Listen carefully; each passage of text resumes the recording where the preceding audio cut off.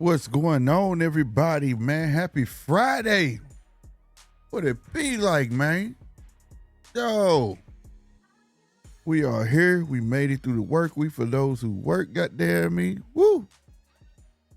Trust me. I really, really appreciate these weekends and hanging out with y'all nonetheless. Make sure y'all smashing that like button for your boy one time. Let's get that going, man. Real spit. Let's get that going off the rip. Hit that like button if you're new. Man, we're going to check the count in a minute on the subscribers. See how many more subscribers we done got. But nonetheless, I'm going to say it again in case you like to read it versus hearing it. Like, comment, subscribe, all that good stuff. You understand me, man? Boy, we got it's loaded tomorrow, ain't it? We got a bunch of fights tomorrow. So many, man. I almost didn't realize it. It's kind of crazy, bro. Kind of crazy. As y'all know, the ticker down there with the latest and greatest news in boxing is a live ticker, so feel free to take a look at that as well. I see they got something up there about Richard Torres already, but yeah, man. Friday show's a bit different for everybody who's new, who's new coming through and all of that. You know what I mean? I'm going to break it down again for y'all, man. Yo, this is the Judges Table. This is the People Show. On Fridays, it's usually at night, through the week it's in the morning. But the one on night is definitely for the people. So we put the link in the chat a lot earlier, usually starting off, which I will do in a minute. And that's it. It's that simple. You know what I'm saying? Feel free to donate to the channel. You can do it by super chat right there at the bottom of your screen. You know what I'm saying? All proceeds go right back into this channel. And it doesn't go to nothing else, man, because we trying to make this the best show. It's already the best show. You know what I'm saying? But aesthetic-wise and equipment-wise and getting back to these interviews, trust me, it does help. Now, we can move along. Let's get it, all right? All right, let me get that link like I told y'all. Boom, there it is. Let's check the count real quick. For those who are in the bare knuckle fighting, that is on the zone right now. I've been lately, I know I don't talk about it, but whoa, hold on, I'm sorry. We had 1,461. So that's a total of, we was at 143, so almost 20 new subscribers, bro. Almost 20 new subscribers, bro. Hold on. We was at 143 a couple days ago, right? Bruh, salute to y'all. Let's keep that going, bro. Let's keep that going, man. We keep going like this, bro. We gonna hit that 5,000 mark in no time. I want to hit by my birthday. My birthday, January 25th, bro. I want to get there way before the end, but that's the goal, bro, to get there, man. Salutes to y'all. We'll check that again momentarily. Get that up off the screen. Salute to everybody that's up in here. DJ in this thing. He was first. Salute to him, man. The Boxing Kangaroo made his way back. Salutes to the Boxing Kangaroo. New subscriber, man. Salutes to him.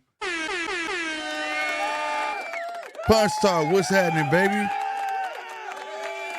Partner in crime over there, man. That's my partner in crime when it comes to talking these fights. I mean, commentating these fights and talking the fights. Salutes to Punch, bro. Real talk. And the link is in there for everybody who wants to jump in. Again, bare knuckle fighting is on. Bare knuckle fighting 69. You know, I think we're gonna start incorporating this in the show. it's lit, bro. This shit be lit, bro. So the people who want to know who's gonna fight, Derek Friendly's they're announcing them right now. He gets down. But nonetheless, I gotta start the show off like this. What in the holy ghetto hell of a press conference was that for Tank Davis and Lamont Roach, bro? Everybody not gonna get it. You know, to some, they took it for what it was. It was at a college gymnasium. You know, it looked low budget. But it was a lot more going on in that goddamn press conference, bro. Bruh. Before I got on, I meant to look my guy name up. Whoever is PBC's announcer, you know, my guy that got the haircut, you know, whatever. He got the voice. You know, and they have a clone of that man. I don't care what nobody say. They have another guy that's strictly a clone of that man. He looked like him. He don't sound like him, but he looks exactly like him, right? Except just like in a smaller package. He was there all of 5, maybe 10 seconds. And then this other guy came on, man. I'm not saying names. I'm gonna be strict on certain things because I see a lot of people getting clapped right now for some redundant shit. People just, I don't know, just weirdos. But anyway, I went back watching. Somebody said he was a comedian or something. But guy wasn't funny, bro. And I don't think he was there to be funny.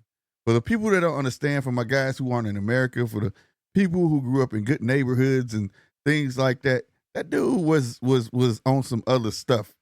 He was trying to start something, bro. And there's a lot of rivalry things that goes on in certain neighborhoods. Salute, Punch jumping up here, man. Punch, what's happening, baby? What's going on, brother? You feeling that avatar? Man, yeah, I likes that. Yeah, I was gonna bring him up too. But Yeah, yeah, I man. heard you talking about that fucking ghetto ass press conference. Yeah, man. I'm trying to explain to people that's on the outside looking in, like they had to understand like that Washington and Baltimore is a real rivalry. And to try to incite that is dangerous. You can't Super. you can't incite that, bro. Like you can call it, I was like, it's gonna be a riot in this motherfucker. You know what I'm saying? Like they tripping. Yeah. And I've been there before. Like if you've been to any real rivalry hood basketball games, the two high schools who don't get along, the one who lose is always some shit, some fights or something All afterwards. You know hell what I'm about to saying? break loose. All Yeah. hell I was break thinking loose. that too. Like, I was surprised that it was actually in DC. I'm like, these niggas is trying to start a World Rumble up in this bitch. Right. I was like, don't do it. Don't do Then it. the This dude. commentator, man, he's taking shots, asking the questions, bro. I'm like, you see this, bro? This is gonna get Bro, I was nasty. like, what is this guy on, bro? Because I was like, yo, how in the world you sitting there talking about, come on now, this Baltimore and Washington DC, this ain't light. When he said that, I said, oh, I know what time he on. Oh And man, then Tank come by himself and Roach come with 1,000 niggas. Oh yeah, bro. Like I said, dude, they trying to start something. So then after that, you get halfway through it, he start cursing during the doing yeah, the that was the first everything. time I ever seen that before. That was so terrible. Like, what is he doing, bro? Then at the end, I implore everybody go back to the end. Dude kept trying to start some stuff, right? About the Baltimore and Washington. And then you'll hear the lady. And this was his last sentence. Go look at the last sentence he said. And listen, the lady, I guess, who was producing it or whatever, she kept saying, don't do that. Don't say that. Don't do that. Don't say that. She knew. Yeah, bro. Like, this is She knew, and he made dude dog. stumble on his words, like, huh? That was like me giving the damn press conference. Right. Right. Hey, can y'all imagine Punch being up there? Bro. Yeah, by the way, I don't give a fuck about none of you motherfuckers in this subject.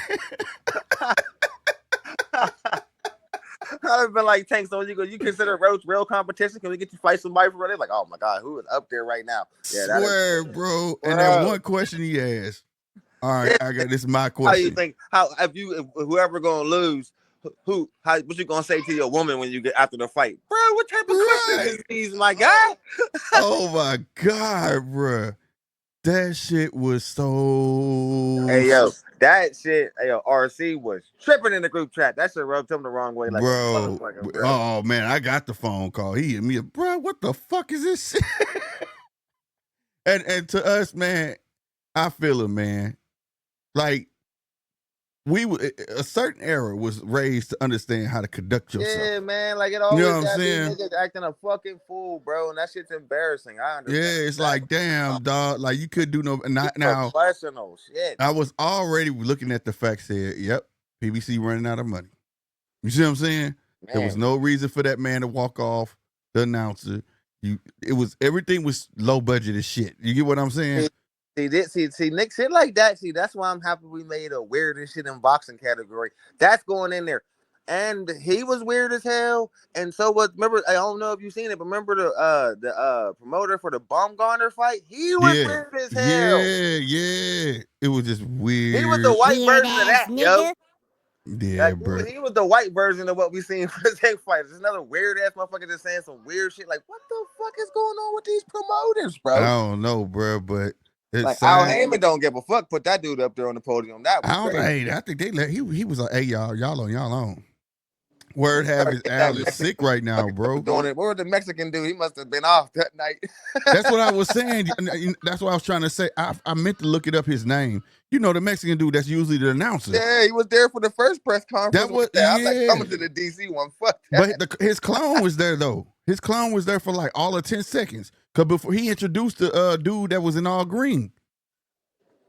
Cause Tank was weird in the first one, and the second one he was more himself, bro. So I don't know, man. Something's going on with that man. Like, I don't know. and Shit it's with one of this them eyebrow raisers that if he still like that when they get closer to the fight, man, it's gonna be like, man, your money better not be on Tank, nigga. You don't look motivated. man. I just And know. why is he getting so mad every time somebody say Shakur's name, bro? He don't like that shit. Well, He it's supposed to it's tap it's out, bro. it's sensitivity. Whoa, That's what that shit that is, nigga getting man. your skin tank. Uh-oh. Yeah, that's what it is, man. Because he know it's the same thing. Think about it. It's just history repeats itself. And I'm sorry if you get on that Mayweather plan, everybody's gonna go out the same way. All right, Mayweather towards the end of his career, right? Maybe a little bit before the end of his career, and they kept saying, "Cause Mayweather said I beat everybody. Who else did I beat? Blase. Remember?" And they Yeah. kept saying, "You didn't beat the one guy that keep coming up in these weight divisions. Who?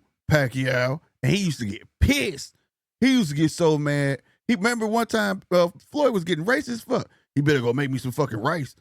Then he started saying he was on steroids. Then he said he I was on remember steroids. that, yeah. Yeah, then he said he was on steroids. And they was like, how you know on steroids? Look how big his head is. Remember all that shit? Yeah. He was sensitive as fuck. You brought Pacquiao up. Now, like I said, that's what I meant earlier this week. This is Gervonta's Pacquiao. His name is now synonymous with Shakur's. And it's so funny because before Devin went up, nobody was saying Shakur, except a few people. You see what I'm saying? And now it's proven true that even the ones that were saying Shakur and shit is gonna be Devin that get him. Now they see, and now he see that like, damn, if I retire, like I say, there's such thing as that great cloud over your head, bro. When you retire and you say you great, or this and the third, it's gonna be a shitload of people say, well, he didn't fight Shakur. And then it's gonna turn that you didn't fight Shakur, it's gonna turn to you was scared of Shakur. See what I'm saying? That's why you had that fight so fucking late from excuse my language, so late from Floyd Mayweather and Pacquiao. He had to. He had to put it to rest, bro. He had to, bro. I think that's the situation we getting into now because everybody keep on saying fight Shakur. It was like that with Devin at first, and we seen Devin get blitzed with that left hand. It's like, oh, I don't know. You know what I mean? I Right. don't handle that shit from Tank. You know what I mean? Now we want to see if Tank can catch Shakur in that superior defense. So everybody, that's definitely the biggest fight to make right now. That's the mystique of that fight, bro. That's building up to be the next super fight, bro. And That is the mystique of that fight right there. Can he catch? Yes, we know. It's like people want to deny real facts. The one thing that you ain't never fucking seen Shakur get caught with is what? A flush fucking punch. A flush punch. Never. You ain't never saw that shit. Nope. And I made this term. I said this term earlier this week. Punch. Everybody into those damn LeBron stats. I made it to the final 9 times, but only won 3. That's a bullshit stat. You see what I'm saying? How could you dare claim that? Then I hear people say, man, we don't know Shakur like that. We ain't never seen him get punched. He ain't never supposed to get caught punch. He ain't never supposed to get caught like that in his entire career. That's the point. That's the point. He's not supposed to, let me let somebody hit my chin. Guess who created that one? Oh, I think I proved to the world I could take a shot a la Devin Haney. No, bro, you was never supposed to catch that shot from Linares. I proved to the world I got a chin. I don't like, when you caught that shot from the lower show, like that ain't your style, bro. Yeah, but that's the thing. In boxing, you're not supposed to be like you saying that as if you're trying to get hit. You get what I'm saying?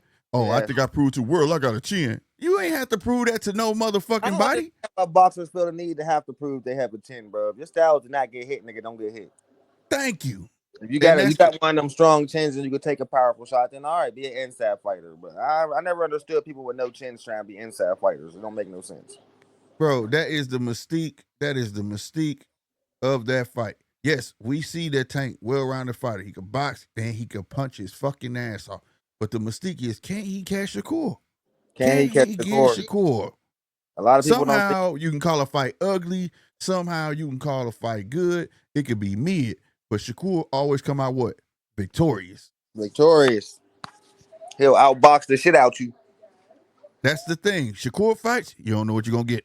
Tank fight, we know we gonna get. You get what I'm saying? Like, that's the mystique around it. This is why Tank, everybody's asked you about this fucking fight, bro. You know what I'm saying? It's the classic. No matter what you try to switch up in boxing, how y'all dress and all of that shit.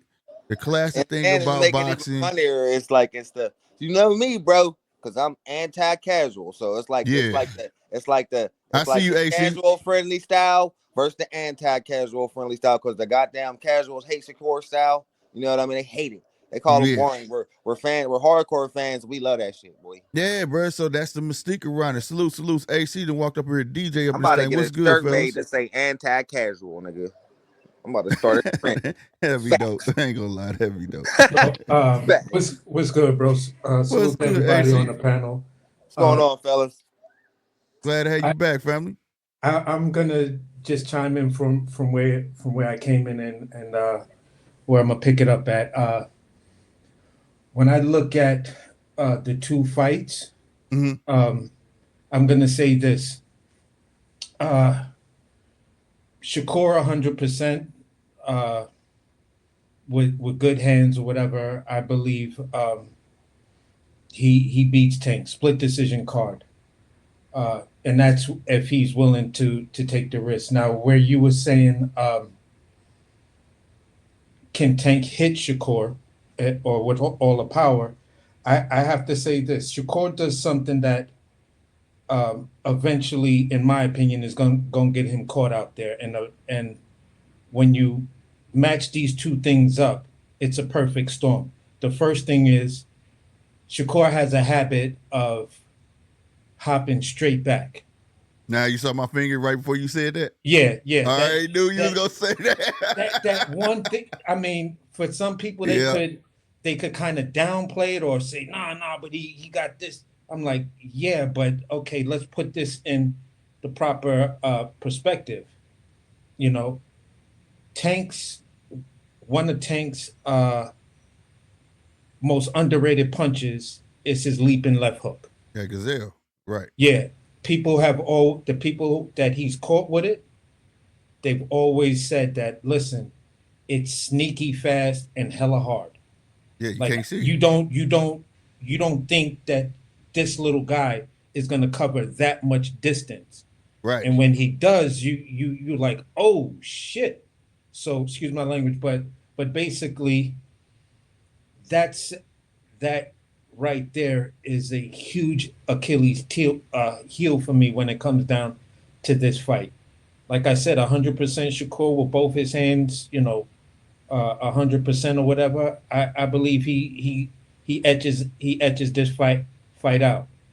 But even with that dynamic in play, if he does that one thing and Tank reads it or sets him up to do it, because this is one thing that Tank said he does. He said you just hop straight back in a straight line with your chin up in the air. Mm-hmm.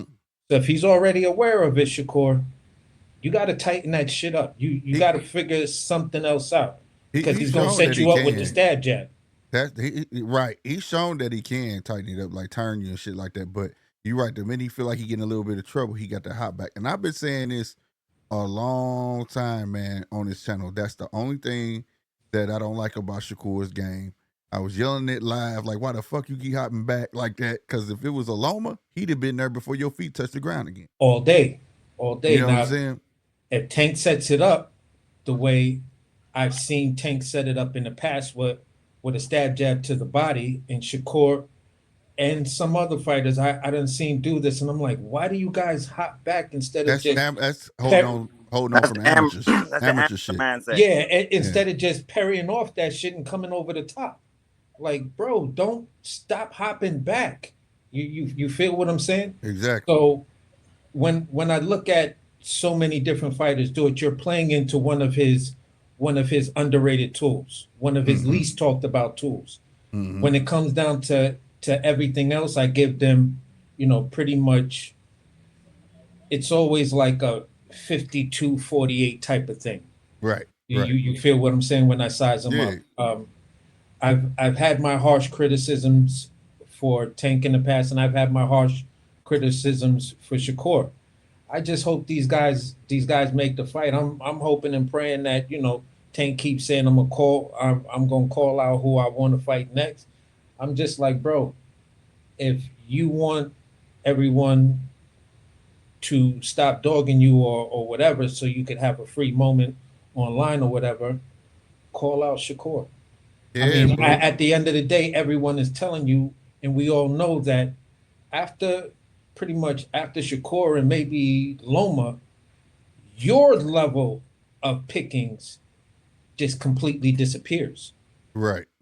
You feel what I'm saying? Because any other fight outside of those two guys, you're going to be criticized for. You already said you're not going to 40. You said this in your most recent interview. Well, I don't really care for 40.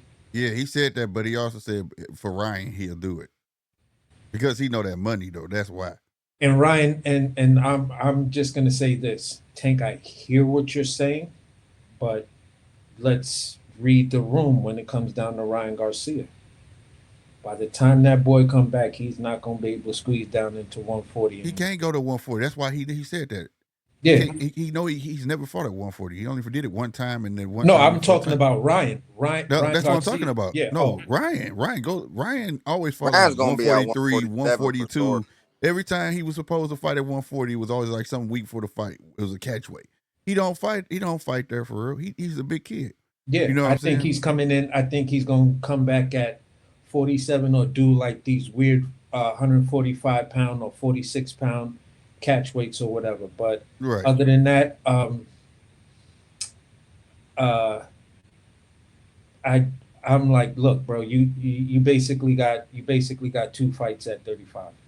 Either you Facts. make both of those fights or do what you're gonna say and retire. You feel what I'm saying? The people nowadays people are satisfied with these fighters. Just give them that main challenge. You know, Mhm. it's like nowadays the new boxing fans. They're more fans of a boxer than the sport. So long as he had that one, they're they're more satisfied. Whereas we like seeing a complete body of work. You get what I'm Yeah, saying? yeah, You know, we don't want to see that. Yeah, I fought a lot of champions, and then majority of them is guys you bringing up that's champion. You know what I'm saying? yeah, We don't count that type of stuff. But these guys will. They'll say, "Oh, well, look at all the champions he fought."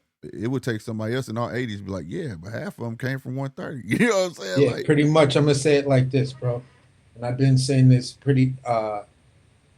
I think since the beginning of the year, going into last year. Uh,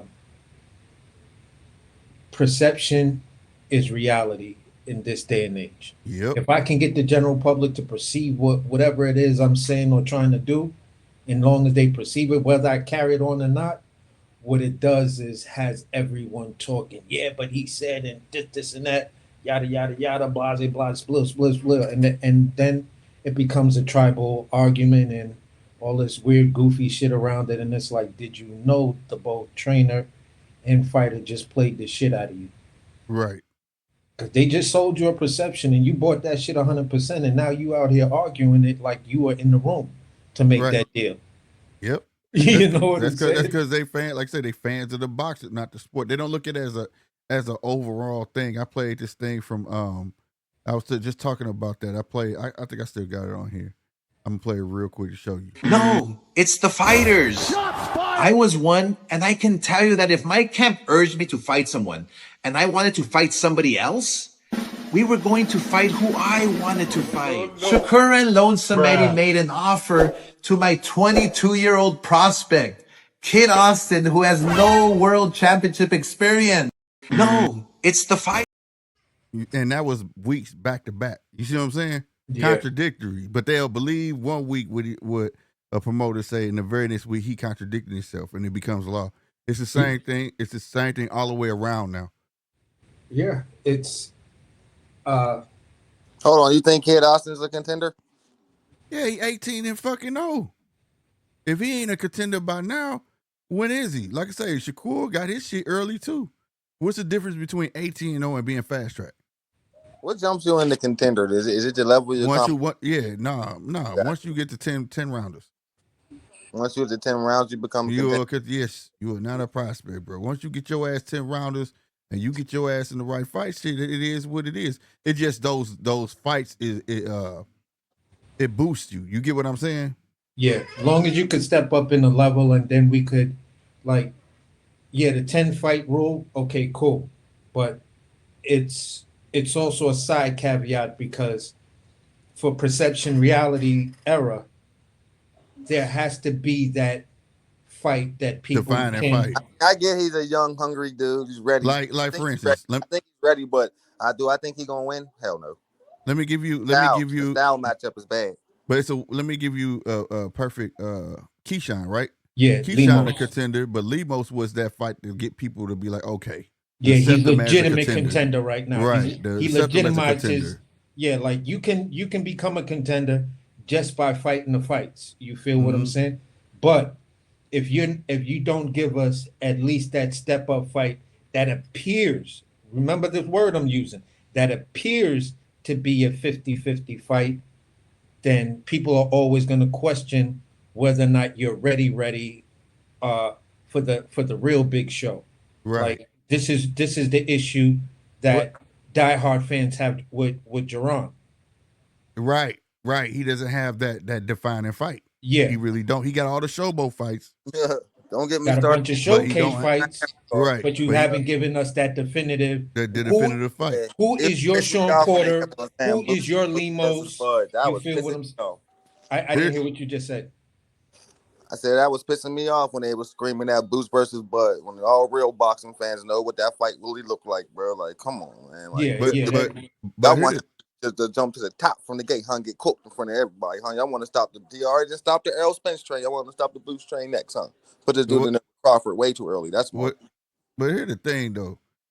Like, it's just like Shakur. They're saying why he deserves to fight Shakur. It's almost the same with Shakur. Say if Shakur didn't have his fight with Valdez, right? Will people be saying that? Like, oh, is he still a prospect? Is he this and that? No, he got his shot, right? It's the same thing for this kid. He getting his shot. You know what I'm saying? The only word that just wasn't associated with kid. Well, division world champion, though. Right, but what I'm saying is the only thing that why? But now mind you, I'm division champ. I'm glad you said that. How many fights does he have though? What is it, 24? No, it's like, is it 24 or 22? It's 22. Yeah, it's 22 fights. So he's 4 fights away. That means that somewhere down the line, he got his shots early, didn't he? Yeah, he won a world title. Right. No, that silver medal. Understand? So the silver medal, right? On that silver medal. Right, but that's what I'm saying. So at the end of the day, the only difference between a kid Austin and a Shakur is that he didn't get fast tracked. He didn't. And in a sense, 18-0 is perfectly fine. Then if you take that silver medal, that fast track away from him, then what? They went the independent route, no promotion.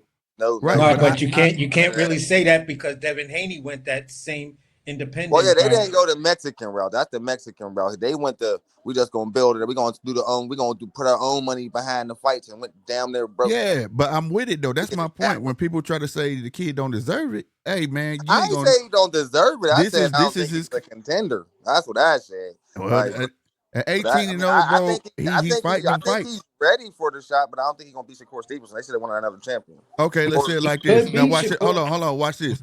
Now this is how people pick and choose, Punch. So people didn't sit there and realize that motherfucking fight that y'all saw with Zepeda, right? Why wasn't that fight a 12-rounder?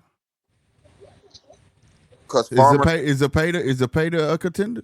I don't know, man. When it comes down to see what I'm saying? See what he a champ though. Listen, I don't he a champ that just did it. He just fought for 10 rounds. Out of the 30 fights he had, I can't name 4 people.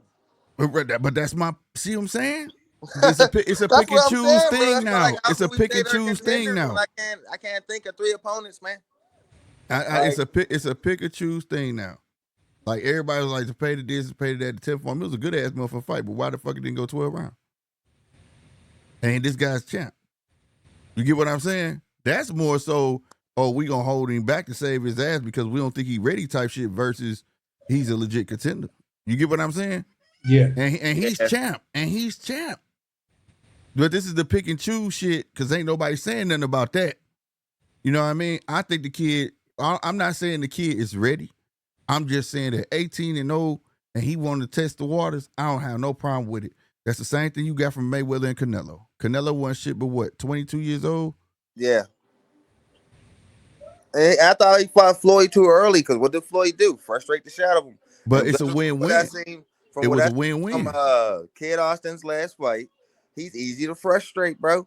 And if they land something clean on him, he gonna come crazy. But watch this though. You know what I mean? But I don't know. We might get a more buttoned up version this time. The Canelo fight was a win-win. No Mayweather fight, no Canelo of today. Listen, bro, I want to say this, bro. When you pair up that Floyd Schofield versus Shakur fight, right? Mm. To take into consideration is this. I'm not giving a foregone conclusion that Shakur wins. I'm expecting him to win. I'm expecting him, but I would not be upset if something else happened. Because here's what I can see right now. After Shakur, or let's just say somewhere, I don't know, between what fighter, Shakur just wanted to be more defensive and not really push the fight to engage to end it. You feel he's not a finisher. He's shown he's not a finisher in his last couple of fights. Yeah, he don't right? go for it. He don't go. If it presents itself, he'll jump on it. But no, exactly. So when I look at what Floyd Schofield can do, this is Shakur Stevenson's. Like I said to GMT before, this is his Sean Porter. This kid can go in there and say, "Listen, Shakur came for a boxing match. I came here to fight." Right. And this is the type of thing that could throw off a methodical fighter. Who else did that? I disagree. He fought somebody who had that same mindset. No. Oscar Valdez, bro. Oscar Valdez did. Listen, Oscar Valdez fight similar style.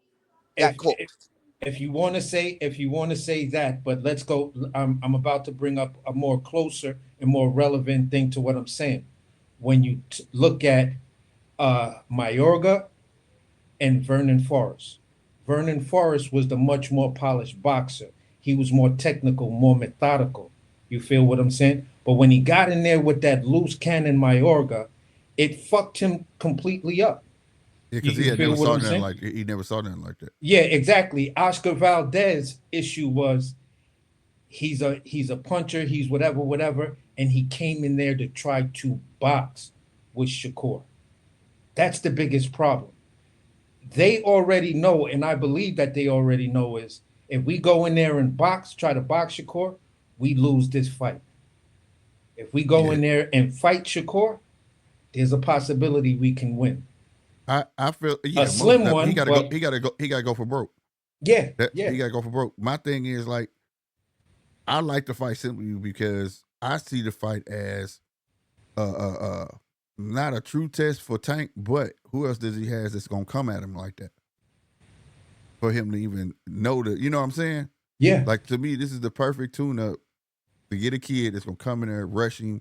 This is the shit that he may have to deal with against a Tank. Whether he's 18 and 0 or not, this kid is a loose cannon, bro. Like, you gotta look at it like that. He young, he hungry. He gonna come in there and give his all. He's not a seasoned vet where he could take it. He know how to take his time. He just gonna go for broke when he get in that motherfucker. And he has nothing to lose because they're gonna say he wasn't ready. So if I wasn't ready and I wasn't, it's a win-win for him. What the fuck do I got to tell you about? I agree with both of y'all points, but remember I said this: Jamal Herring 2.0. Now, again, Jamal Herring came in there to box. Oh, that's the type of ass whooping he about to get his dude. Oh, okay. That I see. I see what you say. I can see it because this was gonna be the defining point. If Kid Austin don't understand what timing is, meaning him getting timed, it's gonna be a long night. It's gonna be a long night for him. The one thing about Shakur, if you come and throw them wide ass punches, and all he gonna do is start throwing straight down the middle on your ass and time you every time. He gonna feint with that foot. You gonna jump on it. It's a bad style matchup for Austin, bro. But Kid Austin, he's pretty fast.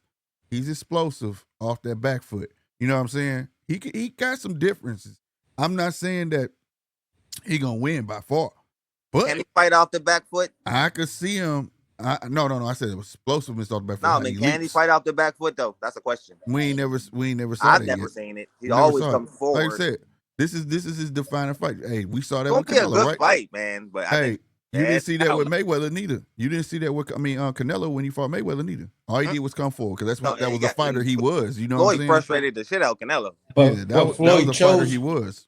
Floyd chose to fight him off the back foot from the very because he knew 10 he just seconds come of forward. the opening round. Yeah. He's like, I can't with my hands, and this is Pretty Boy Floyd.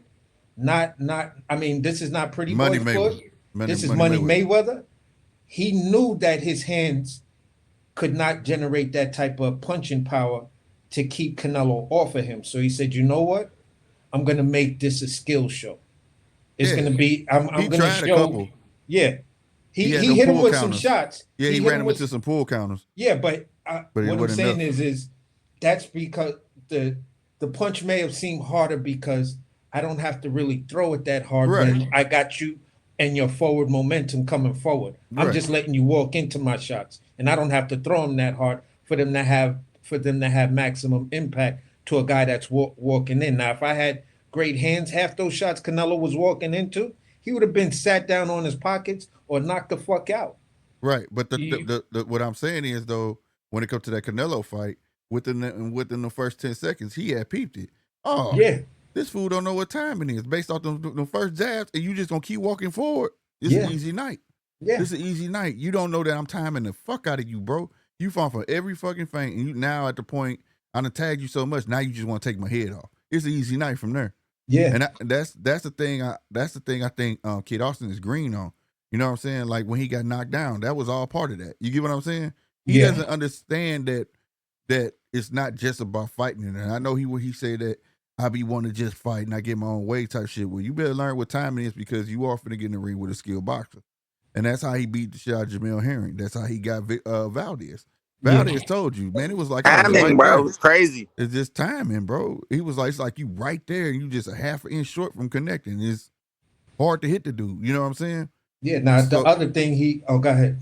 No. That's all I'm saying. Go ahead. I was gonna say the other thing Schofield needs to, I hope he's working on, is being able to move when Shakur moves. Study film on this dude and watch how he masters the quarter step and the half step. Yeah. Because those little quarter steps and half steps, it's not head movement, it's not upper body movement to slip punches. He's just constantly keeping you just that tiny little bit out of range, but it allows him to, if he just leans over, he's in range to hit you. It's like a revised pendulum step. That dude exactly. That dude got Shakur definitely fights with his feet. He fight with his feet first, bro. And he tries to get you to bait you in, see what you gonna do. Once when he figured it out, he put that big ass smile on, like, yeah, I got your ass. It is what it is from this point. And that's what he depends on. Like, you know what I'm saying? And then he starts making, he knows, and then he starts making those sound effects when he punches. Right. And all of that other. Yeah. You know? So I just think but it's at the end of the day, I think it's a win-win for Kid Austin, as long as he go in there and give a valiant effort and he don't get dominated. If he doesn't get dominated, he actually lives off of this. Shakur goes on to be a great boxer. That's a good win, just like for Canelo. You could never say nothing about Canelo. Well, Mayweather whoop your ass. Canelo looking like, dude, that's a legend though, bro. Like, yeah. You know how old I was when I fought that dude? Like, you know what I'm saying? Where I was in my career. They both around the same age. Yeah, that's not a bad. Canelo was 1 year older, 23. Right. So that's not a bad loss in his career. And I don't think this will end up being a bad loss. If anything, he learns from it and gets better from it. You know what I mean? Yeah, as long as he don't come out and get destroyed, he should be okay. Like, I don't agree with everything that dude father say, but I agree with him. It's a win-win. Goddamn, we getting the fucking experience we need for other champions. I definitely don't agree everything his father say. I'm not really a big fan of the dadagers and shit like that. I hope he's not even in the corner to distract him with fucking yelling and getting emotional. like he was in his last fight. You feel what I'm saying? That's This is a why I hope Reynoso is like, yeah, I want, you could be in the audience and be right there, but let me handle the corner. I feel like at the end of the day, that you know how they say it start at home. That's where it started. That fight showed that his dad in the corner, but he's not there to listen to him. Because Yeah. I'm gonna be honest with you, if you listen to his dad was giving him the right shit. The boy just wasn't listening. Like, I'm tired of hearing you, bro. You can see it in his face. He played that shit with his dad, and no disrespect to his father, man, but you could see it in his son's face. The minute his dad start talking, look at Austin's face, bro. He just looking down like, here this dude go again, bro. You know what I'm saying? Like he just get to looking around like, what the fuck, bro? Like, you know what I mean? Like that, you gotta. I don't know. That's something that's gonna have to separate in the future between them. If anything, it could be really cost effective to his career. You know what I'm Yeah, saying? let his dad like listen, and that's the thing that I was saying prior to this, and I was like, bro, listen, I see where some of you guys have your criticisms, but let's keep it a beam. It sounds a lot like you dudes just criticizing him for the for the shit that the slanderous names that the internet gave his father, Auntie Flo type shit. It's I like, don't repeat that shit here. I don't. yeah, then that's my bad, and No, you I could feel say it. It's fine. I'm I just just saying feel that it's I don't. disgusting. No, I'm Yeah, giving. I yeah. just I feel it's agree with you. disgusting and slanderous. But you feel what I'm saying? The thing is just this, bro. Listen, don't don't judge the actual fighter off the fact that you don't like his father. Right.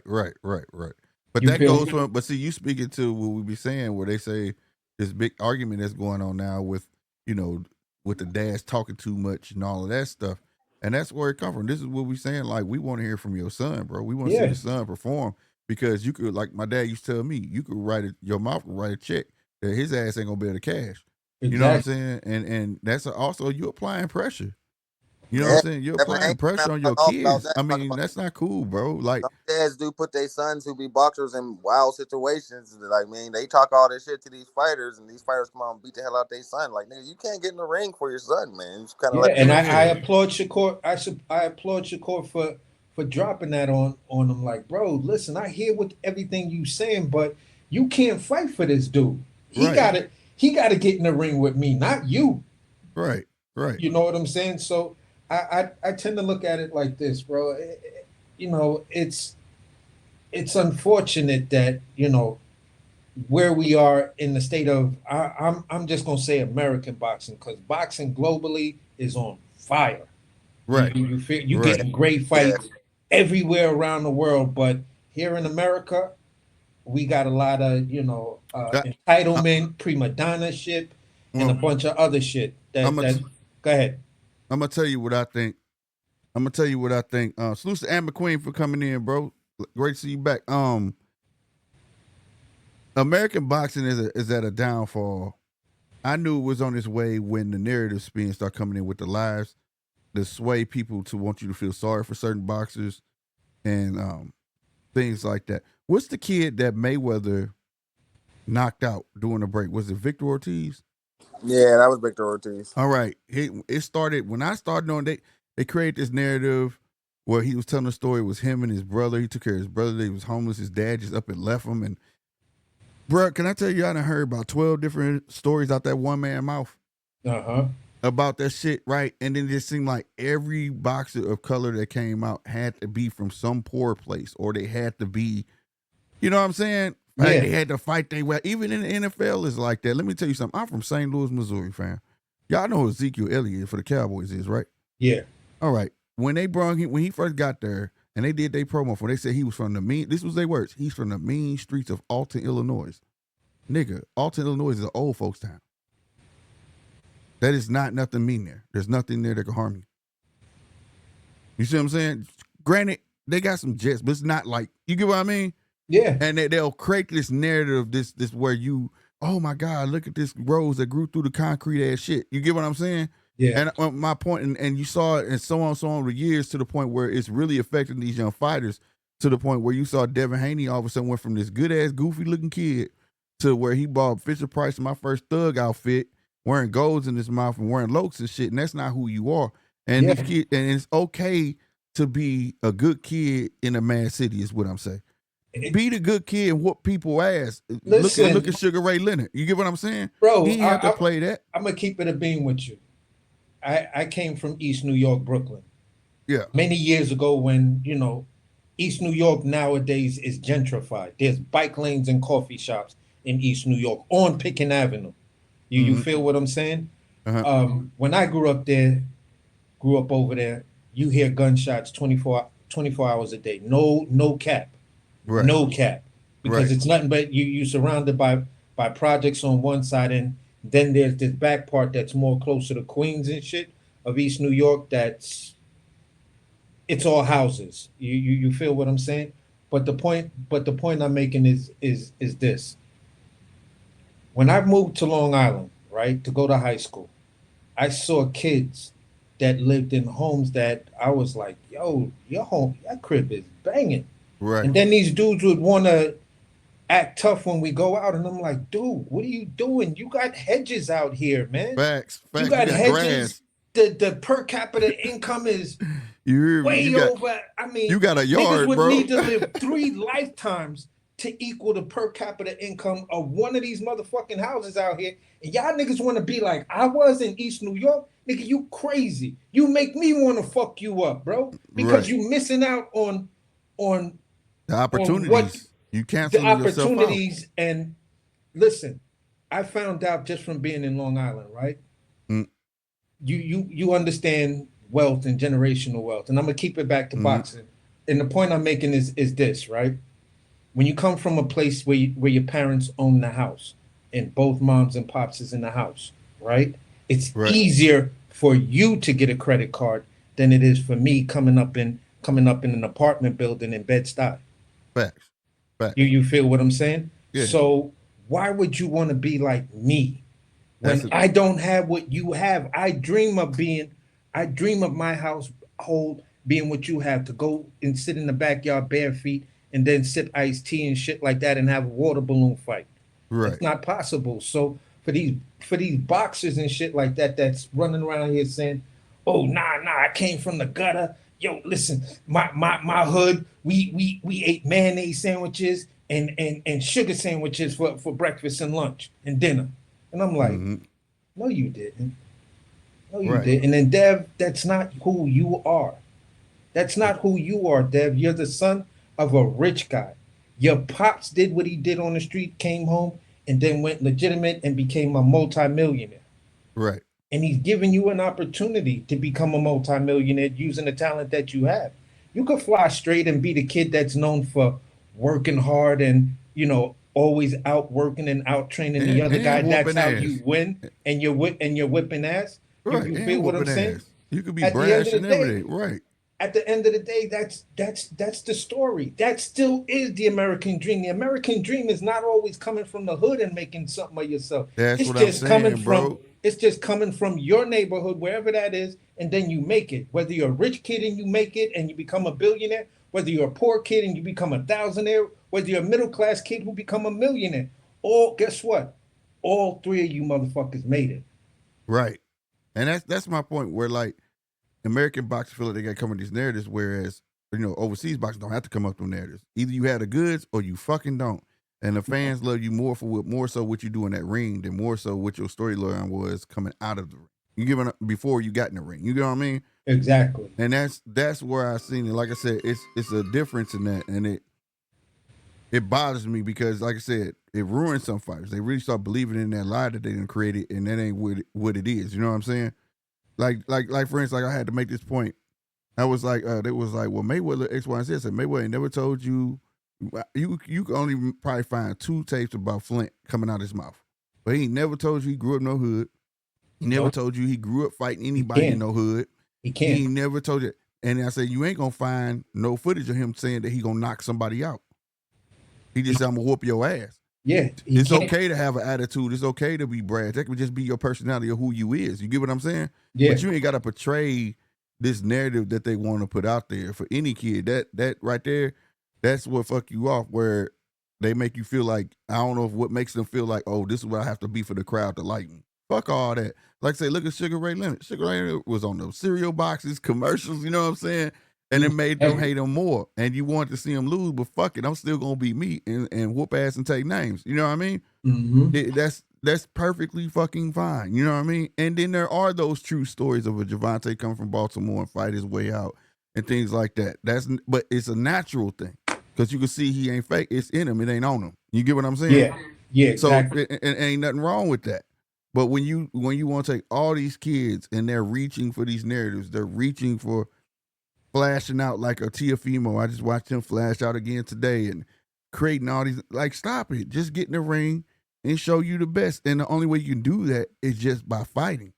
Now, here's the part where I like to catch people out there, where they say, "Oh, I did this, and I'm from this, and I'm from that. I was dirt ass poor." I tend to ask them like this: did your town or whatever have a boxing program? Yeah. Okay. So if you had the boxing program, you signed up for the boxing program, right? Somebody signed the jump off for you, right? Yeah. Did you have sponsors to sponsor you through your career? No, I ain't had no sponsors. Okay. So who paid for your wraps? Who paid for your boxing shoes? Who paid for your boxing gloves? Right. Who paid for all of these things? Who paid for you to travel to be able to go get all the fights you need to get in to become state champion and national champion and then move on to the Olympics if you had no sponsors? So you cannot have come from where you telling me you come from and your pedigree says something different. Your pedigree, whether you realize it or not, to a dude like me is your resume. Right. I can you wasn't on the block, bro. Exactly. I could tell you who you are based on how you moved in the amateurs. Right. What level you got up to. Now, if you was dirt poor, you would have just done it like, listen, I got in, I fought. I didn't really have an amateur career because I couldn't really afford to go everywhere and be everywhere. I didn't have rides to go everywhere and be everywhere. So I turned pro early. And I was learning on the job. And, my record kind of reflects it. I got 2 losses in the pros, and those was like early on within my first 10 fights. But I've been on the tip. Yeah, that nigga from the hood. Right. He from the hood. Yeah, I could believe and not just that. It's just like I got another channel where I be talking on a different type of shit like this on that podcast. But it's like, it's all right, bro, because like I had to express to people, bro. Like, it's a bunch of motherfuckers in the hood that didn't want to be like that, bro. Exactly. You just had to be like that, because if you didn't, you would have been fooled. Yep. It just wasn't no way around it, bro. It's just, you got to find that balance to be able to be yourself and at the same time balance where you at. You get what I mean? Yeah. And but some just choose to know they not that, but want to pretend. You know what I mean? And that ain't it, man. And that's the narrative of boxing in America. This whole spin where you gotta, like I say, be poor. And just get the fuck out there and fight. It's all right to be a good kid and be good at what you're at. You know what I'm saying? The only way it's gonna change is stay home yourself. Like Abdullah Mason, you don't hear shit bad about Abdullah Mason. None of it. It's all right to be that good kid, whoop ass, take names. Yeah. Come from a middle class family. Your family put up money for you to do this. You riding on the coattails of your family, and everybody in your family is, as tight as frogs' ass. The fuck you going out here trying to convince me? Oh, I like that.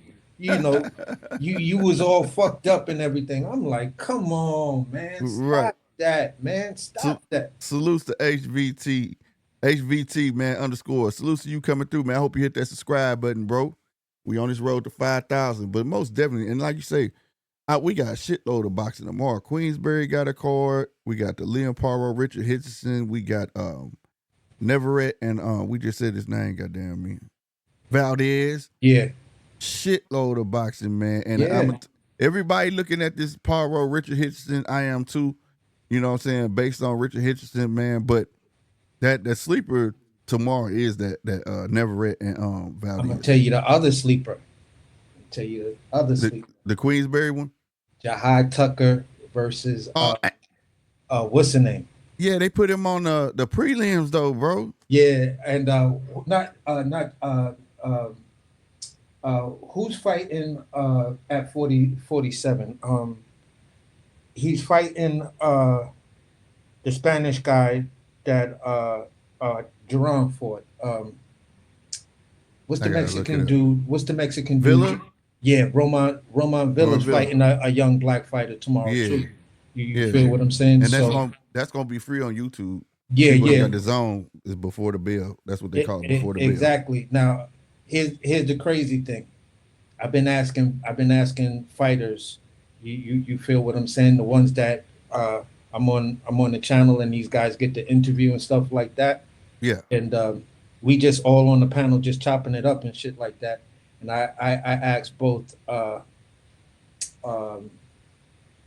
what is this kid named Joseph Brown. Uh-huh. He's got a mean ass uh,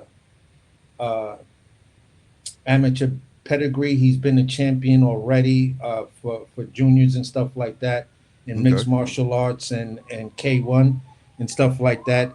And hold on, let me see if it turns. But basically, um, he's been on that and he's got 4 professional fights. I asked him, would you fight on a Jake Paul card? He was like, yeah, if they would have me, yeah. I asked Blair Cobb this the other day. I said, would you fight on a Jake Paul card? And he was like, yeah. I said, well, let me ask you this question. What would you feel more comfortable, fighting in a pay-per-view or fighting on a streaming platform? He was like, streaming. Mm-hmm. Because it's guaranteed money. I make weight, I get paid all my money. There's no back That end, there's none of that. that too, and more eyes on you. Yeah, more eyes on you, which I think is the future of boxing. I hope it's the future of boxing. It's really not the future of boxing. It's the past of boxing coming back Exactly. around. Coming back around. Now, what I always tell, like I think I said it with you the last time we was chopping it up, was when I said it to both these fighters, I was like, listen, what do you think was the biggest part of that Jake Paul card? And they were like, probably the Serrano or the Tyson fight. I said, okay, um, Barrios and Serrano both fought a championship fight. So the sleeper of what was done in a magnitude that's not being discussed is Netflix just held on a streaming platform for free 2 championship bouts. fights. Yep. 2 championship bouts. That could have been pay-per-views on their own. On their own. But they did that for free. For free, if bro. If you had Netflix, you got to watch 2 championship fights for free. And they was bangers. Bro, and look at how many eyes were on those fights. Yeah. The highest selling pay-per-view was Floyd versus Manny Pacquiao, 4.6. Right. Yep. According to the stats that you can actually Google yourself. This is public information because Netflix is a public company. Freedom of Information Act will tell you, but at the time, Amanda Serrano and Katie Taylor was fighting, 50 million eyes was on that fight. Right. And like I said, that's where it needs to go back. Free television. In this day and age, we know it's all about the streaming platforms. It's the new age of television. I don't see nothing wrong with that at all. It's just that the promoters don't want to let go. They don't want to give up that leverage and all the fees they could charge the fighter through the pay-per-view model. Right. And there you go. Exactly. That fucking pay-per-view. But it's killing the sport, bro, because I watched this interview with 21 Savage. No, it was 21 Savage or the baby. And it was like, he said, man, I had a show where I could make $100,000. But my manager was like, yeah, we can go on the take that. He said, but I want to think about something. I got all these little small club shows. We can do a small tour, and they're going to pay you $10,000 a piece. He said, how many? He was like 10. He said, well, that's the same thing. He said, yeah, but look at the exposure you going to get, though. Exactly. And he straight said, he said, if I never did that, bro, y'all wouldn't even know about me, bro. Exactly. Now, here's the crazy part. Where I was also going to say, when you look at that, right? When you look at those 2 models, pay-per-view killed 3. And I'm going to be nice. I'm going to be nice. Killed 3 boxing networks. Networks that used to give us some of the best fights we've ever seen. HBO went down first, then Fox, and then Showtime. Yep. And I'm not even going to bring in Spike because Spike tried to do it. Spike, Bounce. Fox, And CBS. Well, that's all the same company. Madison Square Garden still does it, but for me, a person like me can remember Showtime Boxing After Dark or Showbox. Either one of those, we were What about you always seeing remember the young prospects. USA?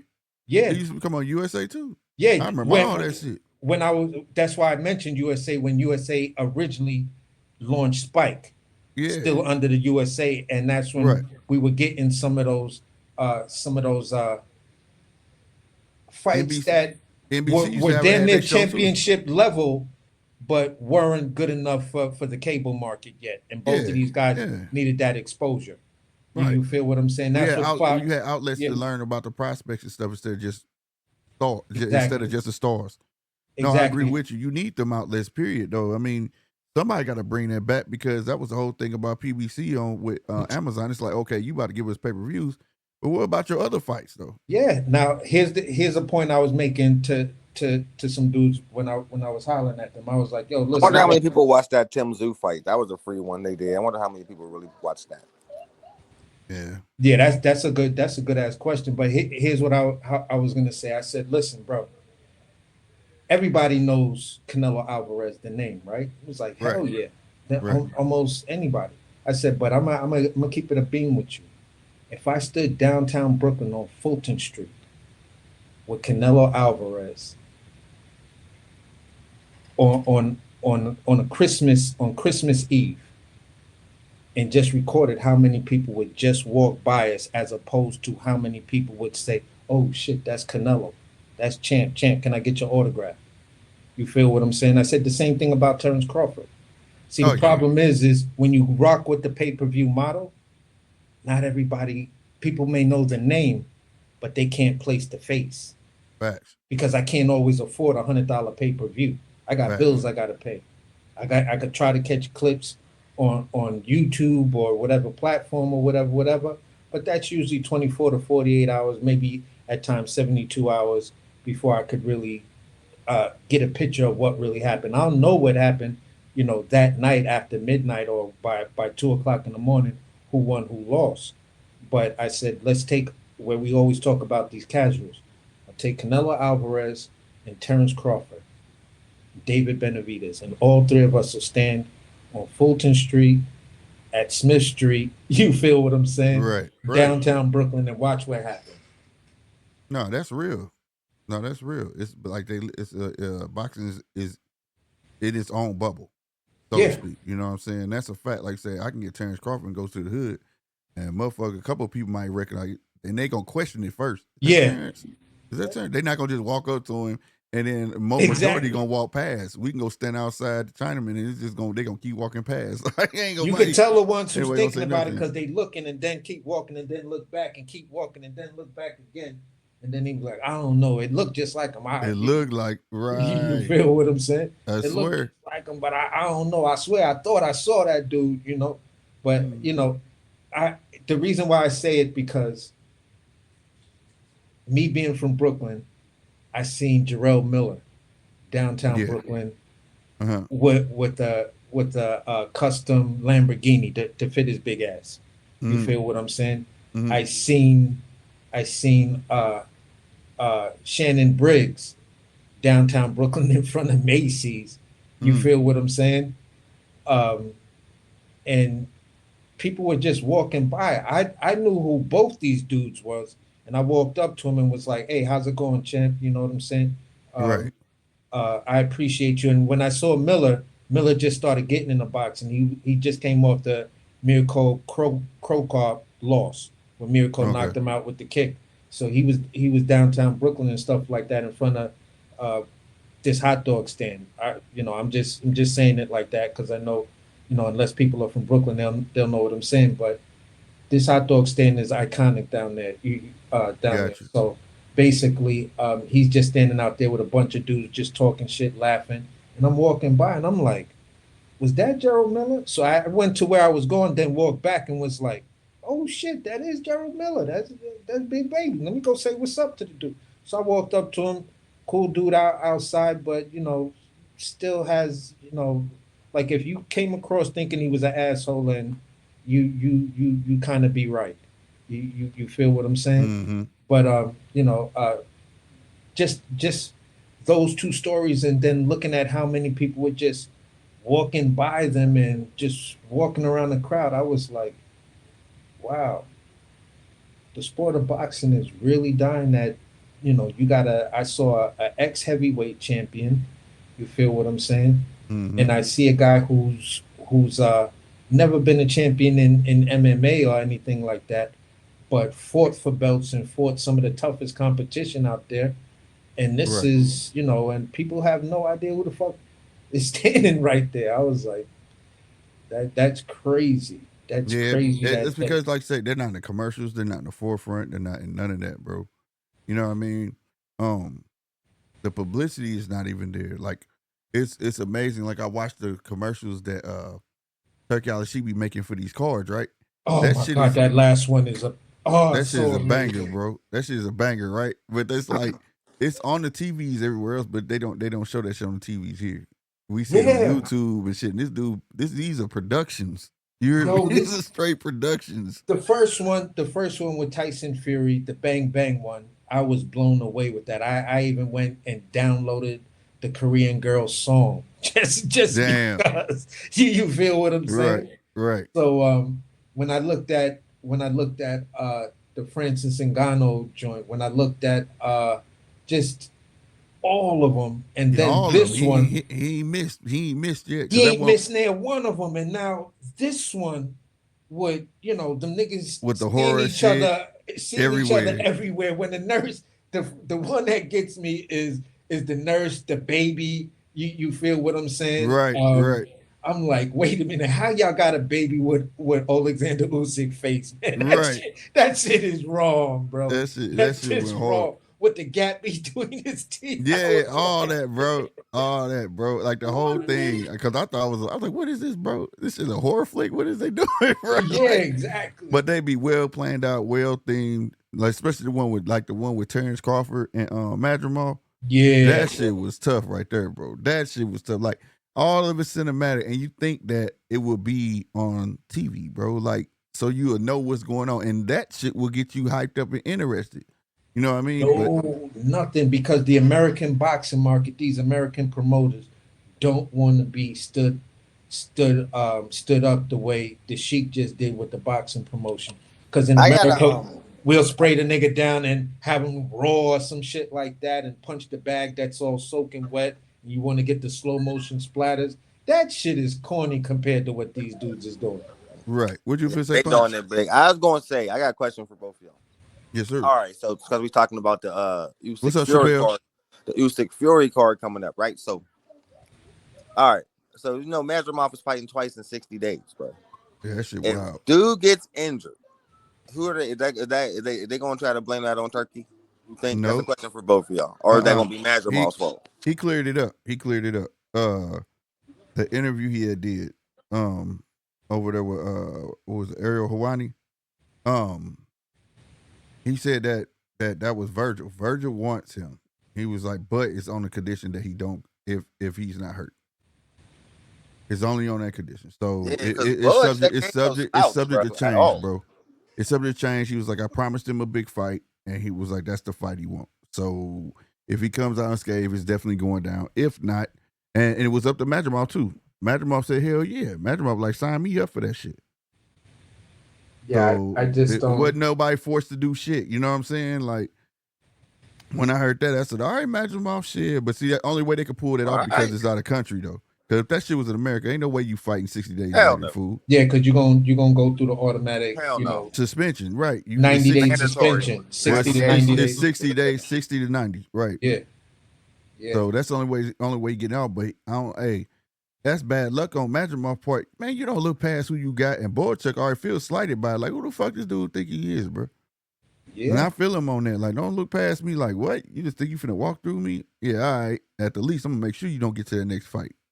Yeah, I think, yo, That's it. listen, Boachuk he showed up and showed out, and said, listen, this is a chance for me to have people see who I am and know who I am, and shit like that. And on that stage, I can't find that many people that said Virgil Ortiz actually won that fight. I swear to God, we sure thought he lost. I saw. I was like, get the fuck. No way y'all gave that. I don't know how the fuck they came up with that shit. Me but I was neither, like, bro. yeah, we know they were saving him. Ain't Yeah, I no way said, in man, hell. listen, this is. I said, listen, Bud gotta be fighting this dude next because they just threw him a bone. Because I think Bud fighting. I think Bud. No, I was up. just saying that night of the fight. Oh, I okay. was like, but because they was talking, there was some rumbling and rumors around Virgil possibly fighting Terrence Crawford next.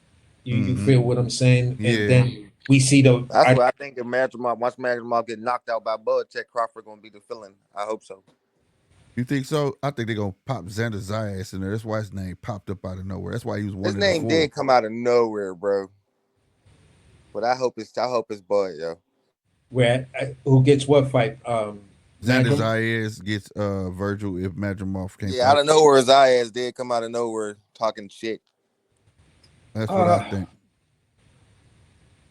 Xander Zayas versus Virgil, I would probably give the edge of that fight maybe to Virgil because I think Xander is still a little green, but he's a dog.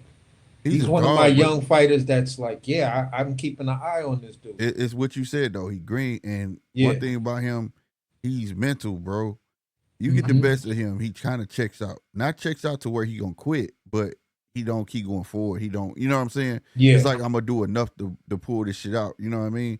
And the only reason I picked Xander was because all the hype. When people thought Xander was fighting him, all the Puerto Ricans rallied behind him. All of them did. They were so happy it was him. So I think just because he garnered that type of hype, just based off of a couple of tweets, yeah, he probably the fill-in. They gotta have a standby. They have to have a standby.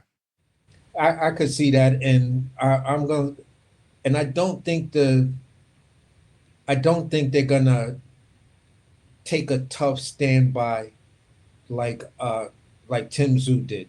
Like when Tim Tszyu was in limbo waiting for Charlo and stuff like that. Yeah. He took fights that other guys wouldn't have taken against those opponents. People could talk about Tony Harrison as much as they want, but he did cleanly beat Mel Charlo. Right. And he was beating him in the second fight, but he got cute. Yep.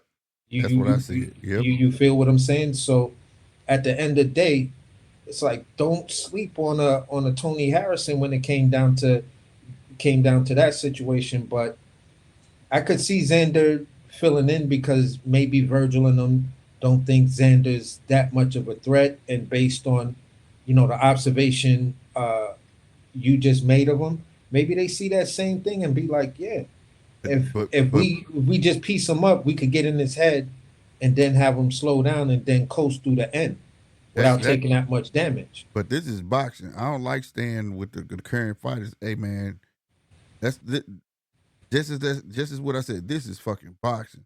You give a motherfucker a shot, they can upset the apple cart, and I ain't mad at it. You know what I'm saying? That's why it's like it's time, man. Because I feel like boxing is getting stagnant again. We sitting here watching, wanting these same fighters to fight over and over again when it's a plethora or a shitload of other boxers that should be getting their shot, and give them their fucking shot. And if they don't pan out, fine, go to number 2. I just wanted to go back to what Bernard say.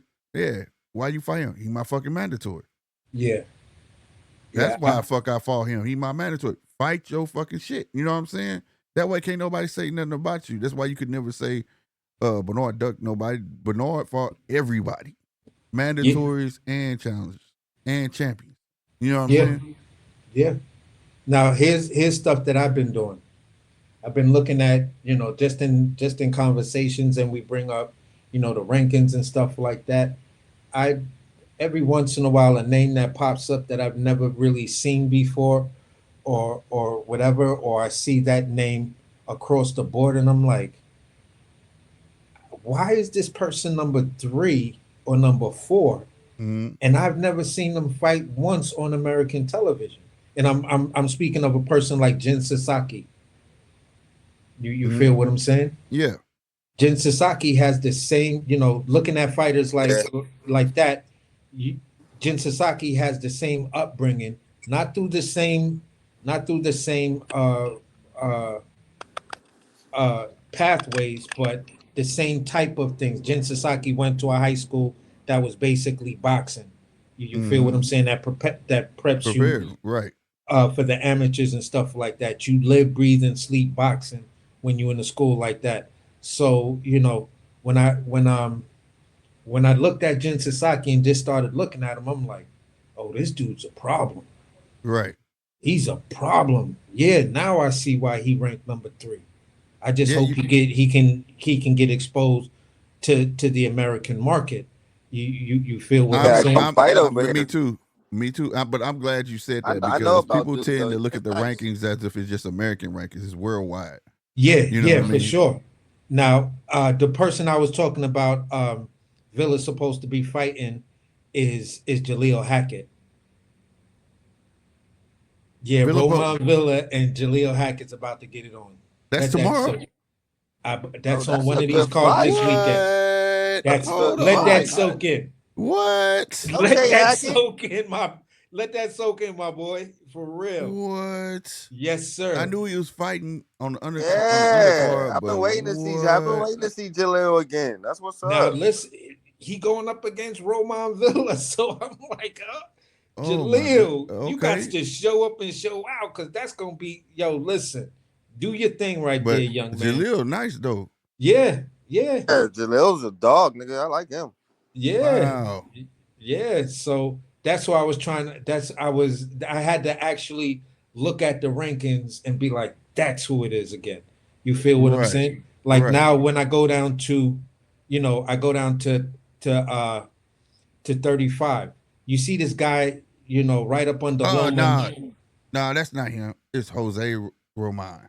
Oh, it's Jose Roman? Yeah, not Roman Villa. Oh, Yeah. I got Yeah. all hyped up. boo. You got me hyped, bro. I was like, what? Yeah. Yeah, Jose So Roman.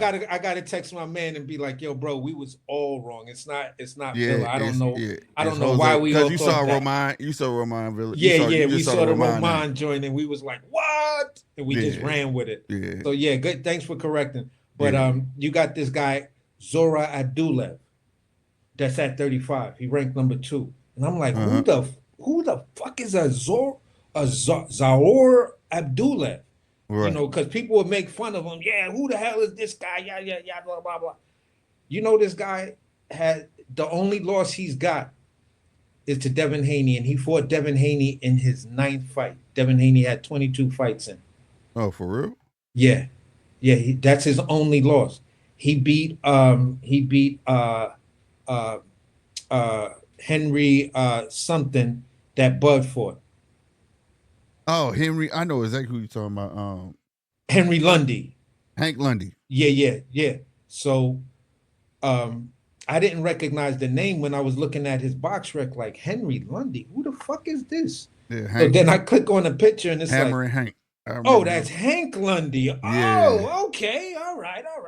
So he's got a stoppage over Hank Lundy. He's also got a stoppage over Linares.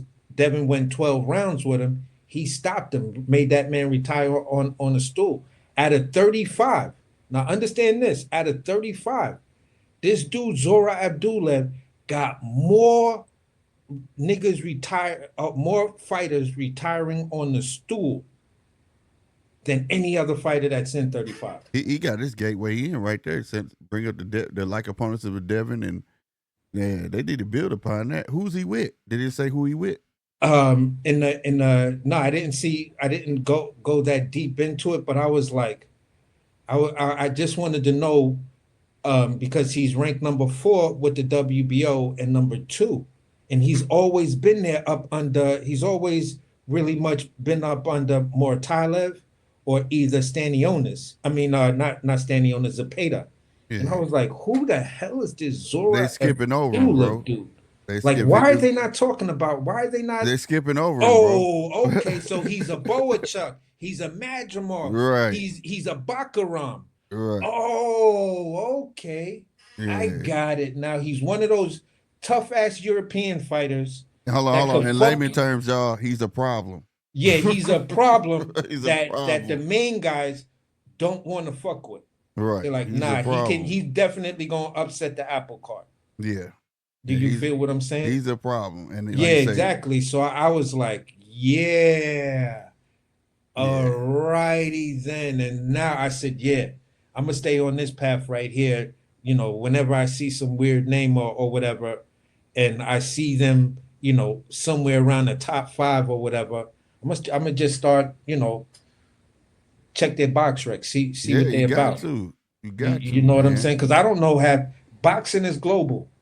I can tell you about a lot of American fighters that are in weight classes, but then you start to, you know, talk about foreign fighters. I have no idea, and that's this same type of process is what led me to a Joe Calzaghe. Yep. Yep. And that's what started my conquest when I started seeing I couldn't stand every Joe now and then. Calzaghe. I couldn't either. But as Y'all I couldn't couldn't either stand. put Yo, he's one of my favorite fighters, bro. man, that damn fight. You ever see two cats fight standing up on their hind legs? That's how he look, bro. I can't stand that shit, that little open head. I can't stop playing that shit in my head, how he did Roy on the ropes, bro. Oh And my God. he had Roy on the ropes, and it looked like his gloves was just flopping on his head. But Oh hold my on, God, bro. Let's exclude the Roy. Let's exclude the Roy and the Bernard Hopkins fight, right? And I'm just gonna mention 2 other fighters. Why did I just brain fart on one of them? I'm gonna say Mikkel Kessler, Okay. right? How he just Kessler was tough though. yeah, he destroyed him. Like Mikkel Kessler came in all white and left in pink. That You feel was what I'm tough. saying? That And was a tough kid. damn, why did I just brain fart on the dude name? Black dude that came in, he was fucking everybody up. Jeff Lacey. Oh man, I was a big fan of Jeff Lacey. Yeah, So Roy was gotta I, hold his bro. ass. I was screaming at the TV Yeah, because Roy I gotta hold saw. his ass. I remember that card. That card was called Battle of the Hookers. Exactly. So I saw.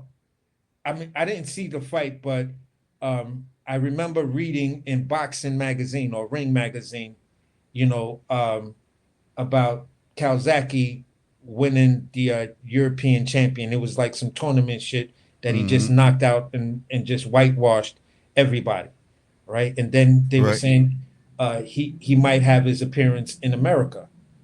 You feel what I'm saying? Back then, you couldn't really go and find footage. YouTube didn't exist. Right. You feel what I'm saying? So Right. I'm just like, yo, who the hell is this Joe Calzaghe? And then I hear Joe Calzaghe getting ready to fight Jeff Lacey. And then I saw the picture that they had in what's the name of him with his European belt. And I was like, oh, hell no. Right. He about to get destroyed by Jeff Lacey. Jeff Lacey, oh my, this ain't even, like, why are they doing this? Right. But I'm going to watch the fight. I stayed up to watch the fight. And I saw this dude have his arms down, jiggling his shimmying his shoulders, and all of that. Fucking standing, bro. Dude bringing back all memories, bro. He's like, what the fuck he think he is? I was like, Jeff, knock this nigga out now. Right. Where the fuck the left hook go, Lacey? Where the fuck it go? Get his ass. You known as left hook Lacey, and you can't land shit. This dude got you bailing into the ropes and stuff that. He bounced back, skipped back, and then stand in the middle of the ring, shimmying and all of that. I'm like, nah, you got this white boy stunting on you from England, bro. Well, stunt on you, then come and hit you with an 8-piece. Wow, about wipe out when you talking more shit. Like that was my beginning, right around these England cats, and that's why that was the fight I seen too. I was like, man, this British dude is tight, bro. But me and even punch, we tell people, man, boxing everywhere, bro. Yeah, boxing bro. is everywhere, and I've always before I started this boxing channel on my other channel, I used to talk boxing on Fridays, and I used to tell everybody, man, it's a reason why we don't fight them motherfuckers, bro. Like, you know what I'm saying? It's a difference than getting paid. Like we say, once you get the silk sheets, right? But I beg the difference. Sometimes it's before that. It's just the way American boxing move. When over there, boxing is like work to them. Like they live, breathe this shit. These motherfuckers. My suspension up. Okay, when I fight, they fight like every 3 months. See, you can find these guys constantly going at it. You know what I'm saying? Yes. You know what I mean? So, and that's when I really realized that. You know, I saw the Lloyd Hunnigans I saw the Nigel Benz, but I just never made the connection that overseas boxing was like really a thing because It's I a watched huge you on American TV. right, and You then feel? and then another thing. This is a reason why, like the Commonwealth belt, the England belt, and the no, not the Commonwealth, but the European and the British. They don't get to hold. Champ don't hold on to them motherfuckers too damn long because Yeah, they constantly fight, make them fight for them. yeah, They can't just sit on that son bitch. You gonna fight? Ain't no I'm gonna fight once a year. Bullshit. yeah. Now You got to fight. That Commonwealth and that other belt, they'll let you sit on those. But them two big belts, no, Yeah, bro. it's almost like fucking with the IBF. You got to be doing something either Yep, every 6 months. We'll give you a little play on every 9 months. yep. But They at the ain't, end of the day, we still want to see some action or some conversations happening at least every 6 months. yeah, man. That's what made me start looking that shit up over there and I be preaching that shit, man. It's boxing every fucking word, every day. Yeah, If you yeah. got the right shit, internet, you can watch boxing every fucking day from a different country. Don't give a fuck what All it day is. long, And then all one day, day, amateurs to pros, all yeah. day. And then you fuck around, see him pop up over this motherfucking way. You know what I'm saying? I remember Kell Mhm. Brook hit the scene. People, who the fuck Kell Brook? I said, shit, he whooping ass over there though. He Yeah, beating their ass over there. You know what I'm saying? But this is just a testing ground. It's people say American boxers are better than their boxers, but the thing is, it's two totally different styles of fights. yeah, You know, the way they fight is a little different, and the reason why we don't like going over because they're a lot more lenient on certain shit, yeah, forearms. You know what I'm saying? Clinching and things like that. The ref make you fight that shit out. They be on. We only had two good ass refs over here that remind me of European refs. That was fucking Steve Smoger and Steve Smoger. What was the other? What was Neil Mills Lane? yeah. Mills Lane was my Fight that man. shit out. You could hear them louder than the fighters. Come Fight on, that fight, shit fight out. it out, fight it Fight, out. yeah, fight that shit out. They paid for a ticket. Fight Yeah, that shit out. And then Steve Smoker let you get your ass whooped. He ain't never find no dirt on that man. Talking yeah, about he interrupted and it was a controversy. He let you get your ass beat up before he stop a fight. He ain't believe in technical knockouts. That motherfucker knock him out. Shit. You know what I mean? So like, yeah, it's totally different when you go over there. And these guys are used to those type of bumps and bruises and you know what I mean? yeah, yeah. You went out for a second. You froze up and went out. No, my bad. I said it's totally different when you go over there because they're used to those bumps and bruises and things like that. Whereas American fighters ain't used to that. American Yeah, fight, it's very rare you see a European fighter, two European fighters, British fighters, no matter where they from outside of America. When something go wrong, like a forearm or a headbutt, they don't look at the ref. yeah, They don't look at the ref, and they don't walk away. They just keep fighting. Fuck it. You know what I'm yeah. saying? Fuck it. Over here, shit, you get a light head, but motherfucker get to looking at the ref like, dog, you gonna Niggas will say get out something? there like a LeBron James flop. Flop. Yeah, Oh, yeah, God. Oh, yeah. God. It's a totally different. I ain't saying they tougher. It's just a different walk of life in their boxing compared to our boxing. You know what I'm Yeah, for saying? sure. For So sure. I appreciate it all the way around. That's why I'm glad that they're getting the shine. They're getting their shine. You know what I'm saying? It all needs to come together. And people don't like how Turkey doing things. People say he getting fighters beat. I ain't saying he getting them beat. He actually now we seeing who's who. Yeah. It's like how do you say you getting a guy beat when this is what they're supposed to do? Fight. Fight the Two best. guys can't, it's a draw if both guys win. Right. So if these are the fights we wanted to see, how are you saying you getting somebody beat? If Yep. you try to mention Jared Anderson to me, Jared Anderson wanted Bacoli. They No, told yeah. him, no, you're not ready for Bacoli. Yeah. He said, yes, I am. Yeah. And when he got that, when he got that Bacoli pack, took a pull, was like, oh no, this shit hit. This is gas. I'm out. Yeah. I'm done. And You know what I mean? if that was a De La Hoya would have stopped that. But see, Bob, he'd be like, all right, you want me hard, gonna get cooked then. Because Yeah, I'm getting my cut regardless. yeah. And Bob knows how to build a champion. Right. To have you to be a multi-division champion, have you being undisputed and stuff like that, put you in the path to be fighter of the year, put you in the path to be lineal champ. Bob knows how to do all of that. Nobody in boxing right now has more experience on building champions and careers than Bob Arum. Shit, People can stars. complain. People can People can complain as much as they want, but when you look at it, Shakur, who made you a 3 division champion? Who made you Right. fighter of the year? Right. You feel who got you to where you were unified champion? That Bro. was all Bob. So I can't Every buy star when you that we say that. quote, Say what you're saying. Same thing with everybody, Bud. Uh-huh. everybody that's Hall of Fame, everybody has went through who? Bob. Bob. If you're a Hall of Famer, guess what? Bob name attached to you. Yep. Bob has touched everybody, bro. That's why he's still around, bro. He's still around. This is why he has an actual facility and other ones don't. You know what I'm saying? Yeah. Like if you go to Top Rank, like it's a business. Yes. It's a business. Receptionist, all of that shit. These other guys ain't like that. No. They ain't got it like that. You know what I'm saying? He got a gym that's open 24/7 that you can go train at. You ain't got to go to no other gym. You ain't got to go. You know what I'm saying? Yeah. Bob is a business. Bob been around for a long ass fucking time, bro. And the way it look, he ain't going no fucking work.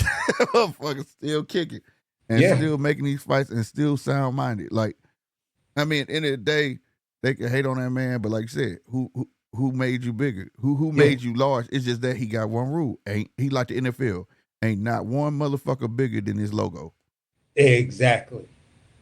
If I want to put money into you and build you and put you on a path, have the patience to stay on the path that I'm putting you on, because you're going to see the residuals if you stay on the path.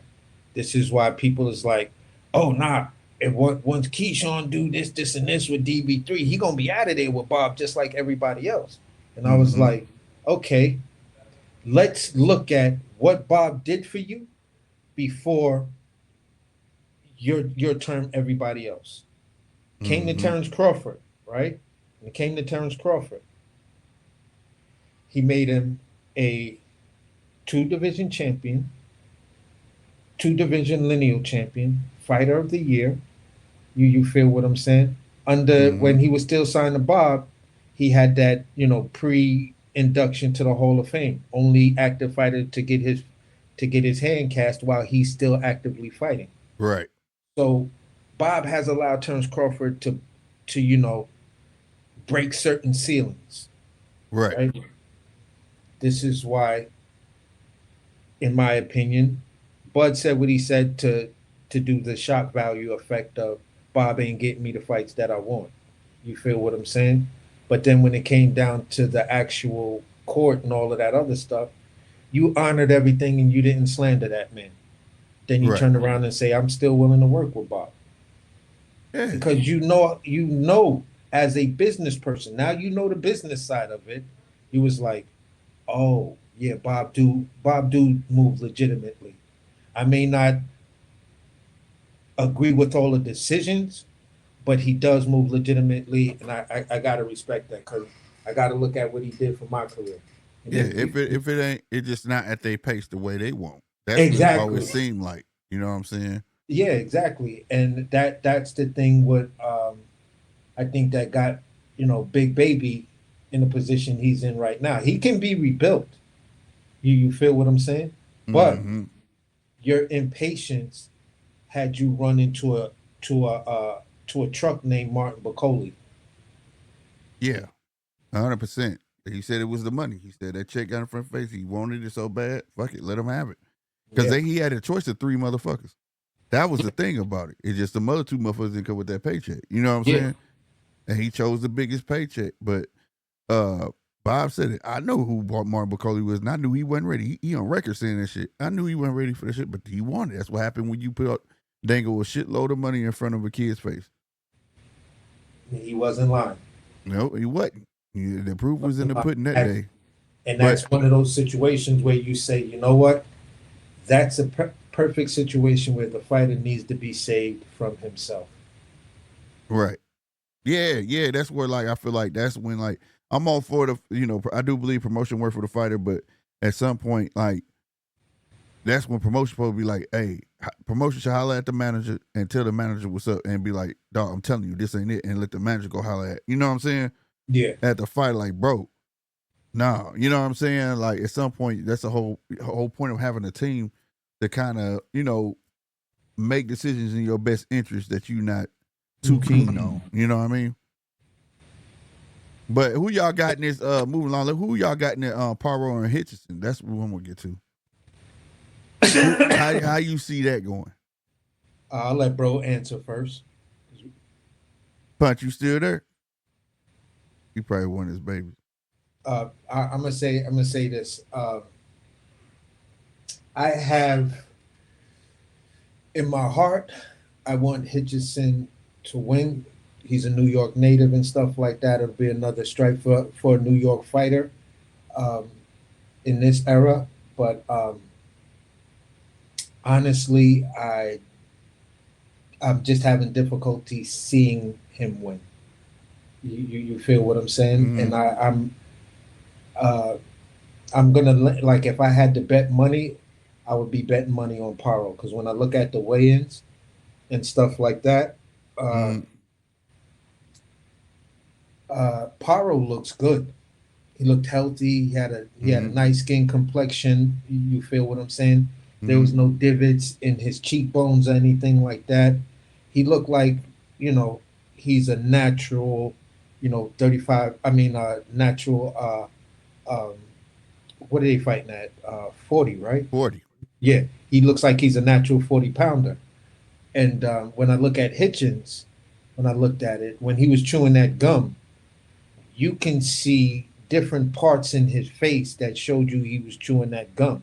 Now, prior to that, when he was on that one-on-one interview, when they both sitting side by side, he was chewing gum in that interview, and you couldn't see all of that movement in his facial muscles. He looked a little dry in the weigh-ins and stuff like that. So I'm like, listen, Hitchins, I don't know if you really understand the dynamic you're up against. Right. You've got Joseph Parker. You've got Kostyazu. You got Tim Tszyu. You got George Kambosos. The Australian boxing program is showing that it's a viable program that should be recognized, and we may be able to host, big main event fights over here in Australia, which would be great for our tourism and also new customers into boxing. Right. I think Australian boxers' problem is it's not the boxers, it's the way they're moved, to build them up. Yeah. That's their problem. It's not that Tim Tszyu was garbage or nothing like that. It was the way he moved. He probably just wasn't ready for that cat, and he should have been recognized, and they should have told him, no, not right now. You know what I'm saying? And that's what I think about Australian boxers. I don't think there's nothing wrong with them. I think they got a good pedigree coming up out of there, but I just really, really think that's what it is when it comes to them. But I feel like you, though, man. I gave the edge to Paro. Richard Hitchison, I feel like that Paro's like living in his head rent-free right now. Yes. When I saw Richard Hitchison at the weigh-in and prior, like I say, he looked dry, but he looked too drained, bro. He looked like he reminded me of a not so much of a Devin Haney when he lose weight, but he looked like Frank Martin for some reason. Yeah. You know what I'm saying? He looked bad. You know what I'm saying? And also the reason I brought up earlier this week is because he lost all that weight pretty fast. Like you didn't see that when they were sitting there at the presser. You know what I'm saying?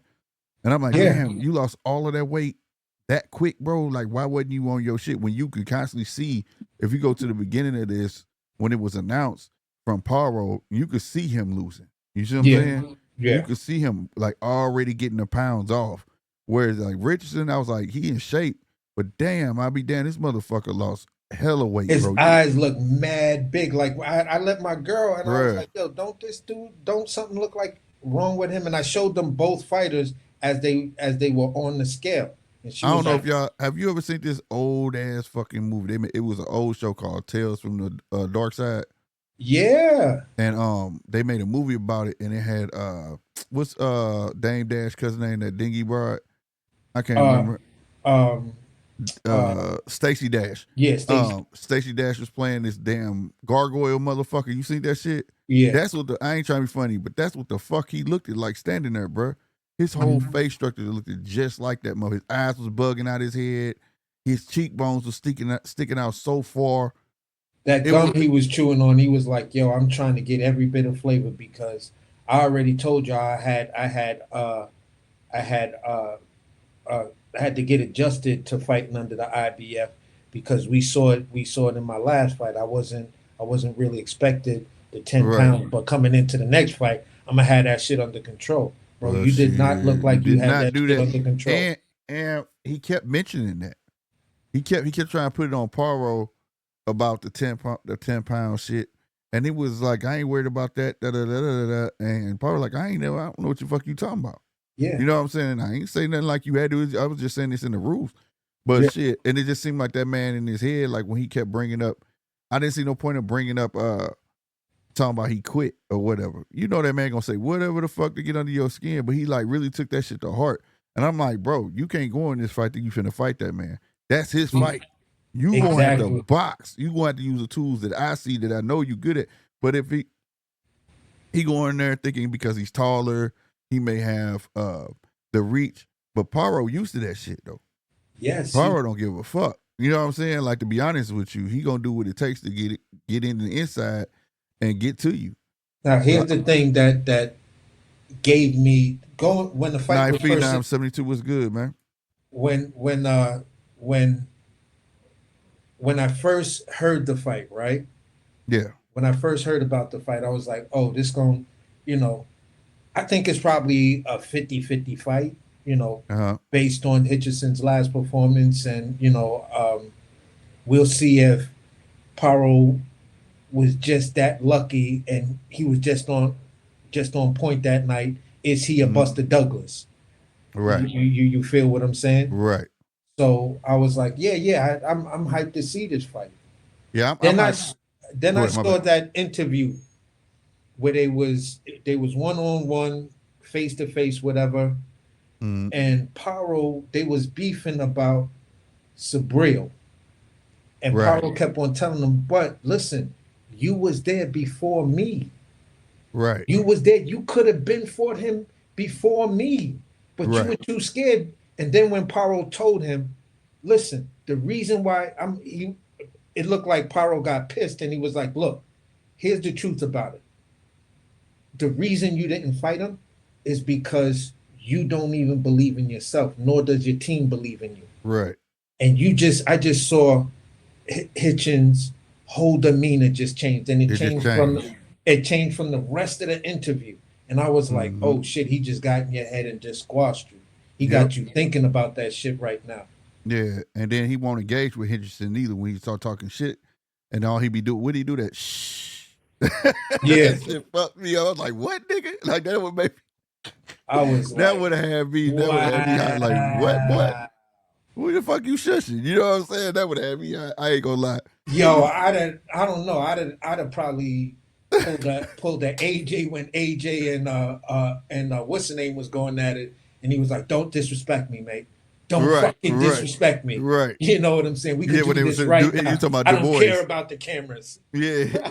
He jumped up like you got me fucked up. Right. For real, like you really got me fucked up out here. If you think you're gonna be shushing me, I'll smack the shit out you right now, bro. I said, damn.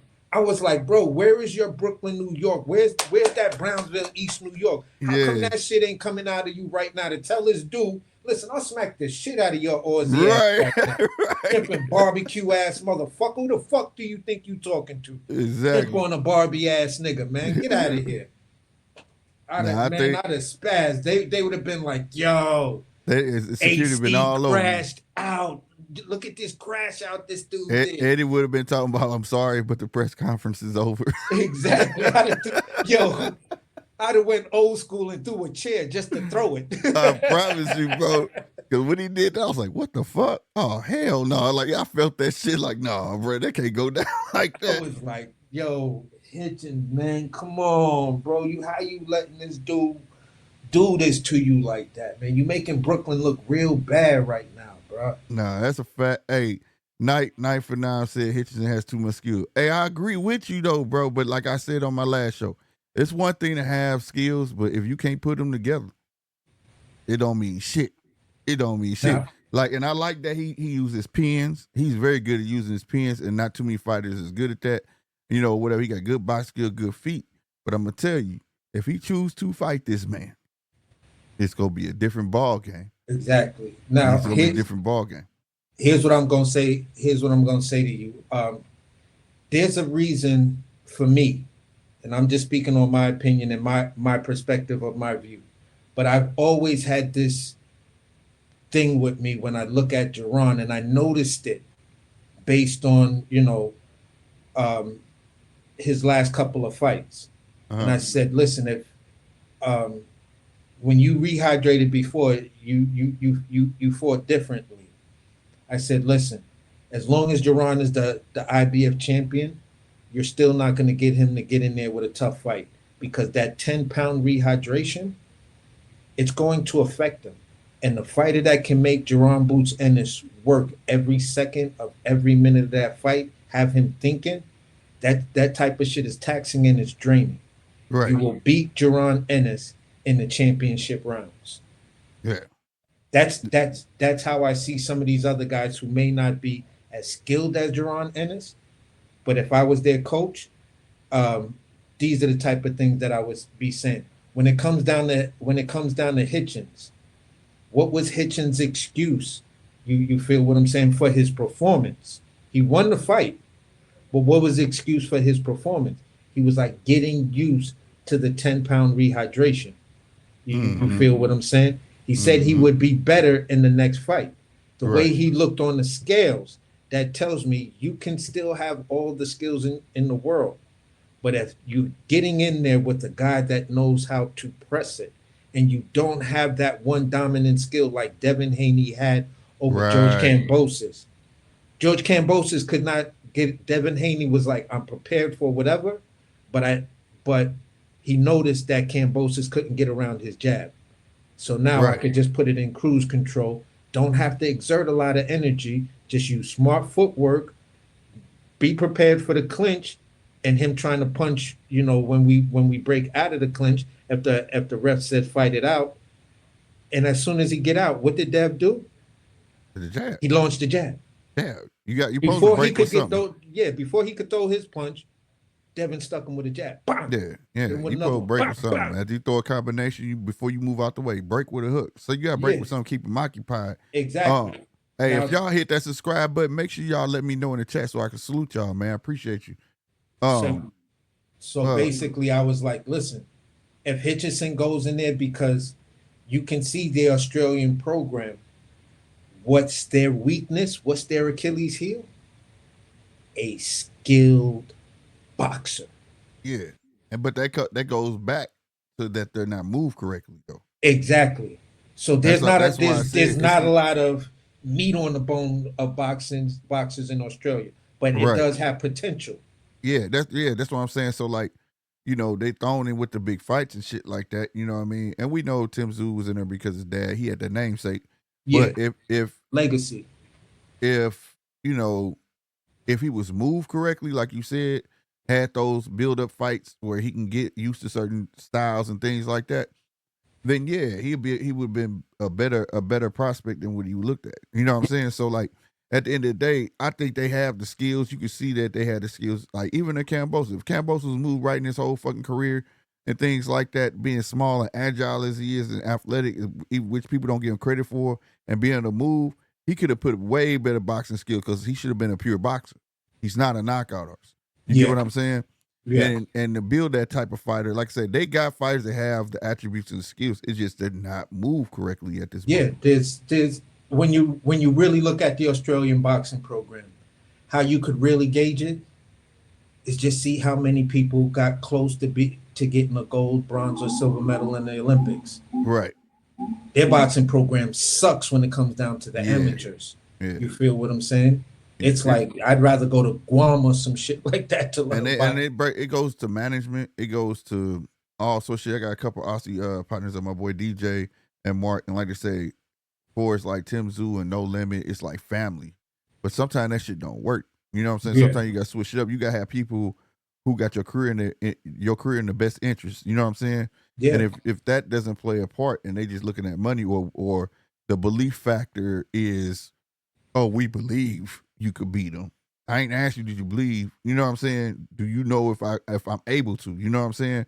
And people say that's like picking fights. That's not picking fights. That's the life of a beginning of a fighter. I'm putting you in situational bouts so I can see if you really catching on to what I'm training you to do.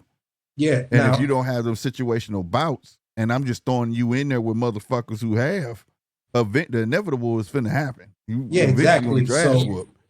Here's the thing. You're from Australia, but let's just say you train in Kazakhstan or some shit like that, where Loma and Usyk is training and shit like that. Or you go somewhere else. You just go and say, you know what, I'm gonna get up under this guy. You feel what I'm saying? Like a Ben Davis over in the UK. You feel what I'm saying? You can still, like American fighters, you got dudes from Brooklyn and New Jersey, but they way over there training in Texas and shit like that. You feel what I'm saying? And then they have their home. Then they have like a homecoming fight back at home. Right. I think this is the part of Australian boxing that's missing. The ability to go to another country or someplace else, learn that skill set that you really need to be able to compete globally.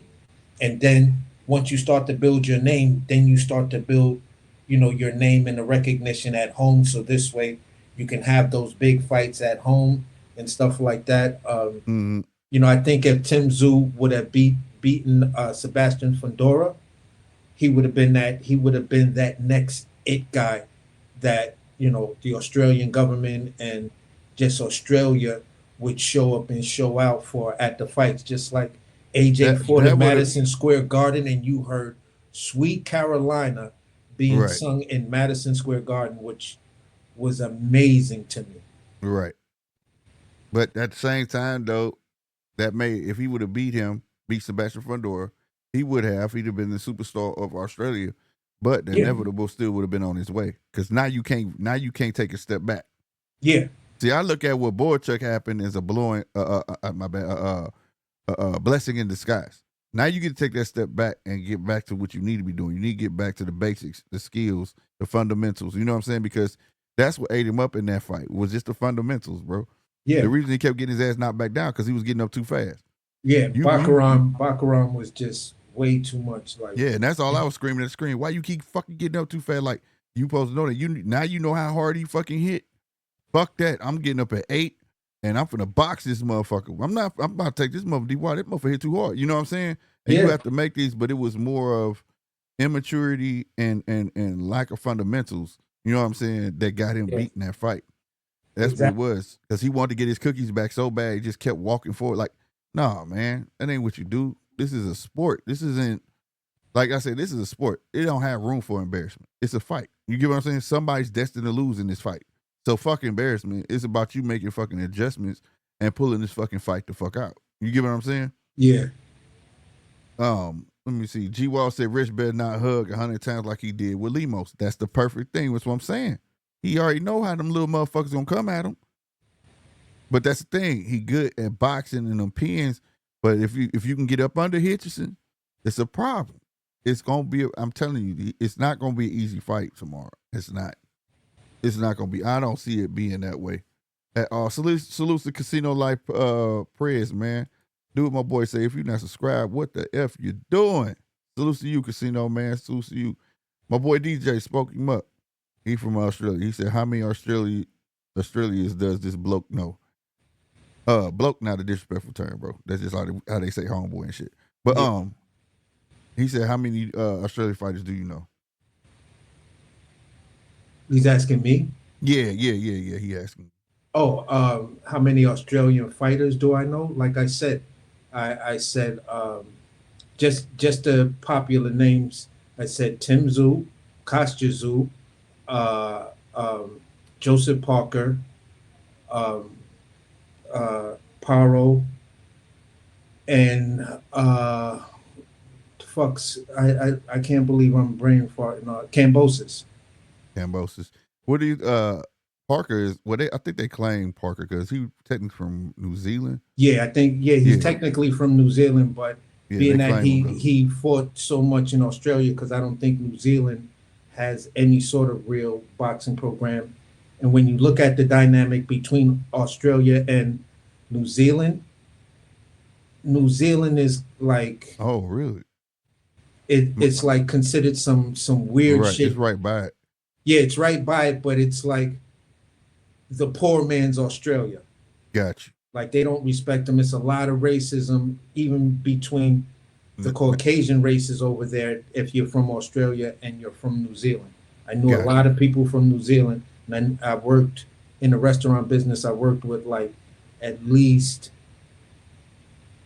4 people in my entire career up to now, because my Gotcha. career isn't over. But I worked with like 4 people from Australia, and one was from New Zealand and one was from Australia in the restaurant at the same time, and you can see the difference between the way the girl from Australia talked to the girl from New Zealand. Got you. Got you. This is something I didn't know. He said Paro has only fought overseas. Damn. Yeah, pretty much. Damn. Now, This one is the fight at second home? fight on U.S. grounds because Puerto Rico is still one of Right, U.S. territory. Right. Yeah. Damn, that's crazy. Where's Jahai? No, he Jai. Who you talking about? Jai? Jahai Obataya. Obataya. Yeah, Obataya done fought. Has Obataya fought over there? I know he believe so, fought, but I think he ain't fought over here. Obataya is not. I don't think he's. I believe Obataya is from Australia. I wasn't sure if he was from New Zealand or Australia. Got you. Yeah, Josh Obataya from Australia, but yeah, I don't think he fought. He hasn't fought in the U.S. though. But he'll be here soon enough. Yet. He do what he doing. Yeah. If he get that, what's my boy Zerto, Big Zerto, Gilberto Ramirez. Mm-hmm. That's the fight to make with them. That's gonna be a good ass fucking fight. That possibly, if Turkey don't snatch that fight, that possibly be over here. Yeah. He just said, yeah, Parker is from New Zealand. Oh yeah, Scott Nicholson. Yeah, Scott Nicholson. I forgot Scott Nicholson. Yeah, I forgot him too. She doing her thing with the help of Eddie. And G Wall said New Zealand is like Puerto Rico to the US. Okay, got you. Yeah, but we give Puerto Rico a lot more respect though. You feel what I'm saying? Shit. But yeah, no man, I think tomorrow gonna be a great ass fight, good card, and then like I said, I think the sleeper gonna be the Neverett and I keep Valdez too. That shit right there, that first one, I loved it.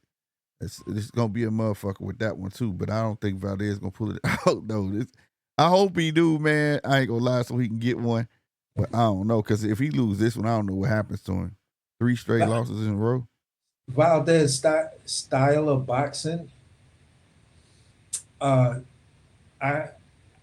gonna say this: throughout Valdez's career, why I never really latched onto him or gave him a lot of eye time was I always felt Valdez didn't fight to his ability of his body type. Well, he's small, man. Yeah, what I'm saying is I know he's small, but like when I look at Valdez fighting style, you should not be fighting like that. I don't know, maybe you should have went to a black trainer. You feel what I'm saying? And learned how to be on his balls, be on the balls of his feet, to have a little bounce. You feel maybe. I mean, yeah, but he's fighting Mexican style, man. He want to be that Mexican warrior, but I agree. He should. Yeah, but that doesn't. Yeah, move around. Exactly. Like, and he need to get his head off the line because he do not have any head movement whatsoever. And that's that Mexican style, because that Mexican style is, listen, I'm here for you to hit because I'm gonna take your 1 to deliver my 2. Yeah, which is like. But shit, that's a retarded fucking style. But he eat 2 or 3 to get 1 because he's so small, man. You know what I'm saying? Like, yeah, he eat a lot of fucking punches, bro. He eat too many, man. I was just watching a couple of his fights earlier, and I'm like, damn, dog, he eats so many damn punches. It's crazy, bro. Yeah, it's crazy. It's just like I hate to see these fighters that pick up these styles that stylistically, I'm like, why do you fight like that? It does not complement your natural abilities. Like, you're small, you can be a really, really small target, keep them elbows tucked in, because, bro, it's just so much that I see with Valdez. This just like, yeah, bro. I don't know. You just want to fight that style because it's the machismo style, and you went Right. to the gym that had the most Latin fighters, and it was all the machismo thing. But boxing is not about machismo; it's about winning. Right. What's good, DJ? Slick. What's good? There you go. Couple of things. Gotcha. Sorry, I can't actually see, and forgive my memory. I don't see the avatar names up. So the Oh, AC. conversation, AC. A- AC. Yeah. Yeah, How you going, AC? what's going People's on, bro? channel. People's channel. All right, Absolutely. Everyone gets their own opinion. Absolutely. But I just want to challenge you on a couple of comments sure, and statements that you've made. sure. Did I hear you say, for an example, that you've met 4 Australians and maybe a couple of New Zealand people? Yeah, All right. So what was it 4? Was that the number? 4 yeah, Australians that you? yeah. I think you said Okay. So, 4. I think you said 4 New Zealand people, I think. okay. Well, whether it's 4 or whether it's 6, Gotcha. I'm just going to ask you to consider one thing, if you can, if you want to. What percentage of 27 million is 4 people? Well, It's but not I 10. wasn't making a blanket statement that encapsulated all of all of Australia. One of my favorite chefs in the world comes from Australia. You feel what I'm saying? But at the end of the day, I don't try to make those type of statements or anything like that. So if I made the mistake and that's the way it came across, that's not what I was saying. And I'm also not making statements. I just, the way it come across, I'm just saying, well, have your opinion, but just be mindful that the really tiny small interactions that you've had with New Zealanders or Australians might not be the holistic image of the greater population. And I'll just leave it at that. No, Gotcha. What?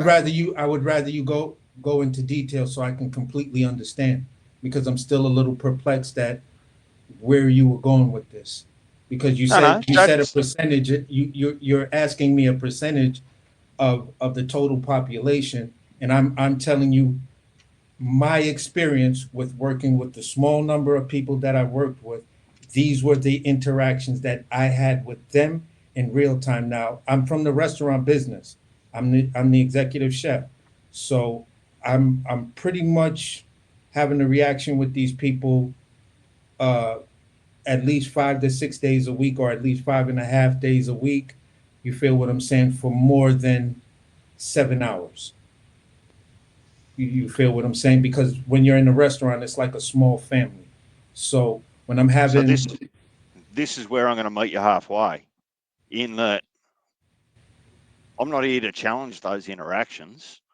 All I'm mhm. asking you to do is just bear in mind that those interactions with a very small representation of a greater population might not represent the Oh, I know greater it doesn't. population. Oh, let me Just be Okay. clear. Let me be clear. I know it doesn't. This is why when I do meet new people, I may double back just in casual conversation and say, listen, I worked with a couple of people that, one was from New Zealand, one was from Australia, two females, but I've had experience with working with more. But is there some sort of weird dynamic between the people from Australia and the people from New Zealand? Because the way the girl spoke in this way, is it something like that? And she, it's and if someone would be like, no, I mean there is that percentage of people that's whatever, and you'll find that across the board everywhere. But overall, we have no issues. That person may it's tell me, you know what, I'm it, married to someone from New Zealand. Oh, you know, the okay, best way I would describe it is that it's like that awkward third cousin, right? You don't know them enough, right, to give them a hug or something like that when you see them, you know, every Yeah. 5 years or every 10 years. They're close enough that if they were in trouble, you go and help them out. But it's still okay to pull the piss out of them. Gotcha. I got you. I don't know if that makes sense. It's Uh-huh. like we don't sort of pretend to be All right. So what was the siblings, but we don't. We're also a long way from animosity. We're just so close together. Gotcha. But I remember one time you was trying to explain that, like, in New Zealand and Australia, it's like kind of two different walks of life, though. Yeah. Man, Yeah, I yeah, remember you explaining definitely. that to me Like one for time. me, I can't remember the guy's name, but one of my all-time favorite chefs, uh, is the executive chef and owner of of Fire Door. You feel what I'm saying? Because he comes from a restaurant in Spain that we both had in common of staging at called Echebarri's, and he was the sous chef there. Oh, So okay. um, I believe his name is Lennox Hasty, if I'm pronouncing it right, and isn't no, I don't know if he's from there. Houston Platoon. I don't know if he's Australian, and then went to the UK. The owner of Fat Duck.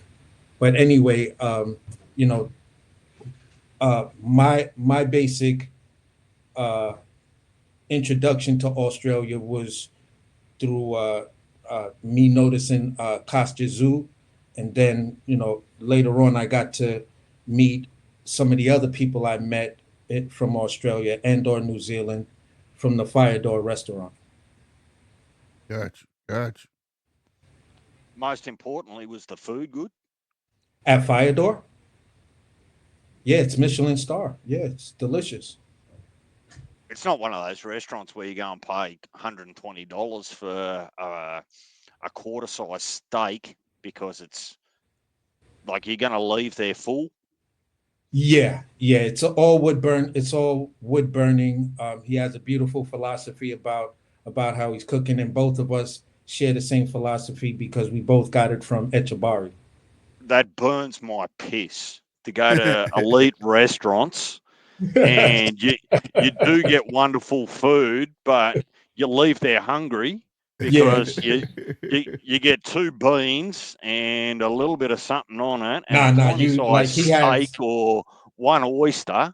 They charge you $120, and the first thing you do is you go to another restaurant because you're still hungry, or you pick up Nah, McDonald's on the way not home. at Fire Door. You could order a tasting menu, and or you could they But you have. know what? But you know Yeah, what I I know mean. exactly what you. I've worked at Like, places like that, and that's why I go to don't do it hell if anymore. don't charge me $120 to walk in hungry and still walk out hungry. Yeah, Go to hell. exactly. I was like, hey, listen, DJ. I was like, listen, I got to get out of this pretentious piece of shithole right here, man, because these guys, I mean, I love what I get paid for working at this spot, and I've done consulting work for restaurants that need to do it because they'll hire a bunch of chefs to work the position. So when they bring in cooks, it's a hands-on chef with cooks type situation. It's a much I've been much there. better format for teaching a young cook. But I got bored of that bullshit real fast because I'm not some pretentious dickhead that thinks that this is the way everyone should eat. I'm like, no, and I don't want to feed the the 1% of the 5%. Right. That's not who I am. I'm a I'm a much more down to earth person. I'm a give y'all a little insight on me. It's cool that you say you used to chef because well you are, but I used to. Oh, okay. And Boeing. I don't know if y'all know what Boeing is. That's who build the fighter jets and stuff, right? Yeah, yeah, And what people don't know is like people from all over the country come there. So I can speak to the fact that like we don't just build fighter jets for us, we build fighter jets for the world. yeah, And so we would get Arabics, Koreans, Japanese, all that stuff. And we used to make them plates. We making apples. We turning apples into swans and rose on a plate. And when I look at the ticket, I used to be like, damn, they just paid all of this money for this. And my sous chefs, you be like, yeah, you paying for the presentation and art. That's how I used to put it. You paying for presentation and art. That's all it is. Like, and I used to die off that shit, making a Cornish hen. Like it'd be the littlest shit on there. You know what I mean? Yeah. And it'd just be like, damn. But yeah, I used to have a crew of 21 motherfuckers, bro. 21 Oh, cooks. So okay. I know exactly what you're saying. But like it's like that. It's like that. And we used to do that. But then we used to cook regular shit too, though. You know what I'm saying? Like, another quick story. We used to get sheiks that come over there, right? And they come with their kids and shit. And these dudes come through crazy, bro. Like they come through, they fly their cars here. You know what I'm saying? Like they'll come here and they had their cars flown here and all this stuff. This is why I learned about diplomatic license or something like that. Like they didn't need our license to drive. They just come be able to drive over here and shit. But they kids will give us like $100 just for, hey man, think you can give me a hamburger? We're like, you gonna give me $100 for a hamburger, bro? Yeah, but you can't let nobody see you give it to me because over there they don't eat beef. Yeah. You see what I'm saying? But the kids would want it, and it would trip me out. Like they would, and the money they would spend, it would be just ridiculous, bro. Be ridiculous, bro. Yeah. So I could attest to all of that. What you speaking is all facts, because if you work in a place like when the World Trade Center, I was a sous chef when the World Trade Center was up. There was the restaurant called Windows on the World. You had Gramercy Tavern. You had I forgot the name of the spot that was in Central Park and shit like that, where they filmed Ghostbusters, and all of them ran on the same platform. Same thing with 21 Club. These places had plus 200 seats, shit like that, and they were more tourist oriented than sticking down, creating a tasting menu. Whether you were part of the research and development aspect of it, or whether or not you was chef de partie, chef de cuisine. You feel what I'm saying? Something like that, sous chef, executive sous chef. You've had all of these different levels, but I just wanted to bring it all back by saying, listen, DJ, I have my love for people is global. I'm a person that, because of the restaurant business, it opened my mind to eating, talking, and meeting people from all around the world. I have had preconceived notions of how certain groups of people were, but then when I actually met them, it completely changed my perspective within, the 30 seconds or 1 minute that we talked. And I found myself having a lot of respect for them because of their insight and things like that. So at the end of the day, bro, I just hope from my perspective, I haven't said anything that was a little disrespectful to the people of Australia and stuff like that, nor to the people of New Zealand.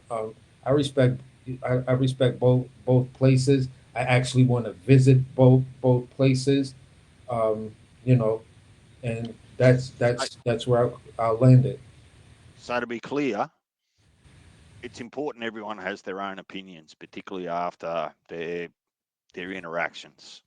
Like everyone's got to have their own opinions, right?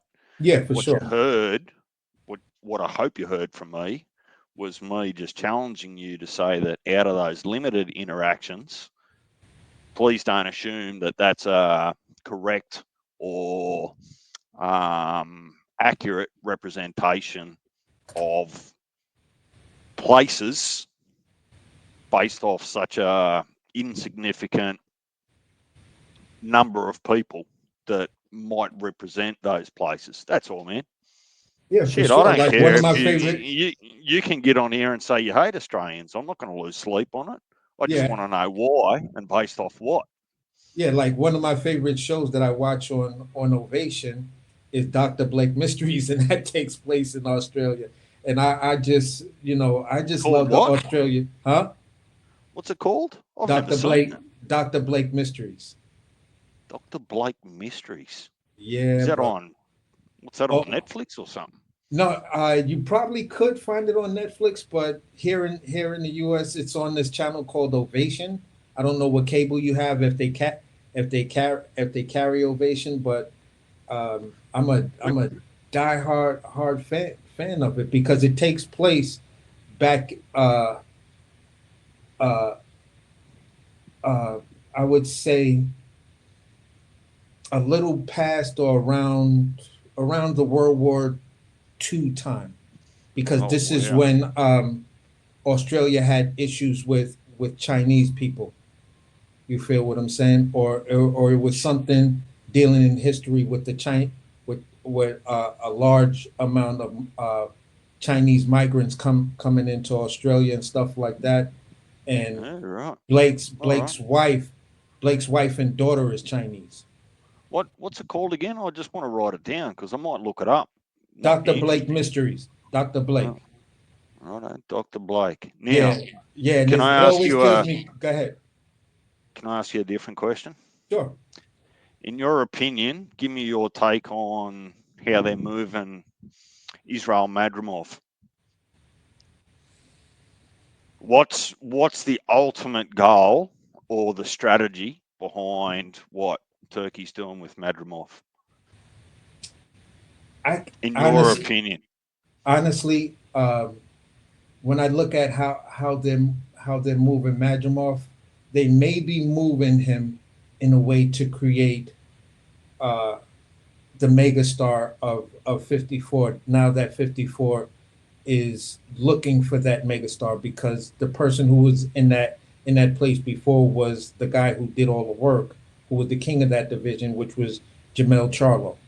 When you look at Majimov moving up, he's had some good fights, but he had no exposure with those fights. So by the time he got to face Terrence Crawford, people thought it was a cherry pick, and it's like, no, no, no, no. Right. Y'all have no idea who the fuck Majimov is. I haven't dug that deep to find out whether um, his extensive amateur career yielded some gold medals or whatever, or silver medals, or any sort of medal in the Olympics. But for a guy who has almost 400 amateur fights, it seemed as though they was moving him fast, and then somewhere along the line, the brakes was pumped. Granted, he got the Terrence Crawford fight. Granted that he's daring to be great, because if he could pull off, both of these fights without injury, it's making a hell of a statement, a hella fight statement of saying, listen, yeah, One we know second. Errol Spence One is second, there. AC. Go ahead. He gold medal. Okay, cool. 17 All right, cool. So and basically, what 18. beautiful. Yeah, That's 17, beautiful. 18. He's a two-time gold medalist, as well as have. Listen, that only makes the talking point even stronger when you talk about Majimov, because if he's able to pull off what he's looking to do and fight these two very, very tough outs in a short amount of time, it's making a statement to the 154 pound division that says, listen, yeah, we know Terrence Crawford is here. We just fought him. We know Errol Spence is here. We got to figure out what he's gonna do. The rest of you guys, y'all better watch out. Yeah, they gonna build him up where everybody got to answer to him. Yeah, yeah, definitely. Because once Terrence already handled him, so Terrence, they looking at him like he don't count. And Yeah, Terrence on his way out, so they looking at the rest of the division. Because right now 154 is hot, and it's amazing how one or two people can go up and make the division hot, make it worthy. yeah. They reignited it. I mean, the division was always hot because you always had those people there. You had the Charles Conwell coming up in that division. You had Yeah. Xander Zayas coming up in that division. It was people were talking about Sebastian Fundora for a minute. You feel what I'm saying? Right. You had Rush. Um, uh, wasn't Rashidi Ellis' brother at 54 at one point? I'm not sure. I'm not sure, but you had dudes like why am I brain farting again? Who was the Spanish guy that Jamel Charlo fought to actually become undisputed? Castellano. Yeah, you had Castellano, you had uh oh boy that I just said a couple of minutes ago. Excuse me, I'm smoking some weed and this shit is gas and So, well, you, you, it's got you me a little fucked up.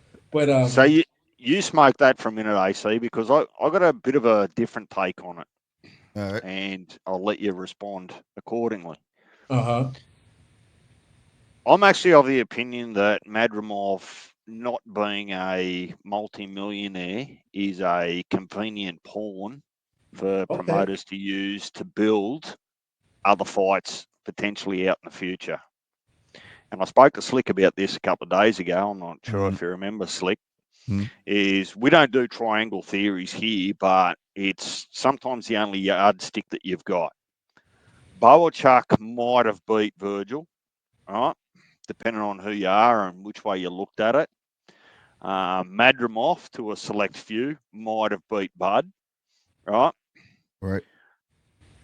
Now you've got Madrimov versus Boachuk, and I'm not convinced that Boachuk might not knock him out, right? But Right. I'll put this to AC.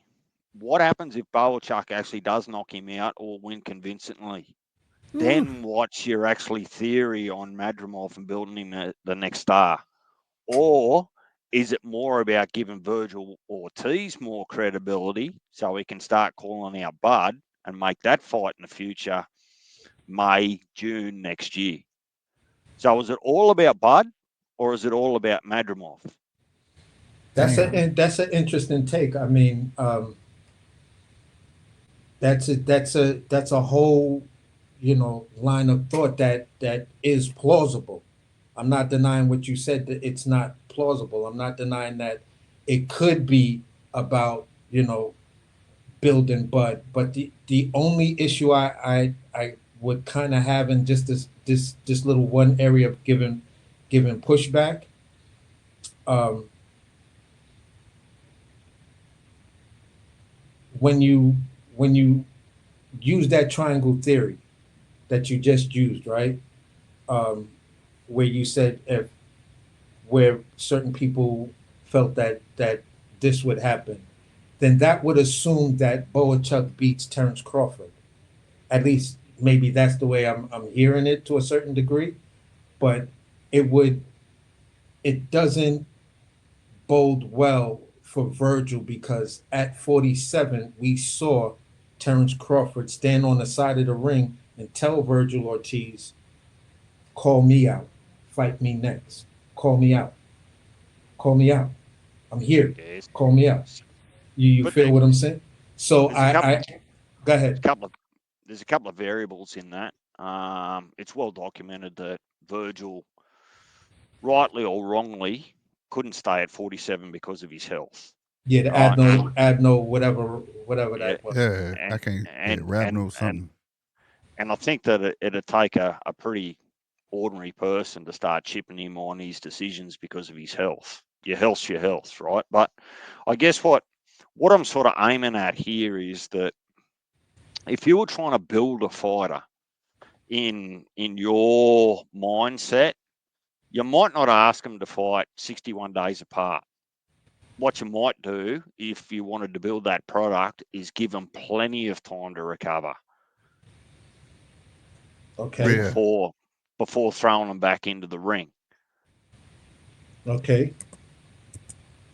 So it's just my opinion or my thought, and I'm saying, well, no, this is actually just building it because for a promoter to right now sell potentially a Bud versus Virgil, right? Bud wants Virgil's interim title because that helps Bud block PBC blocking him Right. going forward They can't because he'll deny be, him. yeah, exactly. He'll be the mandatory WBO, WBA, blah, blah, blah, right? Hmm. And it takes away a few chess moves that PBC might make if they are trying to block Bud. So it's a strategic move. But from a Mm-hmm. commercial point of view, right, throwing Virgil into the ring now after 3 fights at 54, the first 2 didn't get past round 2, and it's questionable whether he won the third fight against Boachuk. He got knocked down twice. So how do you actually sell that fight commercially? Well, you get everyone else underneath them to fight each other so that when they actually do meet, assuming that Virgil might or does beat Madrimov in February, then you can actually go to the public and say, well, Virgil's fought like for like. He's beat this person. He also beat Madrimov. Now you can get the casual fan engaged in the actual fight Mm-hmm. and Now, build the numbers. now, So I'm just interested because Slick here just asked a question there a few days ago and go, well, what's the play with Madrimov? Because I tell you what, it quite quickly goes to shit if Bolchuk knocks him out. yeah, definitely, and we've seen plenty of fighters, be the banana peel for other fighters that are on a certain trajectory. Now, when when I when I look at what uh, Majimov is supposed to do, right? We'll take a fighter. You feel what I'm saying? Like Sugar Ray Leonard. Sugar Ray Leonard went on a spree where he was almost fighting every 3 to 4 months. You feel what I'm saying? And that's in between him fighting. I think the dude, him fighting Davy Boy Green, then goes to fight Roberto Duran. I believe it was like 3 months and some change later, which he took the loss to Roberto Duran. Then uh, it's a quick turnaround for the rematch. He fights him for the rematch, and then early the following year he fights Larry Bonds. Then I think it's like 4 maybe 5 months later, no more than 6 months later, he fights uh, uh, Khalil, something like that, Aubrey, uh, something like that. Somebody named Khalil. I have to look it up to see. But when I look at when we call certain fighters throwback fighters, and I see these fighters doing these traits by saying, you know what, I'm gonna give the public X amount of fights. The same way Abdullah Mason gave us 5 fights, in this year. Now, granted, we're talking two totally different levels. The Right. level of damage Right. that one fighter would take over the other. I get all of that, but it's just the matter of you know um,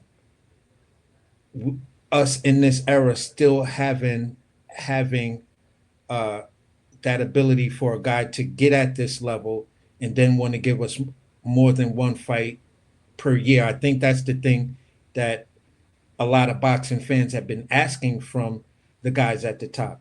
You know what I'm saying? Two things we've been asking: fight the best and give us more than one fight a year, bro. I, Ooh, here's my what I think gonna go on. I think really they hoping Madrimov come out unscathed, and and he's gonna be a little bit bruised or whatnot, and Madrimov still take that fight, and it's an easier fight for Virgil because they gonna need Virgil to look good for people to want to see Virgil fight Bud. yep. So you can't weight drain him, so you get him in there sore and tired. Yeah, basically what Canelo did with Kovalev Yeah, after the Yardy exactly. fight. At the Yardy, right? And that's what I think they're doing. To give him that proper shot to look great. You know what I'm saying? Because I think saw with Boychuk. I mean, I don't know what Turkey. I know Turkey say that he's a big boxing fan. Whatever the case may be. But when it comes to the boxing science, it's proven, man. Them guys over there, Ukraine, Mexico, Russia, there's some hard hitting, hard hit But motherfuckers. did They we? not they not easy to get out of there. You know what I'm saying? Yeah, Well, did we see? Did we don't see the? forget what Boacek did to Mendoza. Right. He just bloodied and battered him. I'm sure he went to hospital after that fight. Just busted up nose, busted up jaw. Mendoza's too tough for his own good. That towel should have been thrown in 2 rounds beforehand. You Right. knocked Virgil down twice, right? So Right. I, I'm just I'm looking at best laid plans that can go to shit real quick if Belichick upsets the apple cart. Yeah, and Yeah. Boachuk has that ability to upset Yeah. the apple cart. Yeah. This is not going to be an easy fight for Majimov Hell because no. you know Majimov does show signs that he does have a chin. You feel what I'm saying? He's got excellent, in my opinion, he's at 54. He's one of the top 5 guys that got great footwork. I've seen Majimov throw combinations in the middle of switching back and forth. And I was like, just to create those angles while he's got a guy hurt on the ropes. And I was like, oh, those are signs of brilliant boxing right there, bro. But that's some shit they train that without training them that. Yeah, You know what I'm yeah. saying? So If that makes sense, you know what I'm saying? Like so- they motherfuckers learn switch hitting here over there. That's like part of their stance. They'll put it in like kind of part of their stance. So like that right there goes without saying because I've seen several Russian fighters. I've seen several Ukraine fighters. Like if you really pay attention when they swing like in the motion with their feet move with the motion of their swing, their shoulders. You know what I'm saying? I've seen that plenty of times. Oh, AC fell off, but he'll come back. But there you go. But so I've seen them. Like I said, it's like their feet move with the motion of their shoulders. If that makes sense. yeah, You know what I mean? And they also acquire that they don't have a set style, so to speak. They got an A, B, C. You know what I'm saying? Yeah. Some choose to switch it up on you per round. Some will wait until they feel something, but they have contingency plans for every fucking thing. yeah. And that's Now, what make them hard to knock out. now this was going to be the second part of what he had asked me. DJ had asked me, and I'm going to say this: when we go to the latest interview announcements, whatever, and the Turk was talking about Terence Crawford. I don't remember Virgil actually being an option because it was seeming as though he was saying that he wants to make the Canelo fight with Bud, but Bud is injured right now, so he won't make the Cinco de Mayo. Because that's what date. Bud want. Right. Yeah. Because see, remember, you got to take it back. Remember the Boychuk fight, remember? Yeah. And they showed this one it proved true when everybody was like, how you bypass a promoter? Well, if you go back when they were showing behind the scenes, they showed Turkey directly talking to Virgil, and then he came out and talked to Oscar, and he was trying to like sun Oscar on live. He was like, what I need you to do is get the Mexican fighters and this is that, and I'm gonna get Virgil a big fight and this and that, right? Yeah, I remember and he that. wanted and he wanted Terence Crawford, and he was like, but it's up to Terence Crawford if he wanted. Remember, But see, that's when. But see, let's keep the whole thing in context. At that particular time, he was still trying to, get the Canelo fight, and I think Virgil would have just been. He was like, all right, if we can't get this, let's just get ahead of the cart and let's bring Virgil's name into the picture because we knew we've been wanting to see this Virgil fight since '47. Right. The fans will want to see this Virgil fight, and if I can make a fight with anybody right now to fight Terence Crawford, I know the one guy named Virgil Ortiz is not going to turn that fight down, especially not at 54. Right. No, I get what you're saying, and also we're looking at the good side of things of where we could see Bud, trying to go after Canelo and this and the third. But at the same time, if I'm a person that feel like you BSing, and I got this other kid on up and coming, I'm gonna focus on him. So if you fight Madrimov and you look good, it's almost like Bud has to fight you at that point because now everybody gonna be like, you have to fight him. He just beat a like opponent because that's the name of the game. Everybody that came up, legends who or so forth, you go on their resumes, they all beat the person the champion beat. So that warrants him, hey, give me my shot. I beat him in a better fashion than you did. You get what I'm saying? And yeah, that for makes sure. that makes the fans get riled up. Like, yeah, Bud, don't run. Now you running, you ducking, that XYZ, and all that talk gonna come, or whatever. And they go, you see how Virgil beat Madrimov? God damn, Bud couldn't even do that. You see what I'm saying?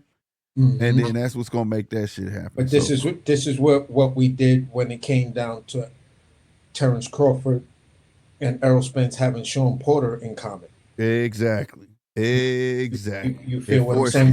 We saw where it was trying to get off the ground, but I don't think Eddie really knew how to, pull a joystick back and get the plane to take off in the air when it came down to the situation I felt they was trying to create.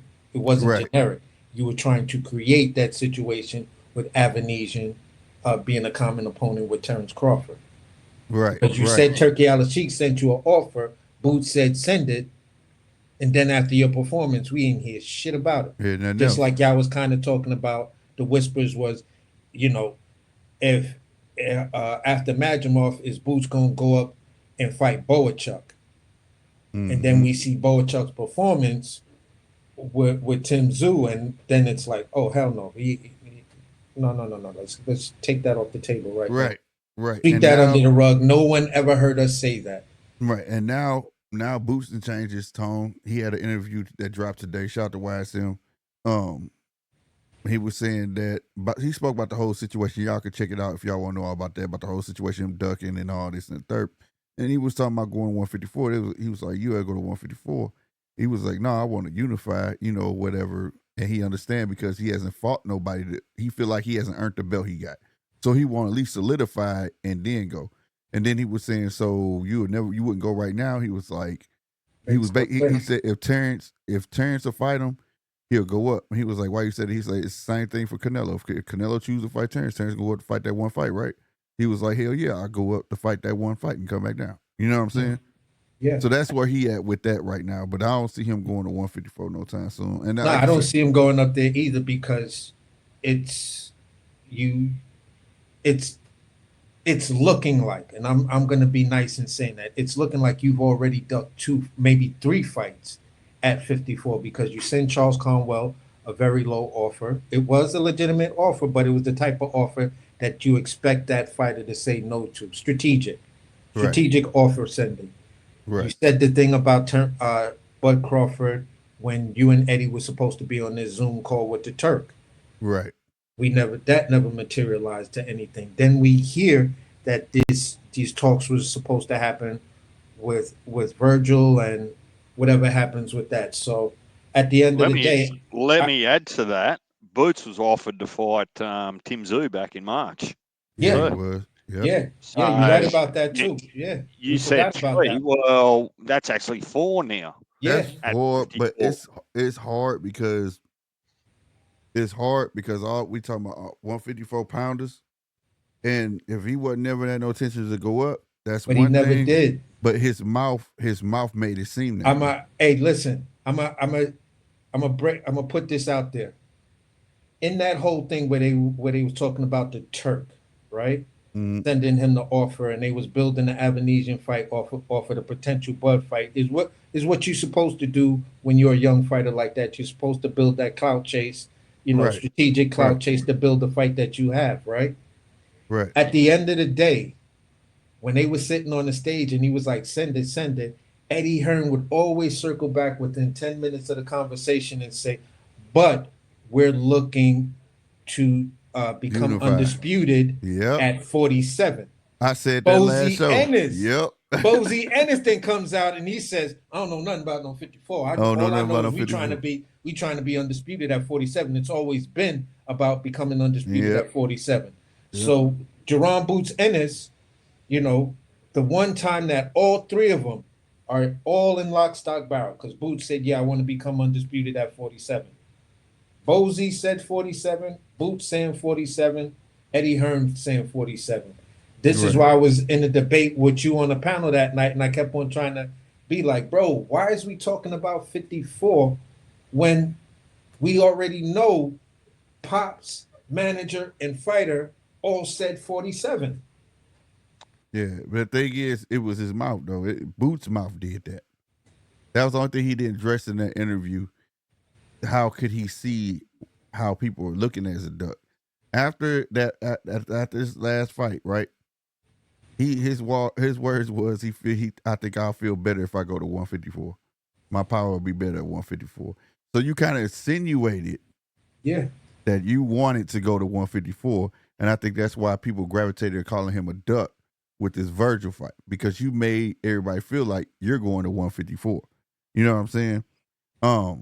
Because the answer my is thoughts on it, Slick. I still reckon he's going to get frozen out at 47. I think so too. The only belt he's gonna be able to grab right now. I know they said that Stanley on it. Stanley's not gonna bite it. Al not gonna let They not losing Coopers and them. We're not gonna let them fight that. Why? Like I said, they can make their own fight, super champ. And then you got this thing going on with Barrios and possibly Conor being right now. But I don't know. The easiest belt I see for him to grab is a Brian Norman. Yeah, I could see him either getting the Barrios fight or the Brian Norman fight. I think PBC blocks the Barrios though. Oh, okay. Because think about it. Why would you know how Al work? Why would I give Eddie a shot at having a unified champ when I can make my own here? True. Now it's in-house. And it's in-house. Here's my thing. Stanionis has called out Boots at 47. If you guys remember. When everything was locked up, Stanionis said to Virgil and Boots, listen, why don't we fight each other since these guys, whatever, and you know, who's ever the top dog will be able to get these fights. Mm-hmm. Neither one of those dudes answered Stanionis. No. You feel what I'm saying? Right. Neither one of them answered Stanionis. Stanionis then says, yeah, Boots Camp did notify us for a unification. We told them, yeah, and then we never heard from them. Yeah, he said they sent them a offer that was peanuts. That was below his pay. Like it wasn't even where he was normally get. Yeah, and he was like, listen, just to become unified and get the fight. He said, yeah, I'll take the fight. Right. He said he said we didn't give him any pushback on the number, but they just never got back in contact with us. We called them a couple of times and they never replied to calls or nothing. Yeah. That's like, whoa. Yeah. It's the Brian Norman. Brian Norman is the fight they finna go after. That's his next fight, bro. Mm-hmm. Remember too, though, that Buddy's still champion in recess at 47 in the WBC. Yeah, but he would have to, if he wanted to come back, he would have to fight. Actually, if he wanted that belt back, he'd have to fight Barrios. Yeah, he ain't finna do it. Honestly, AC, I don't think the only reason he's keeping it is to see what PBC do with the WBC at 154. I think he's just using that, or he might potentially use that as a bargaining tool with WBC as to whether he relinquishes that champion in recess or he leverages it to get at a Spence or Fondora, whoever wins that fight, if it ever happens, at 154. Mm-hmm. Now, it's kind of like the Puelo and Devin Haney situation. Devin Haney is the champion in recess, right? Puelo has the belt. Puelo's about to have his first title defense of that belt. You feel what I'm saying? Barrios just had his first title defense on a Netflix card. You feel what I'm saying? So at the end of the day, Barrios is the legitimate champion. Terrence Crawford, if you want to do anything, I mean, you could go after any of these other guys, and I know the WBO will back you if you wanted to take out Brian Norman Jr. You feel what I'm saying? But I don't really see Bud moving back down to 47. No, I don't either. But what I'm saying to you is it's a conversation that he can still keep with the WBC while he's still champion in recess with the WBC just at a bargaining 47, so that he can have that discussion with an aim to get at the WBC title at 54. That's what he was doing originally, but that's kind of what he was doing originally. And then remember, what's the name? Leonard Ellaby steps in and says, of course Earl's going to get that fight. He's family. Right. You feel what I'm saying? Because he was using his WBO, status, super champ status, to actually become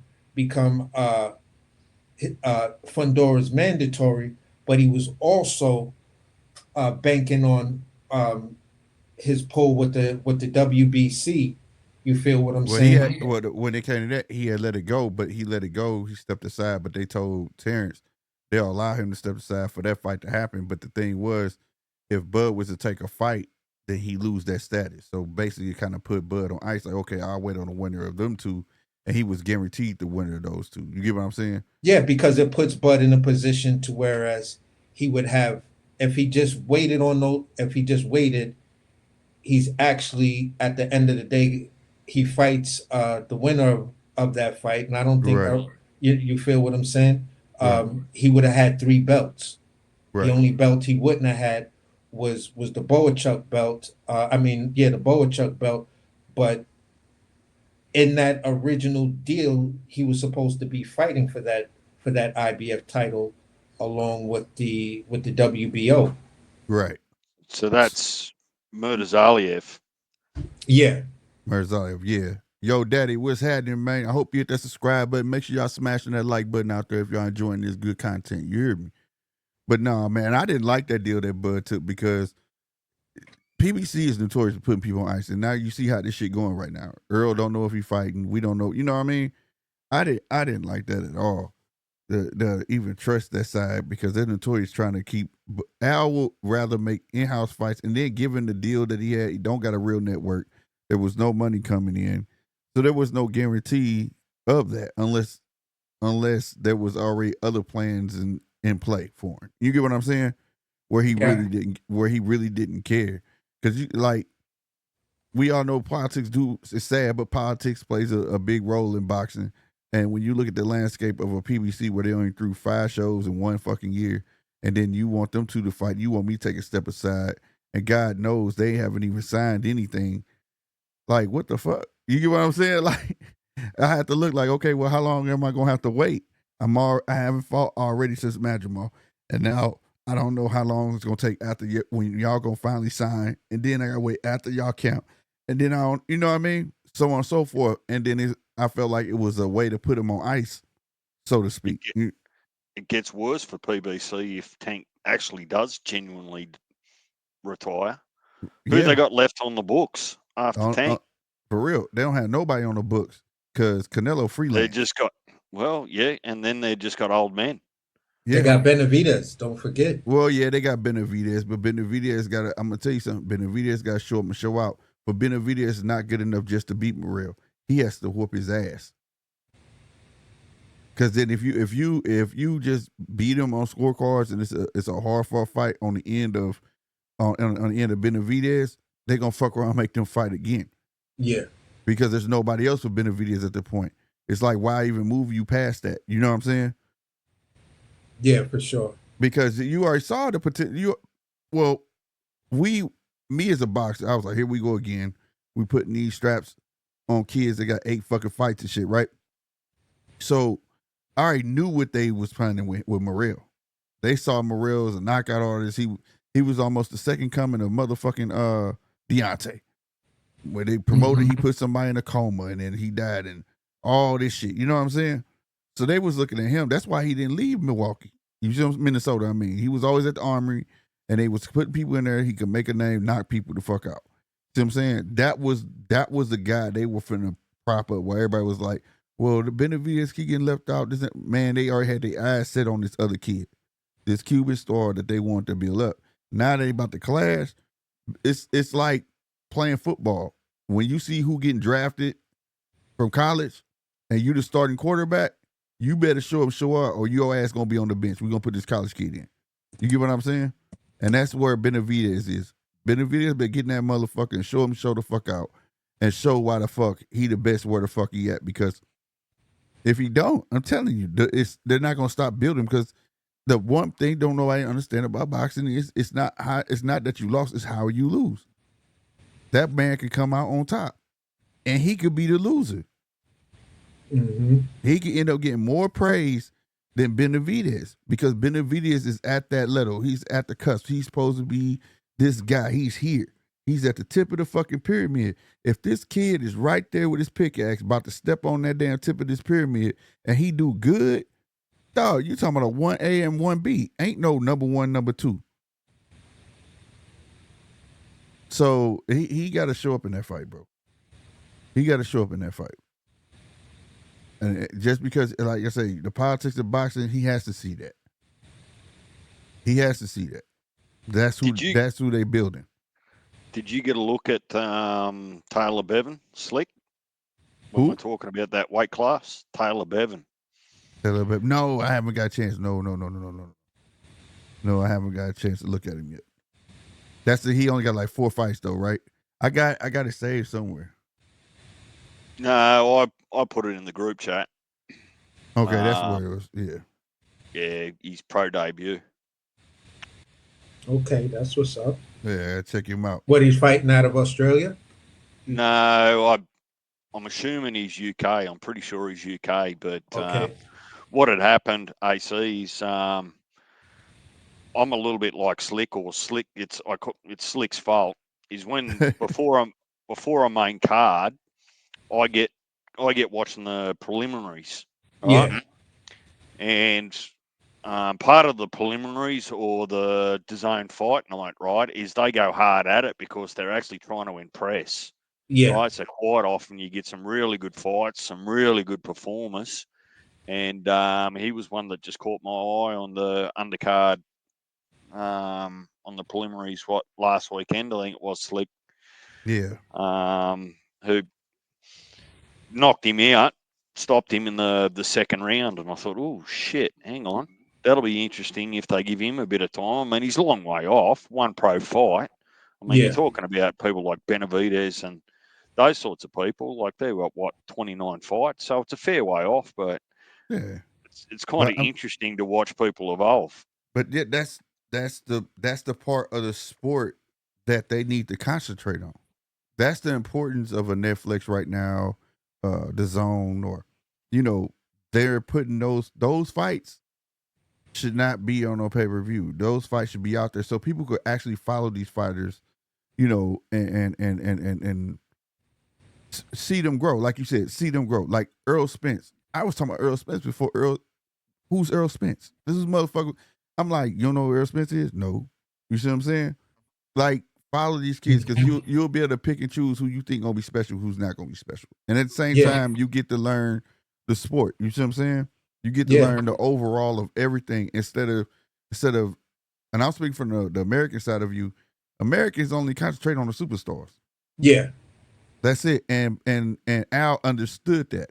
When PBC was birthed, everybody on that roster was talking like superstar. They looked like they already had money and everything because he knew the American public, they gravitate towards that. You see what I'm saying? Definitely. Like in at 160. I'm just bringing it up. Yeah. At 160, my favorite fighter in that entire division is Hamza Shiraz. I know you said that. Yeah, like this guy is the Sebastian. You don't like Janabek? I like Janabek, but like I just get to a point where once your favorite fighter gets to a certain level, it's time to find a new favorite fighter. You feel me? So this always has me in a good cycle of looking at talent that's coming up and wanting to follow them and follow their rise, as opposed to everything else. Like, to be perfectly honest with you, I don't like that move that the WBO pulled with Hamza Shiraz and Janabek, because I believe Janabek's team always knew that Hamza's play was for Carlos Adames, so they can come back and get that unification going. Yeah, that's the only pushback I had on you the last time we. Yeah, yeah. So AC, if you're watching people come through the ranks, if I was to ask you now, who's your prospect of the year, prospect of 2024? Who would that be for you? Hands down, prospects, Abdullah Mason. Oh, look at that. And that doesn't change with people like Kamel Moten. Kamel Moten? Yeah. No, because there's a fighter named Joseph Brown that I like way more better than Kamel Moten. I mean, I get the whole 15-pound thing because he was like, I'm not fighting, so why do I have to make weight? I'm not going to be able to fight the guy. I was told our shit is not happening, so why make weight for the ceremony? The shit makes no sense. But I do like a um I'm all right with Kamel Moulton, but I just think um the discipline, the maturity that uh that Abdullah's bringing to the table, it's showing uh amazing signs right now. Yeah. Like that, So you know, who did you say? Joseph Brown. Tell me about Joseph Brown. I don't think Joseph I've. Joseph Brown, he has 4 fights in. He's fighting at 54. He's been in the ring with sparring wise with Jerome with Boots. He's been in there with Jose Benavidez. Um, he's coming out of TMT. He's another one of Floyd Mayweather's people. In his last fight, Bozy was in his corner. Where'd you So say he was? He was at 54. yeah, he's fighting at 54. Oh, talk about earning your money if he's going to make a name at 54. Yeah, bro. Yeah. So he's going in dead where the That's fire half is. exciting, Slick. You've I, already got I'm a looking. you've already got an awesome division, and if we've got newcomers coming to it, that's going to make it just as good, if not better. How good's that? Yeah. Yeah, So basically, Joseph Brown, he's coming from uh kickboxing and MMA to whereas I for know. I know this kid. I know this kid. yeah, for his I'm looking at him age, now. he's undefeated He's in all of undefeated. that, and he's been a champion on the MMA side Yep. of things. He had a And whole. They had a whole thing on this kid on TV. yeah, bro. He's Just Canadian. Yeah, I know yeah, this kid. Canadian. I Yes, know this sir. kid.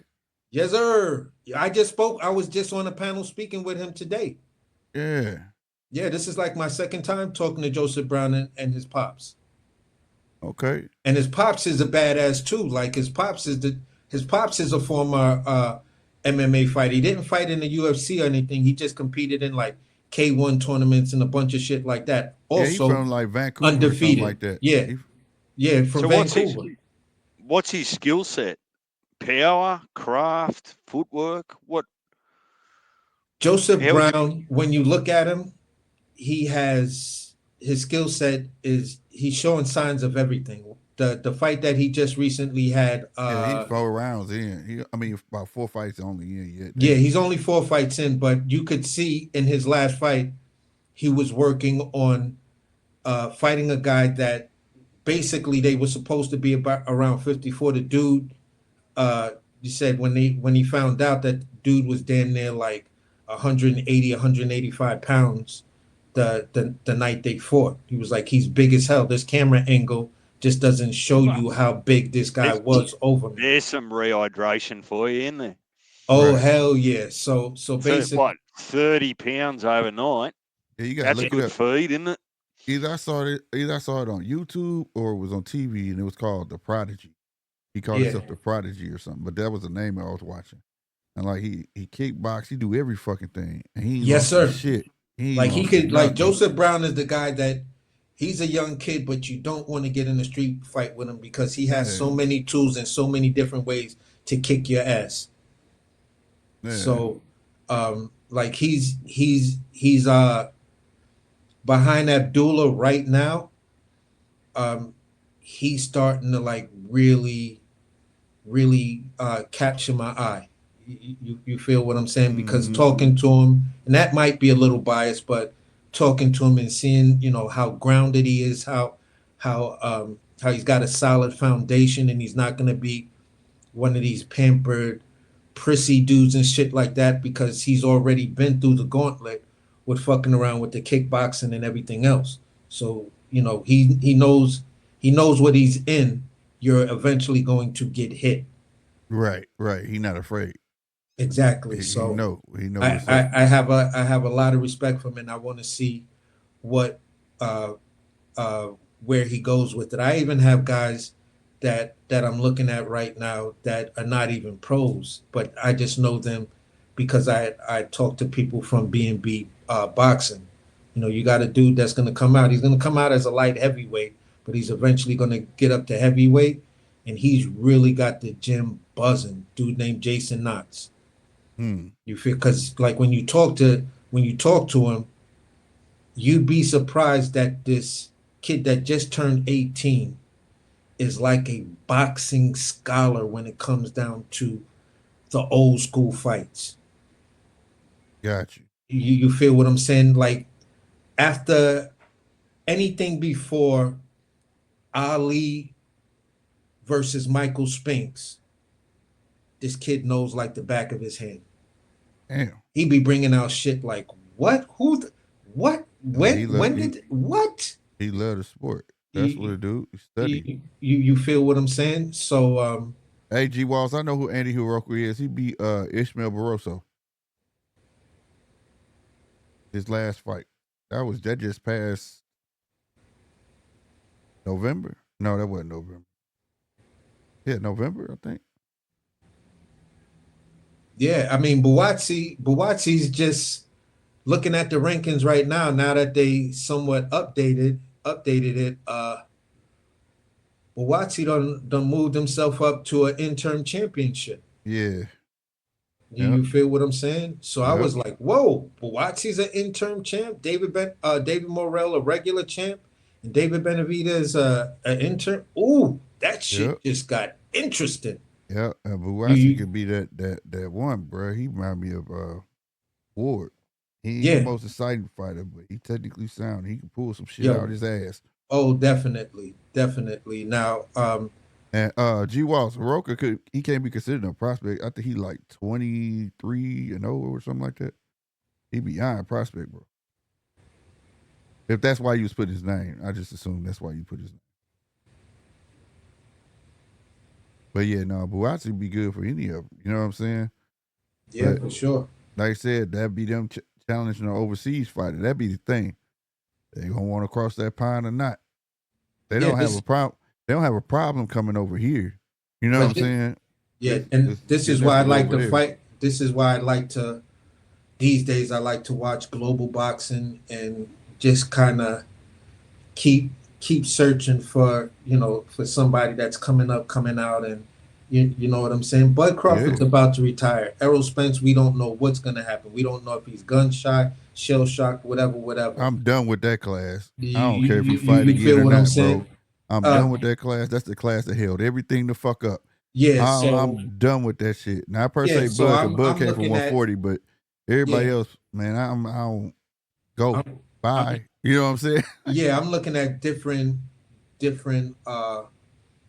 fighters like these newer guys that are gonna come up and at least give me the next 5 to 10 years. And what I'm saying, I don't have a problem with these young cats, 18-0 getting your shot. You get what I'm saying? Yeah. Now, I'm saying that now because that's the landscape of boxing. Now, if this was shit in the 90s, I'd be like, what the fuck going on? Because we wouldn't know, like, for instance, like I said, Andy Hiroko. I think like 22, 23-0. I might be wrong. He might be 24-0. But we wouldn't know about Andy Hiroko. This is when we would know about him. When he about 24, 25 fights in. You get what I'm saying? If you weren't watching Showtime After Dark. Right. Madison Square Garden fights, Friday night fights. Yeah, you know what I'm saying? If you're not watching these little bullshit shows where the lighting is all fucked up, the mic be sounding weird, the ring girl look like they just went to a 7-Eleven and found the prettiest chick. Right. You feel what I'm saying? These real little low budget cars. This is when theaters mattered. They said the theaters have fights in the theaters or like these like low. Is that what goes down in the US? You just go to 7-Eleven and find the prettiest girl. Yeah. hey, so you want to make extra $200? Yeah, exactly. But hey, believe it or not, that's how they be finding some of these fighters, bro. That's real, how bro. I seen Zab Judah on some shit like that. Yeah, the first time I seen him. You walk into a 7-Eleven. You walk into a 7-Eleven, and they'll size you up and be like, "How much you weigh?" Like, "Shit, I weigh 200." Hey, I got a fight coming up, and we paying 150 a round. You want to fight? Yeah. They'll do that shit, bro, and you be like, "What?" Like, yeah, 150 a round. How many rounds? 6 rounds. Shit. All right, bet. You know what I'm saying? and they'll throw your ass in there to make another fighter look good. You get what I'm saying? And this is when you could definitely tell, be like, oh my God, man. They got the dude from the pretzel stand outside the goddamn Hey, venue. a case in point. I swear, this is the one that always stick out. They had a dude. I don't know if you ever saw this movie called Radio. Bro, dude looked just like Radio. His trunks, you could tell he was not no boxer. He was fighting Troy Isley. Troy was even looking at this dude like, who the fuck is this, bro? He was whooping on this man so bad. He was looking around like, what the fuck? And the more he hit the cat, you knew he wasn't, what's the proper term nowadays, man? Mentally challenged, damn near. Goddamn. Cause no matter how many hits he got, he swore he was winning. Yeah. And it was like, what the fuck going on? And when I say his trunks was too big, bro, they would not step on him. He was in there with some regular ass shoes on. It was like, what the fuck? Where they find this motherfucker? I was like, Bob, dead wrong for this shit, bro. Dead wrong, bro. But yeah, man, on everything, yeah, they still do it when they building a fighter up, bro. Yeah, and this is why this is why for me, when in our era of boxing, if a dude ain't have at least 25, 26 fights, you wasn't really paying no attention to him. Right. Like, oh, he's 20. Oh, he got 18. It's time for that test. He ain't did nothing yet. Not at 18 fights, right? But in this current landscape, it seems like a lot of fighters getting fast tracked. Because it's so much money. Yeah, so you got like I say, people talking about 18-0 with Shakur. Man, Shakur got fast tracked. Okay, give this kid a shot. All right, you know what I'm saying? And if that's how they're gonna go, I feel like it's gonna keep it going. It's gonna keep the natural landscape going. You know what I'm saying? Yeah, but they broke the whole fast track model. When you take a guy, and this is his second fight in, and you let him fight the current WBC champion or WBA champion. What belt did Loma get first? That Gary had. Gary had the WBA. He had the WBA. Right? Yeah.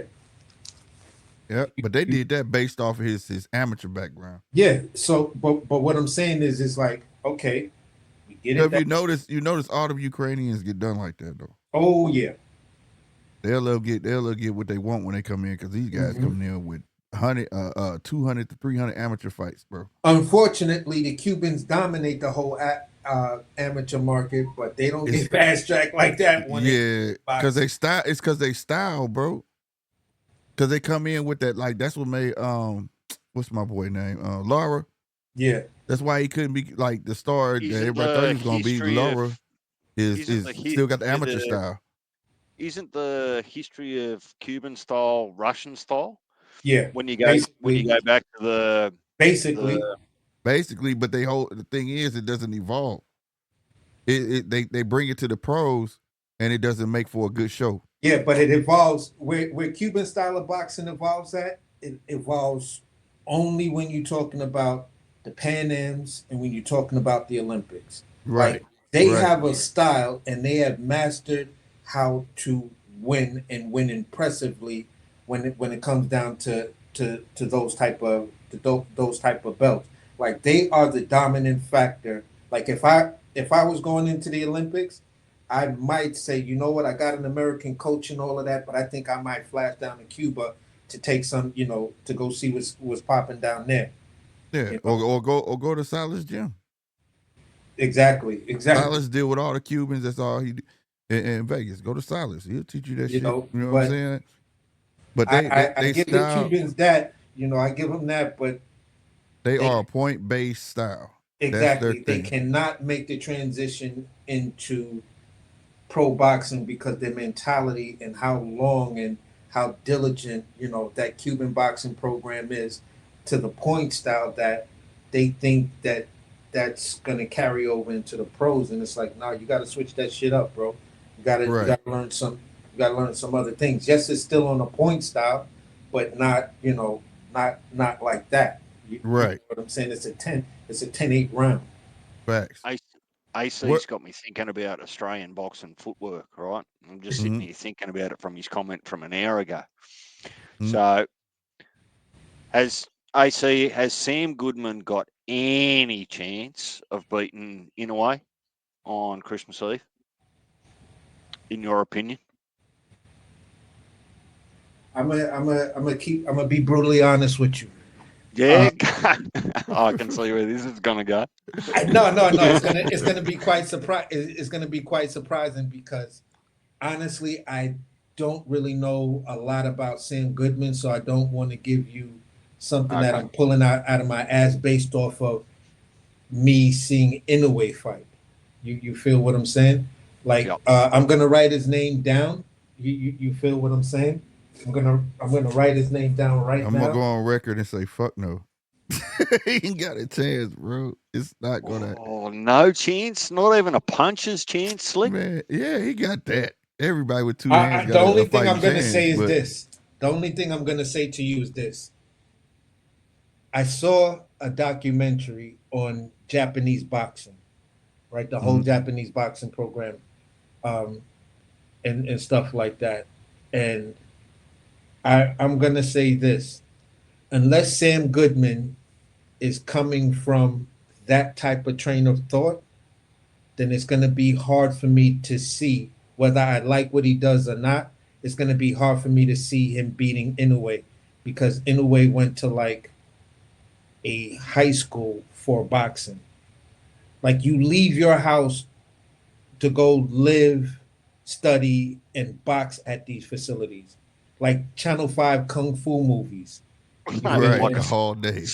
spy school training for kids. Yeah, You feel what I'm saying? So um, these type of things instill that type of thought process, that training, that dedication to the sport and things like that.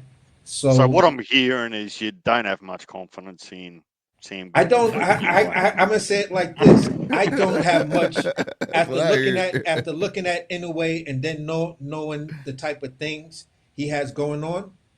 I don't have much uh much feeling that anybody was beating him. Because who was the who, Well, who let me throw this at you then while we're still on Inoue. And this is a little bit out there, but not way out there.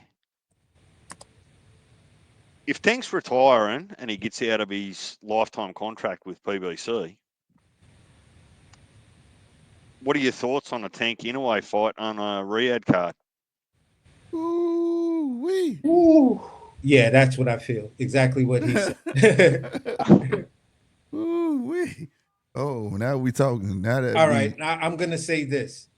I was one of the dudes that was trying to tell my friends there is no fucking way Stephen Fulton beats Inoue. I was like, he's not, bro. It's gonna be ugly. Stephen Fulton is nice, but he's going to be demolished by Inoue. They was like, nah. You don't understand. You know, the European style of fighter and black slick fighter. I'm like, well, then explain to me. Then if that's your analogy, then how do you explain to me Joe Calzaghe? man, If that's the case, I how was do you? never sold on that kid though, man. I was like, he a good fighter, but I wasn't sold. When he fought Brandon Figueroa, I was like, I don't see what y'all see, bro. Yeah, He's a good I wasn't fighter, seeing it but neither, I and don't I was see like what y'all against see. Inoue.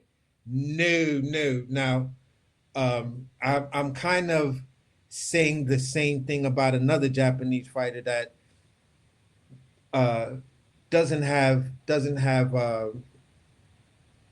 the name behind him yet, but he does in Japan, and that's Jin Sasaki. Yeah. Like Jin Sasaki is a sleeper cell. Like if these dudes get in the What ring, he go fighting his ahead. weight class? Don't he fight in his weight class? Is that the one they slating to fight? He already beat his brother. Who Jin Sasaki? Yeah, did he beat?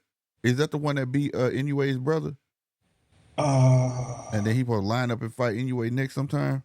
He had No, signed a Jin deal to fight them Sasaki. both. No, Sasaki fights. Jin Sasaki fights. I believe at 47. Okay. It's a kid. It's another Yeah, one. He 47. beat Inoue's brother. He Yeah, signed a deal to fight his brother and fight Inoue in the future. And he beat shit out of his brother. I was like, damn, bro. I can't think of his name, man. yeah. I believe I saw that, but I didn't actually watch the video and shit like that, because Yeah, he beat the sometimes hell out of. I forgot. I'll Anyway, have brother start with a T. His name start with a T. He beat the shit out of him. yeah, I'll have like fucking 15 or 18, sometimes 20 something tabs open just Yeah. about boxing and looking at shit and talking to people Yeah, you gotta on look it up. panels, and then I'm researching He shit, had, and then and I after the wind up fight, clicking off to after the fight, he had no problem making it known. You next. That's what he Yeah. told you. You next. I'm getting your ass. I was like, damn. I don't know if Inoue gonna do that, but we don't know what Inoue gonna do with the 3-fight deal with Turkey. Yeah, well, so that's joining the dots, and that's kind of where my my fanboying of boxing, not Inoue or Tank, my fanboying of boxing comes from. I go, well, once you've imagine if things fall out as they're drafted, and you go, well, the Shakur Tank fight, right? If it's on a Riyadh season card, and then you officially retire, you cut all contract obligations from PBC, and that promoting group, and then you wait 6 months, and then you come back out of retirement, and you're staring Inoue in the face at some sort of catch weight, whether it's 130 or something like that, man. Like I said to you the other night, Slick, the whole world buys that. The whole world buys that that's a fight. super fight. That's beyond a mega fight. That'll shut everything down. Nothing, no pay-per-view will happen that month. Because nobody's gonna buy it. They'll save their money for that. That's for sure. Because that's oh my God. That's the 50-50. AC, what about Jai Opataya? What's your thoughts on him? Oh, I like I like Obatai. He the truth to me. He's a guy I've been having my eye on. I think he's a great fighter. 7th or 8th of January, he fights here. First time in a long time. no, Jai hasn't fought in Australia for shit I can't remember. The last time he will have fought in Australia was when he was a nobody, a prospect. Yeah.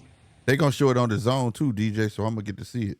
Yeah, like Obatai is one of those guys that I kept on saying, listen, man, these motherfuckers is out here ducking Obatai. Man, Because boy, they I know never, Obatai gonna bring the business to him. I man, tell you what I remember think about Jai Opataya, and this pretty much sums it up. If either, well, I know Slick is, but if you're a father, AC, if Jai Opataya ever has a daughter, she's never getting married. Never. Right. No, she's not even having a boyfriend. Right. That dude got a death stare out this world. I never forgot. I said, who the fuck is this kid? This dude is a killer. You sure he ain't a murderer, bro? Look at this dude face. Face don't change. Man, that shit was crazy. Only time I saw his face change when he fought who was the guy that broke bloodied him up a little bit? Breedis. That was a fight. But other than him, boy, he go in there, he just goes hard. Yeah, G Walls. He said, Ja the future undisputed. I'm telling you, that kid is something else right there, bro. That's why I said him and Gilbert Ramirez gonna make a good ass fight, bro. Him and Gilberto Ramirez. Oh my God. Oh, you talk to RC. Well, actually, if you read into what Eddie was saying, potentially you get Jai and Zerto for a unification. You'll get Sky Nicholson. You might get Paro if he wins tomorrow, and Cambosis at 140. All Australian card in Australia. Ooh, that'd be tough though. Ooh, I like that. That'd be tough. Oh, AC, don't even tempt me. I'm quitting my fucking job to make sure I can go to that fight. That'd be tough, bro. Oh my God. I ain't gonna lie. That would be tough. Oh yeah, my I'll be watching. I'll be up by 4 a.m. when that shit come out. I'll be up. No, what it would be is it would be essentially 10 hours behind. You're about 10 hours behind us. You're a little bit like the UK. So we would have that on most likely a Sunday afternoon. The main event would be 4 o'clock. So it'd be 6 or 7 a.m. your time. Yep. On a Sunday. Yeah, that's what it was. That's what it was when I was up that one morning watching the little brother, Tim's little brother, Nikita. It started like 4, but they didn't end up, the main event didn't come on until like 8. Well, so he's ranked 13 now in the sanctioning bodies at 54. I'm still of the opinion that Tim's going to come back at 160. Yeah, man. I can't If he wait till does he come back, I think he comes back at 160 only because, in my mind, it's an easier path at 160 to get to the top than what it is to actually get to the top at 154. Yeah, I because mean, 54 is about to get real political real fast. yeah, Shark. They number Sharks at 154 now. And then we forget another kid at 154. Amari. Joseph Brown. No, Amari. He used to be signed with Haney Promotions. Devin Haney and them. Amari, what the fuck? Oh, I know who you're talking about. I do not remember that kid's name because And he winning his fights. He winning his fight. We had an interview with him, man. I can't remember his name, bro. Early in his career, we had got an interview with him. Amari something, bro. I can't remember his name, but he kicking ass right now too. He kicking ass right now too. But yeah, walking into 154 is like a pool of sharks right now. You don't want to dive in that pool. And not just 154, but every division. I reckon they should make a rule that if you're in the rankings and you haven't fought for 2 years, that's it. You're out. Yeah, I'm with. That's a beautiful. You gotta be. Oh, active, AC, don't make the mistake of getting me started on champion and recess. You're that just shit not gotta go. prepared for that conversation. Yeah, I don't even know where that weird shit came from. Yeah, that shit gotta go. I didn't grow up with no champions in recess. Either you was the champ or you weren't. Right. If you wasn't belt. fighting and you said you was walking away from the sport, they taking that belt and the 1 and 2 is gonna fight. Nobody gonna be elevated. No email champions. You had to fight for them shit. And they'd strip your ass. That's why you caught fighters throwing a belt away before they could strip them. Yep. If you said you wasn't fighting somebody, like how the WO just did what they did. Yeah. That was across the board back in the day. That's why you had oh my God. What's my guy name? Riddick Bowe. Yeah. Fuck y'all. I'm not fighting him. Throw the belt in the trash.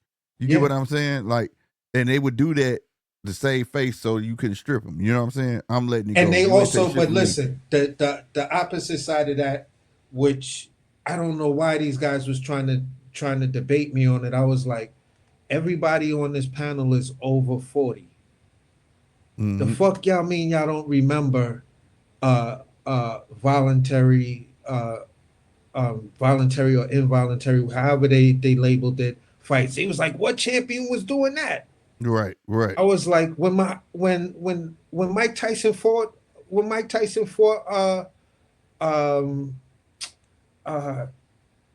they didn't know what a voluntary defense was? Yeah. What? You're telling me no champions, you name me X amount of champions that had a voluntary you get voluntaries as long as you don't have a mandatory. You fight your fucking Bernard. Yeah, man, I was like, bro, not every fight in the past you had to put your belt up for. It was like, what? When the fuck that happened? That ain't never happened in boxing. That's a lie. It's always been that way. It's always been that way. You can have a voluntary fence and it don't have to be for the belt. I was like, it's called a voluntary, bro. Exactly. I was yeah, they full of shit. I was like, Mike Tyson had voluntaries. Sugar Ray Leonard had voluntaries. I remember everybody had voluntaries. Marvin Hagler had a voluntary. Yeah, everybody had voluntaries. What's the name? It's to stay busy. That's what it is. To stay busy. Iron Barkley. I said Iron Barkley versus Tommy Hearns. That was a voluntary. That wasn't his mandatory. Right. That was a voluntary fight, and that's why that upset was as big as it was, because a fucking voluntary just knocked off the champion. Right. Voluntary. Those are they stay busy fights. I see. Yeah. Sounds like your memory's pretty good. So give me month and year. Oh, I can see that. The last time Jamel, MELL, not Jamal, Jamel Charlo fought at 154. Oh shit! About 2.5 years ago. It gotta be going on about 3 years, ain't it? It'll be 3 years in March. Yeah. I was gonna say, fucking champion in recess. Right. What's he do? He got fucking photos of the sanctioning body? Like, what the fuck? Yeah, I agree with And- you. and- Championship When should was go. the last time Ray Vargas fought? Last year. He fought the beginning of last year, I think. Beginning of last year, so yeah, almost 2 years. He's still champion in recess. What yeah, the fuck? yeah. We thought he lost that motherfucking fight. Yo, these people are crazy. We thought he lost that fight. I've been trying to bite my tongue. I told you not to go there with the champion recess stuff, but come on. Yeah, It gets past the point of fucking practicality and I think straight into the realm of fucking bullshit. I think it's the way that they keep fighters. So like if the future star don't pan out, so they can keep money. You get what I'm saying? Yeah. Because they still have to pay for that. Like it ain't free. They gotta pay fees for that shit. So, you know. But we've seen bullshit happen too. Because I remember Pacquiao was told he was champion recess, and then we looked up and they gave the belt away. Remember? Yeah. And they had them 2 belts. We was like, what the fuck? And that's when he fought Ugas. Remember?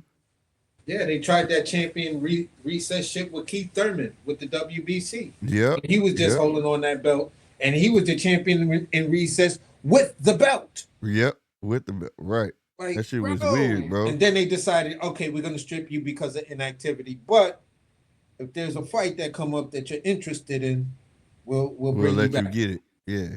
And see, that's the cards that PBC got to play. You got Jamel that can come back and upset shit and all that. And that's what leads us to believe that, yeah, if Bud fight Virgil, they can't stop him. Then you got to fight him. You know what I'm saying? Yeah. You got to fight him. Now, here's the fucked up part. I don't know if just Jamel one is champion fucked up in part? recess or not. But Right, G Walls. It was Nick Ball. It was Ray Vargas and Nick Ball. You're right. And when I was on here, I was like, I think Vargas lost that son of a bitch. His Bart Simpson looking ass. He lost that damn fight. So here's a problem, right? Here's a problem. Say there's a fight that's big enough, or for undisputed, should a big undisputed fight, right? Uh-huh. Should Jamel Charlo, who's the champion in recess, still hold on to the lineal belt? Although you're supposed to be able to retire with the lineal belt, but lately, because like it's been a little weird. No, he's not lineal anymore. No, Jamel still is lineal. No lineal fights has taken place at 54 since Jamel. Right, but he gotta get them defenses in, don't he? Well, I'm pretty sure that's why I'm asking the question. I'm pretty sure he's been stripped or got rid of everything. He's champion in recess with I the can't remember. WBA. He's champion in recess. Jamel Charlo is champion in recess. For the WBA. Correct. And according to the rules, if he was to come back, he would have to fight Bud. Yeah, and that lineal belt, if he was to come back, would be on the line. But what I'm saying is, did he ever at Undisputed? I can't remember. Did he ever, after he got Undisputed, did he defend that? No. I don't think he did. It was supposed to be Tim Tszyu who was his defense because Tim Tszyu became his mandatory. Right. Then he got stripped when he jumped in the ring with Got stripped to the WBO, and that went to Tim Tszyu, and then he failed to fight Murtazaliev for the IBF because Murtazaliev. Yeah, how do you can't how do you retire with lineal? How do you that'd be weird that you got stripped and everything. He hasn't you didn't retired. Defend. I think that's the key thing. Like he hasn't officially retired. Yeah, that's why I'm saying he's the champ. Like if there's a fight right now, you feel what I'm saying? Let's just say everything's mixed up. There's no interim champions or nothing like that. Only thing that's still there is the champion in recess with Jamel Charlo, right? So let's say Sebastian Fundora beats Virgil Ortiz, and then he decides to fight Bud. Bud beats Sebastian Fundora. Now he has the WBO, the WBC, and the WBA. He makes the fight with Murtazaliev, and then says, "You feel what I'm saying? All right, we're fighting for undisputed. It's a big fight. You saying should he have a right to interrupt that? Should he have the should number one, is that fight at the level of lineal championship?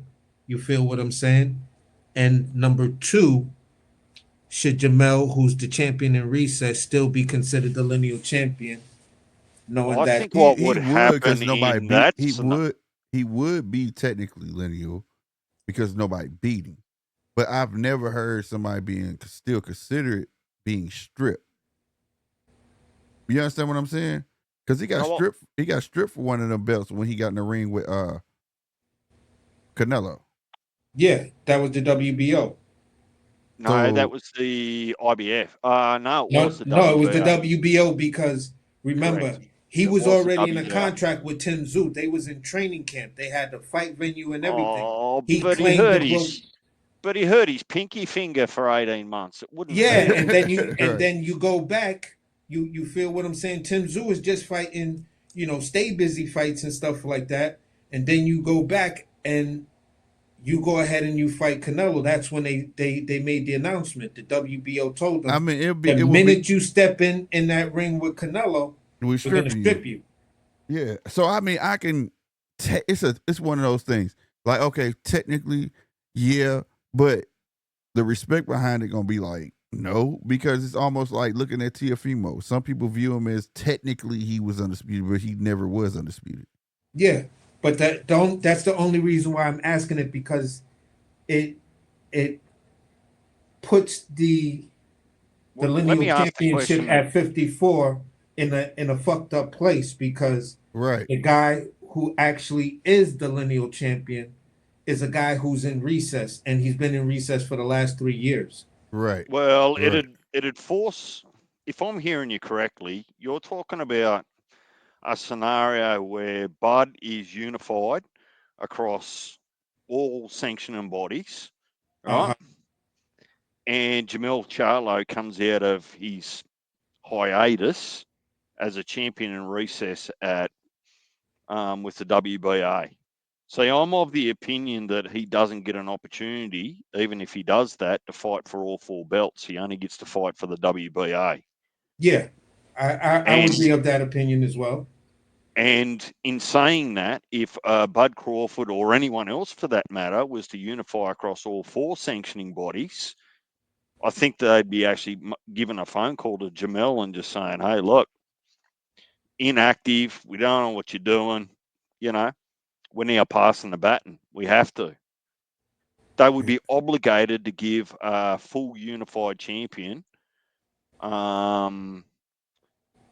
that lineal championship. They'd have to. It's the definition Yeah, of it. that's right. Right. That's what I was going to say because if he become undisputed and say Bud becomes undisputed, then he chooses to go to 160. What, he not going to be lineal? No, no, he would be lineal. It wouldn't. It couldn't be him. It couldn't be Jamil after The that. only thing that doesn't make sense is it's boxing, right? And the rules don't always fucking matter for shit. That's true. That's true. I mean, people will still beg to differ. There, his fans will say, Bud never beat Jamel, whatever. But And at the that's end of the that's what I'm day, talking about. That's like the bigger picture of kind of what I was saying. It's like if Bud becomes undisputed, right? mhm, It either negates him from being his fourth division of being lineal champion, or it tarnish the fact that he's lineal champion because they're gonna say you never beat Mel. but that's not his Well, fault. That would be suck. That would suck because that wouldn't be Bud's fault because he had time to come back and challenge for the belt, and that would definitely would be a big fight just based off the storyline of what Bud was calling him out right after he beat Earl. Remember? Yeah, I think there's a middle ground there where Jamel can still keep lineal champion on his resume in history because he was legitimately a lineal champion. yeah, But if he doesn't come out of his sabbatical and never fights again, right? Then the current or the active undisputed champion can still be crowned lineal as the active lineal champion Right. Right. yeah, yeah. or the current, But overall, whichever word that you want to use. Because So we could go back to the Klitschko brothers scenario, where the right. one just retired, but he was still lineal champion. He wasn't beaten for it. Right. The other brother, That's a swear word. Did you just say Klitschko? yeah, I'm hearing rumors they're trying to get Klitschko back at heavyweight Yeah. get on the Riyadh fuck out season. No, of for here. real. No, Oh, that's tell me real. it's not true. No, Tell that's me it's real. not Hey, true. How old's listen. Klitschko? Klitschko want to come back and get his rematch that Tyson Fury dodged on. Because Tyson Fury supposed to give him his rematch, but Tyson How Fury old's retired. Klitschko now? Oh man, he gotta be every bit in his 40s. Come Into his 40s. on. But yeah, That's he said he won his that's rematch. not going to happen. He won his rematch because Tyson Fury retired on him, and he never got his rematch. I'm going to That's be back great. in 5 minutes. What I'm going to do, Slick, is I'm just going to put down my microphone and my headset. I'm going to walk away for 5 minutes. I'm going to throw a tantrum in another room, and then I'm going to come back. For real. I'm with you on that one. Yep, it's true though. That's not Bro, a rumor. if you're gonna be here in like 20 minutes, I'll be right back. I just gotta run to the stove. All right, bet that. Well, Yeah, that's real. that's just pulling the and piss. it's all That based is on. just pulling the piss out of the sport. No, that came out of Turkey Mouth. It's on the interview that I had played a little bit of. It's all in that interview. It's sure as shit true. He really wants it. He was saying, but he said that it's based on. He said he told him he had to get in line because everybody wants Tyson Fury. So win, lose, or You draw, know what he everybody wants should do Tyson then? Fury. You know what he should do then is he should start and get his feet and his hands back and his timing back by getting back into the ring with AJ and get his flowers back there first, Right, and then maybe have that fight. right, Yeah, right. but come on, like how long's a piece of string? You just can't keep drawing this shit out It's the forever. money. It's the money. He wasn't ranting and raving about this shit before, man. It's the money. He see it as a giant money grab, and shit. I don't know. You would think Klitschko wouldn't need it, but he must need it. They want to come back that old and fight Tyson Fury. Well, Putin's stolen all his savings account, but well, I suppose age, like a lot of sports, what used to be a retirement age physically, in all sorts of sports 10 years ago, because of medical science and nutrition and bits and pieces, it has moved out. I mean, look at Lara. And Lara's what? He'd be 42 this year. yeah. So Bud's 37 this year. How old's Canelo? 36? 30 something. Yep. I was so finna 35, say it seemed like in between 30 and 35 is boxers prime now, when it used to be the tail end of their 20s. It seemed like that's when they really start getting their fights and start showing their real skill in their 30s, and that's crazy. Well, That's some of that's crazy. got to be to do with medical science and Yeah, nutrition and stuff that they've got all these days. So, yeah. how old's LeBron? 40. Yeah, 40. It's starting to Normally show too. but normally that'd be way too old 10 years ago to be still Yeah. competing in the It was NBA, only right? it was only a couple of people who did it, and they were just vets that they didn't want to let go. You know what I mean? They weren't no good, but you're How absolutely old right. was LeBron's Jordan still when he doing it retired properly? Not when in he his retired and 30s. come back. In his Yeah, 30s. but it wasn't 39 or 40. Oh, I No, suppose he played no, with the no. Wizards and he was well past it, wasn't Yeah, he? but that was him coming back and just wanting to fucking play. You know what I'm saying? And he owned the team, so well, he didn't own that team, but he ended up owning the team later. But um, that was just him wanting to come back. He didn't need to come back.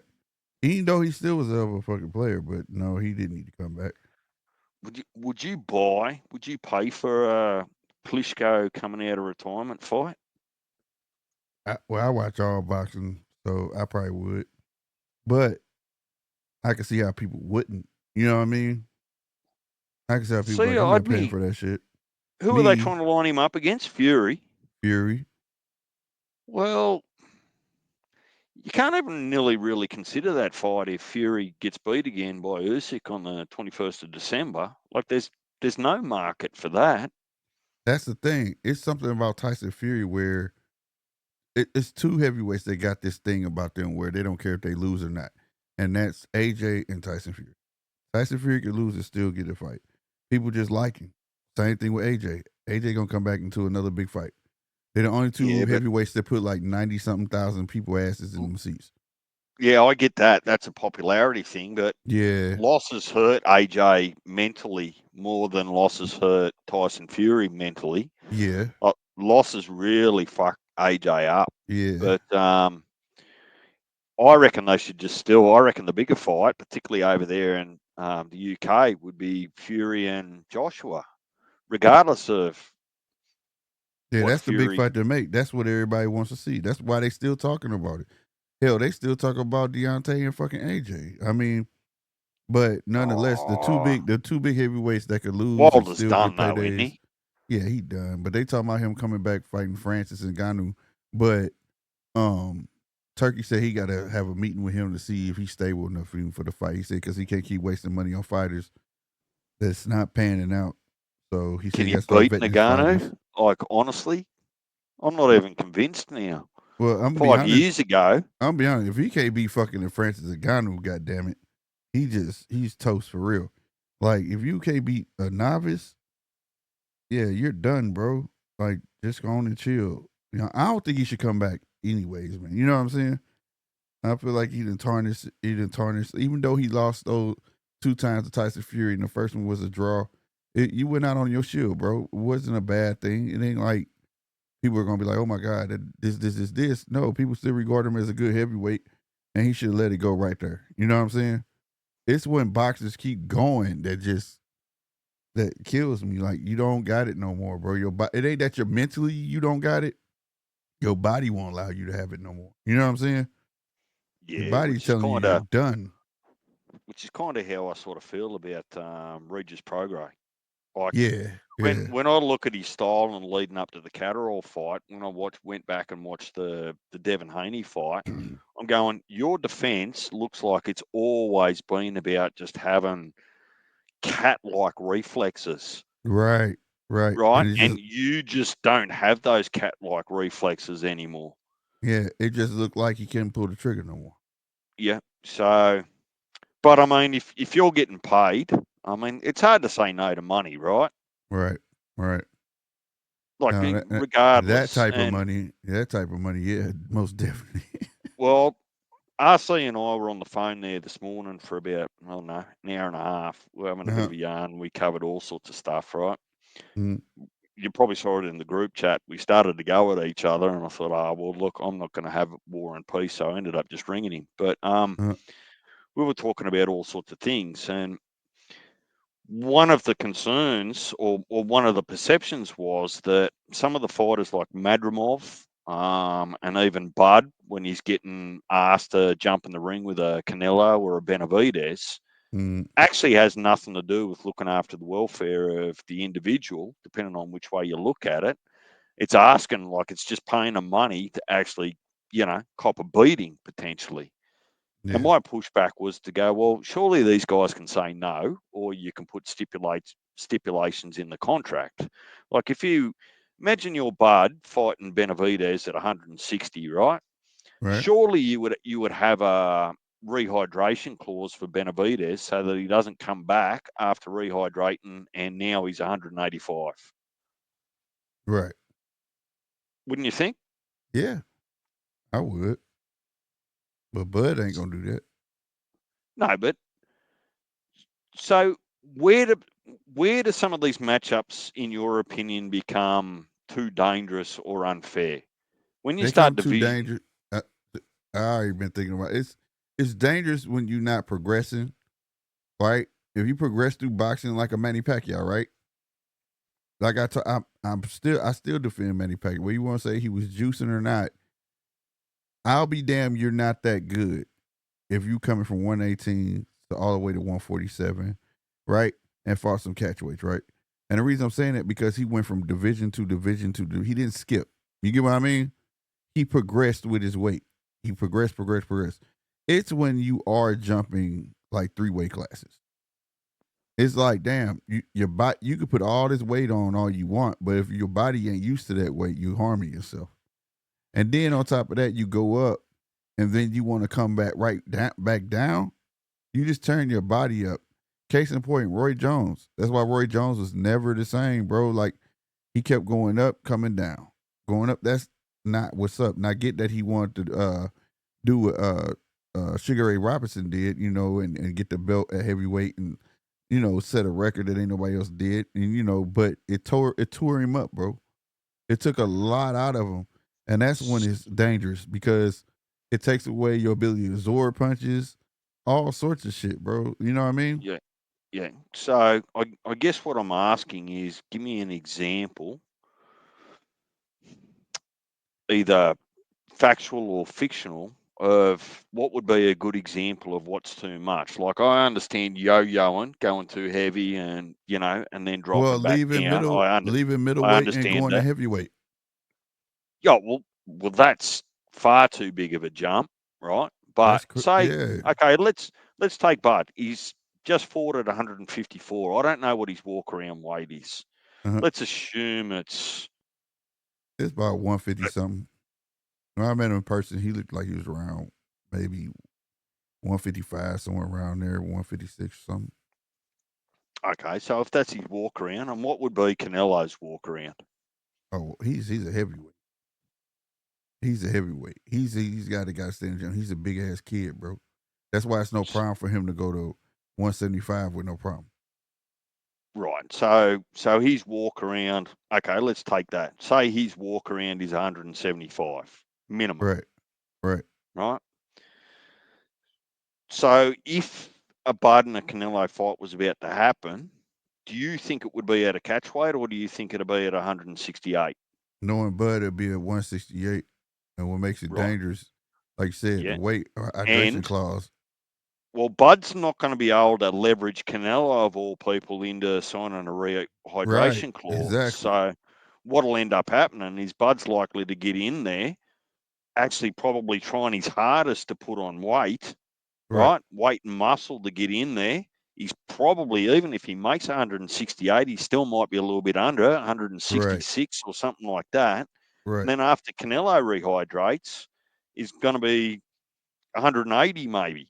Well, So, I will say this just off of the high. Okay, it was Triple G and him won, and that's what made it exciting because I always considered Canelo a weight bully, and I've always considered Triple G a weight bully. So when they fought, I was like, finally, somebody that's gonna get in the ring with Canelo that's gonna be his weight. And the night they weighed in, I think one of them was 172 and the other one was 173.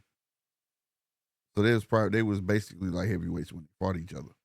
So that was that fight. Now that was way back then. So you turn that to now, you might be right. You know what I'm saying? They so, come in way heavier than that. see, I look at it from a different lens, not a better lens, just a different one, right?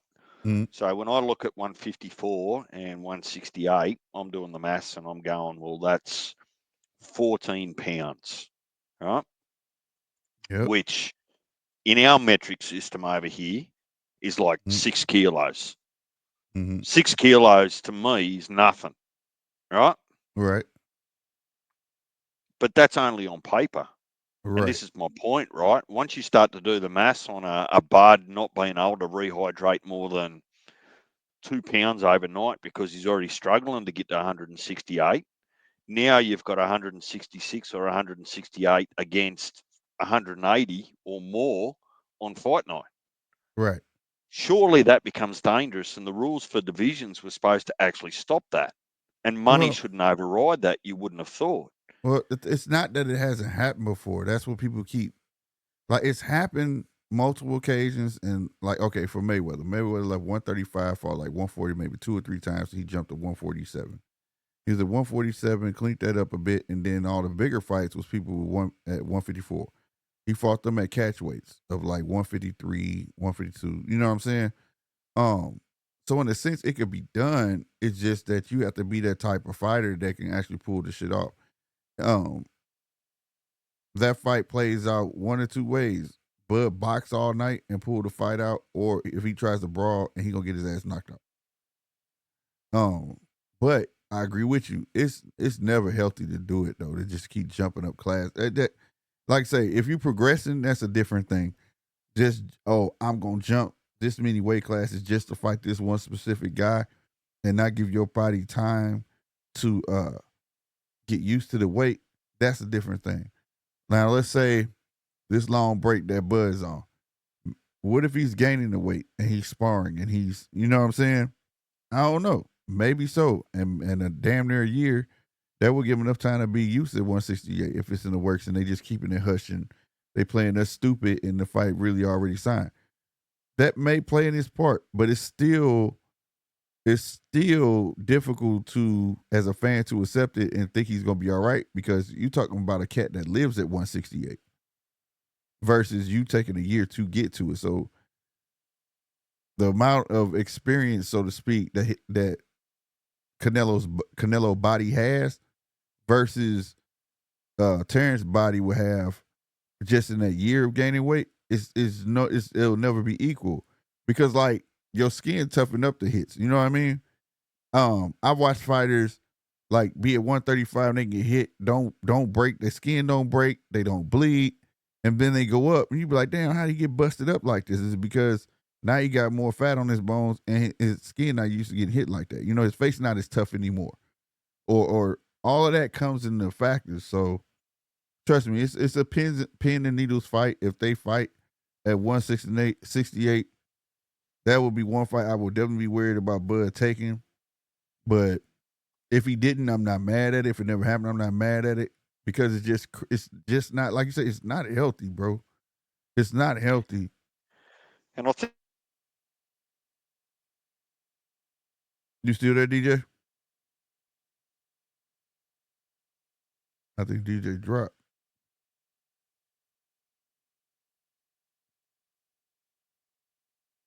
Let me see.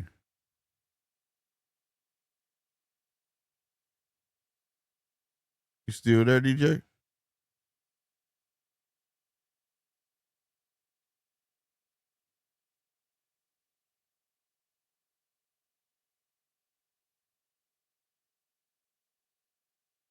Yo, DJ. Yeah, I'm still live. I can hear me. Something happened to DJ. DJ fell off. Let's get to what G Walls talking about. What you talking about, G Walls? He said most of these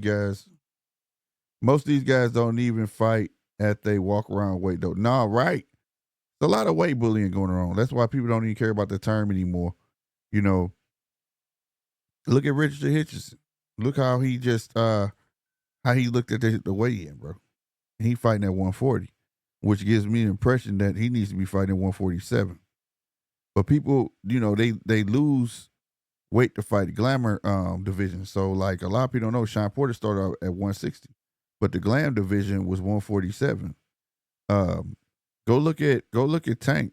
Before Tank got dedicated to his craft, Tank was a big kid, bro. Go look at all Tank early fights. Look how big his face is, his body was, all of that type of shit. You know, it wasn't until he became a gym rat and start eating right. You know, that's why he coming in like they'll say, oh, Tank weighed in 131 his last fight. He really a small kid. No, he not. He just more disciplined. But you got some people that are just naturally big. Triple G was just naturally big. Canelo, back when he fought Mayweather, he was naturally big. You know what I mean? They just naturally put that weight back on. People 2 years prior, and I called it, Shakur and Devin. I was like, these kids ain't staying in a division long. A year and a half later, we saw Shakur give up the belts on the scale, say, I'm not gonna hurt myself, hurt my body. Y'all can have these belts. Devin was trying to stay there, but you can just tell by certain people's frames, bro.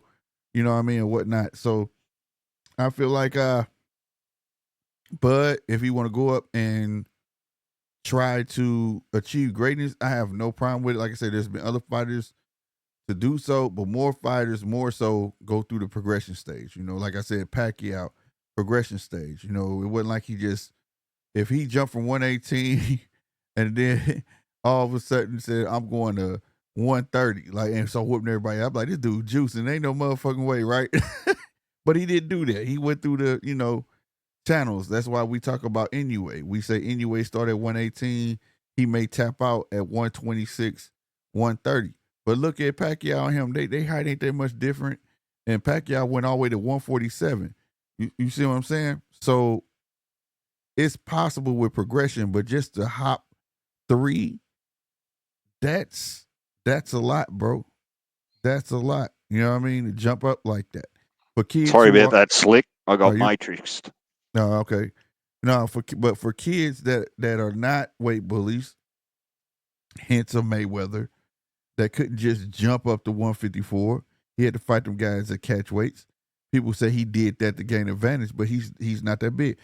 Look how big Mayweather is now. He's just now able to come in at 154, 155 and shit like that late in his life. You know what I mean? He really was a small kid, right? He had to go to 147 to be in the glam division, right? Because there wasn't nothing at 135 at 140 at the time for him. So he was a kid that was putting on weight already at 147 to stay there.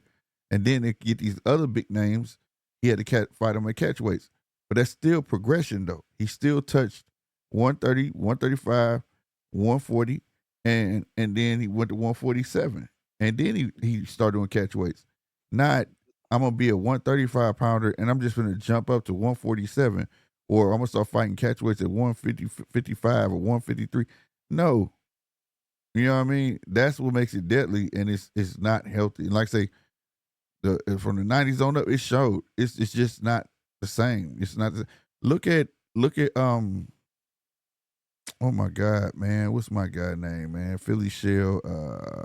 Barely understand what he say now when he talks. He's so punch drunk. Roy? Oh my, I can't think of his goddamn name. No, you're an old school fighter. Roy? No. He fought Roy though. Oh my God. Can't think of his name. But he left his weight and then he went up and he was good, but he just wasn't the same. Leonard? Man, I can't think of his fucking name, bro. Leonard? What's his... I don't delete. I had his meme in here and I deleted it out. Well, let me help you while you're thinking.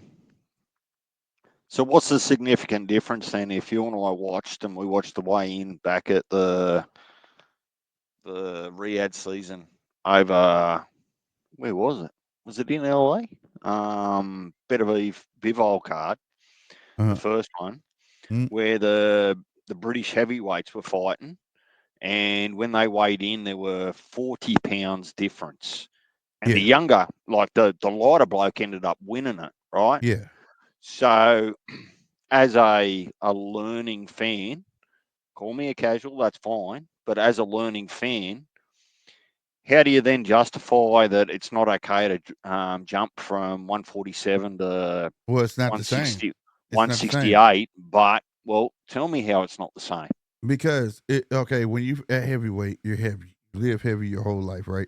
So if you were a 218 pounder, which was what Deontay Wilder was at 218, right? He started there and he went. The most I think he weighed was, what was it, 222 pounds or something like that. Fighting Tyson Fury that came in like 290. You know, things like that. That's cool. You know why? Because I get to stay my natural weight and you're your natural weight. Now it would be different if Bud could stay at 154 and fight Canelo at 168. And this is the reason being, he may be heavier, but that doesn't put a what's the word? It doesn't hinder Terrence's abilities. You see what I'm saying? He'll still be able to move the way he moved. He's lighter on his feet, all of that with no problem. Whereas you ain't putting a weight hydration clause on Canelo, so he used to be where he at. It's more of an even playing field, even though there's a weight disparity. That's why heavyweights, they fight at their weight. If I'm 240, 300, and you're 200, fine, we make the fucking fight. Because if you're used to fighting and doing what you do at your weight, I'm used to doing what I do at my weight. The lighter weight classes are the only ones that make your ass come out even. You see what I'm saying? So somebody's always going to be at a disadvantage, no matter which way you look at it. If you look at Ricky Hatton, his nickname is Piggy for a reason, because he gets fat in between fucking fights. He put on excess of 20-something pounds, and he got to lose all of that shit. More than half his camp is him losing weight. Well, that takes a toll on his fucking body just to make 147. Versus when he fought Mayweather, he lived at 147. Well, And it showed. here's my pushback. Mm. I don't disagree with any of that because I just don't even feel like I have to, right? But now, ever since that there hasn't been same day weigh-in, all of those theories and that even playing field, do you agree that they've just gone out the window? And it allows for weight bullying and all those sorts of things? Yes. And the only Right. reason we got, but the only boxers that weight bullying applies to is anybody under fucking heavyweight. You know, it's almost like fucking the weigh-ins for fucking heavyweight is for what? To make sure you're above 200 pounds? Because you can come in as heavy as you want. You get what I'm saying? You can come in as heavy as you want. There's no restriction. You can be 300 pounds fighting a guy that's 200 pounds.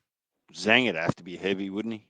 He'd have to be 260, 270. Yeah, Zhang, super heavy. Hell yeah. You know, it'd be different if they had a super heavyweight division. You know what I'm saying? Mm. But they don't have that. It's just heavyweight. It once you in heavyweight, it's 200 and then it's a dash. That's it. That means you can come in heavy as you want.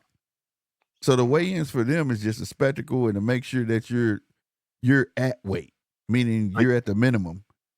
But you wouldn't expect more. getting back to the Bud and the Canelo example with the weight yo-yoing, going up, going down. I would reasonably expect that if Bud was to ever get that Canelo fight and the bag that comes with it, he's never fighting again. Forget about maintaining weight or losing weight for another fight. He's done. He's done.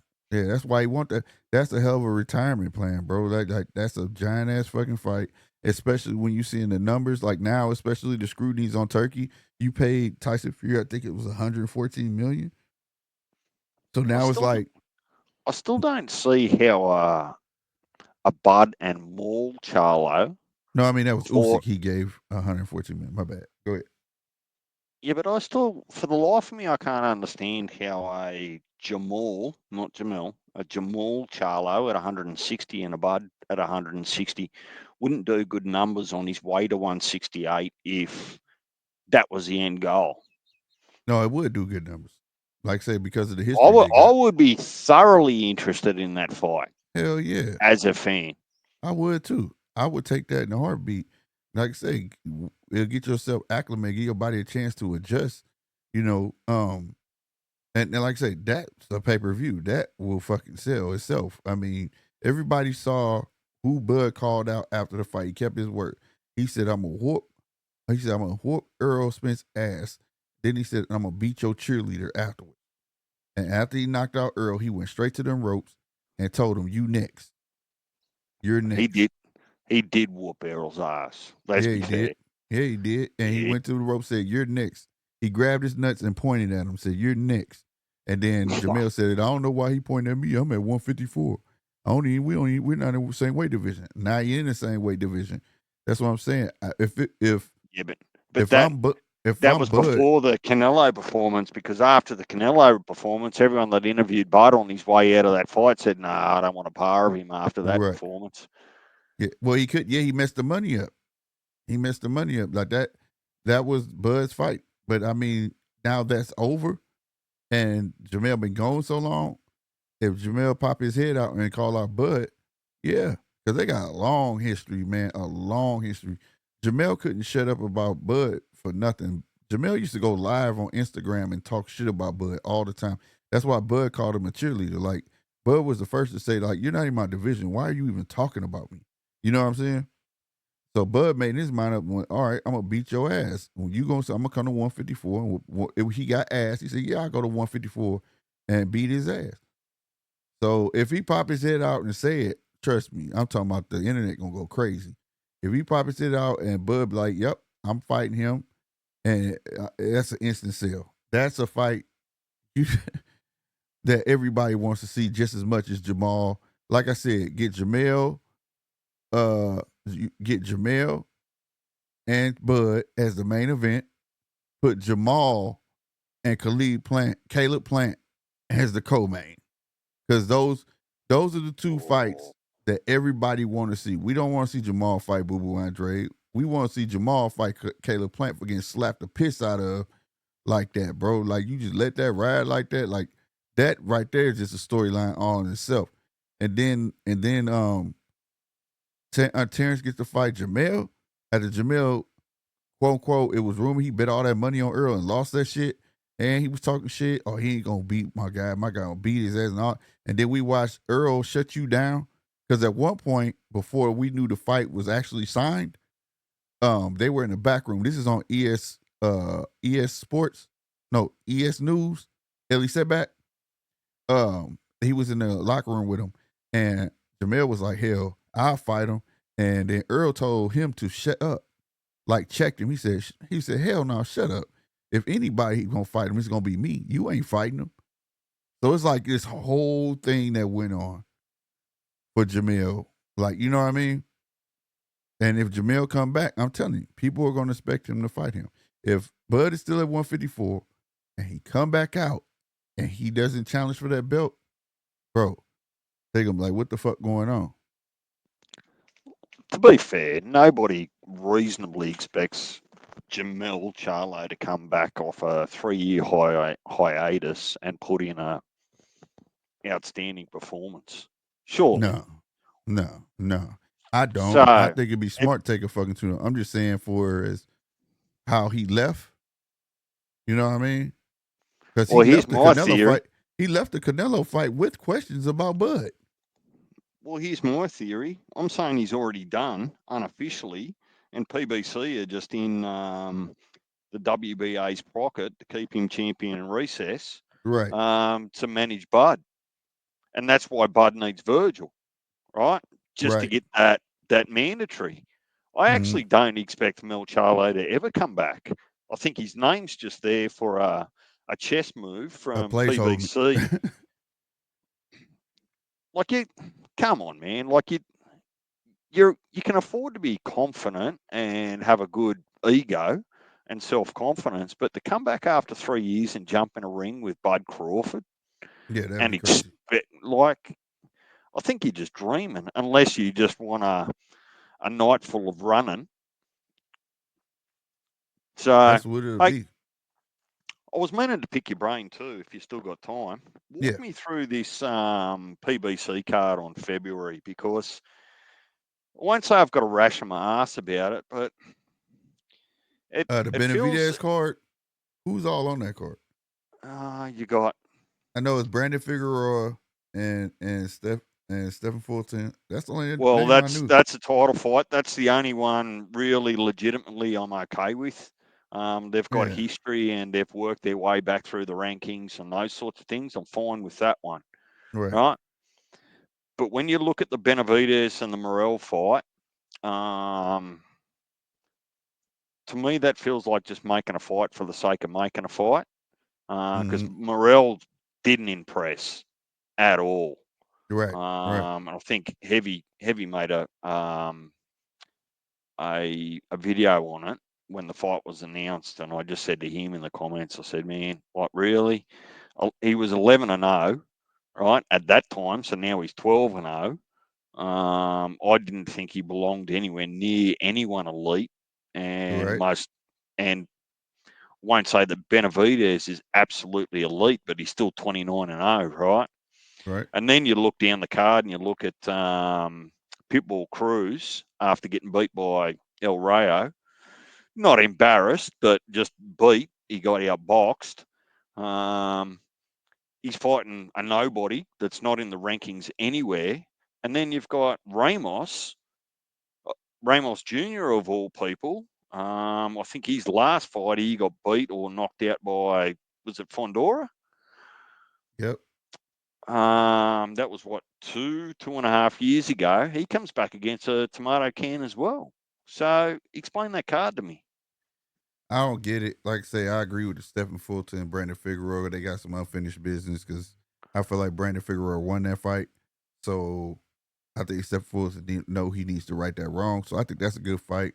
Stephen Fulton just had that fight and got knocked down. He won, but the Pitbull Cruise bothered me because people aren't giving him the same smoke that you would give anybody else.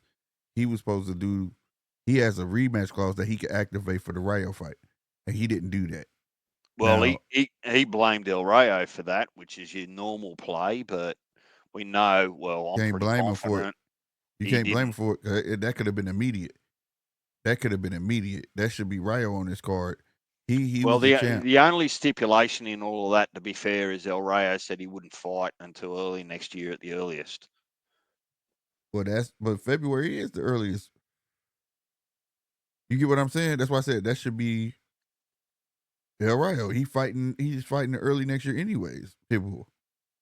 He just doesn't want to fight that guy no more. And I think it's that he feel like he doesn't have any success with boxers. You know what I'm saying? He want to fight somebody who's going to stand there and fight with him. And if that's the case, he should have stayed at 135 because Well, you're not going to get a lot of that at 140. To be fair, Pitbull Cruz's best boxing attribute is you're never going to knock him out. Right. Right? So he's going to go in there and he's not going to worry about power. He's not going to worry about getting hit. His whole strategy is I'm just going to come forward and try to overwhelm you by way of points or knock you out. And the reality is, we saw it. All he did was just walk into jabs and combinations all night from El Rayo, right? Right.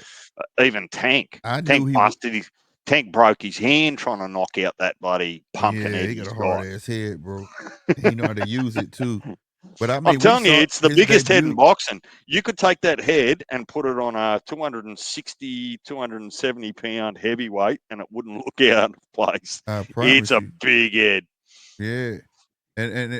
But I kind of figured this was going to happen to him because, you know, I think his debut was on the Terrence Crawford and Earl Spence. I might be wrong. Him at 140. I forgot the guy that he fought. And he won the fight, but it was gifted to him and he couldn't get to the guy. I forgot the guy's name. He was in all white.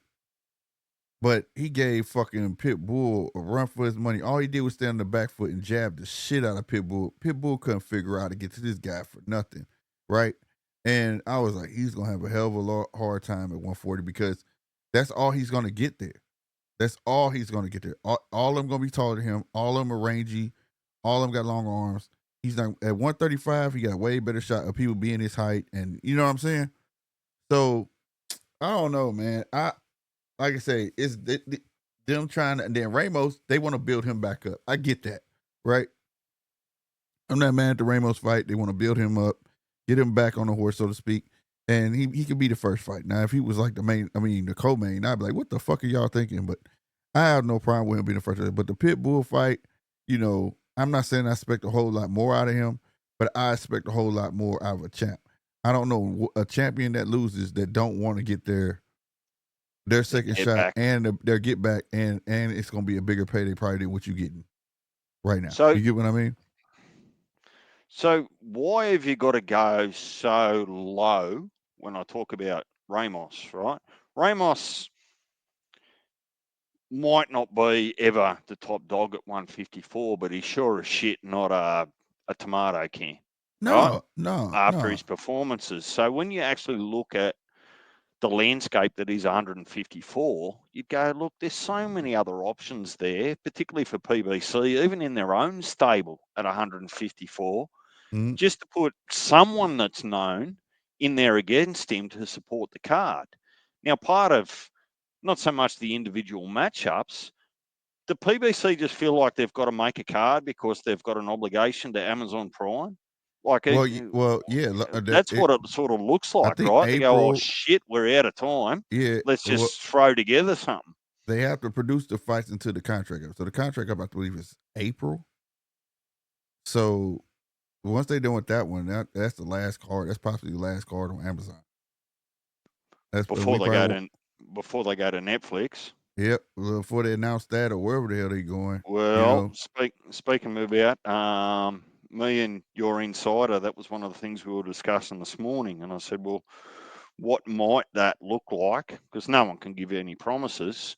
And he was saying there that it's probably more going to look like that Netflix is only going to put on the cream fights. Right. Like the best of the best. That's what they want. that's like a Canelo, Tank, things like that. But it, Crawford, Spence. Crawford, Spence, they want big fights. So, I mean, and they made that clear. That's why they selected with like they're gonna have the Christmas game. So if you got Netflix over there, they're gonna have the Christmas games for the NFL, and they selected those games because they're the most viewed and they're the top matchups. You know what I'm saying? And that's what they into. They don't want to buy into a sport. They just want to be able to purchase certain matches, certain games, things like that. So I can see that, but I don't know. That's why I said wherever they land, because like I said, Canelo isn't guaranteed. So Canelo is a freelancer, right? He doesn't hold allegiance to no fucking body. He go where the money is. You lose Tank, that's your crown jewel. And so hopefully you remember I asked you, I said, once Tank leaves PBC, who's left? And I think the answer was Benavidez. And I'm going, well, there's probably the best part of $100 million worth of revenue difference between Tank and Benavidez. Yeah. So where do you think Top Rank will fall out in amongst all of this with Disney and ESPN dropping off I was just reading about that. Let me pull it up. That was actually, I asked you boys about that probably 5 weeks ago, and I said, oh, shit. Yeah, okay. I think they deal up in July. So does Top Rank, deals up in July. Do you think Top Rank will go across with a 12-fight deal and go with DAZN because they've got that kind of agreement there with? Well, he got Sky Sports. Turkey Al-Sheikh, or do you think Top Rank signs back up with Netflix? I don't know where Top Rank gonna be. I just know they're not gonna be without a home. If I know Top Rank from HBO, they always have a seamless transition, right? I just he was with HBO first, and he was on Showtime. He's been everywhere. So, but he's never been without a network. And when he has a transition, it's like it's already in place, and they just let everybody know this is where we're gonna be at. So, I expect an announcement maybe if it's July.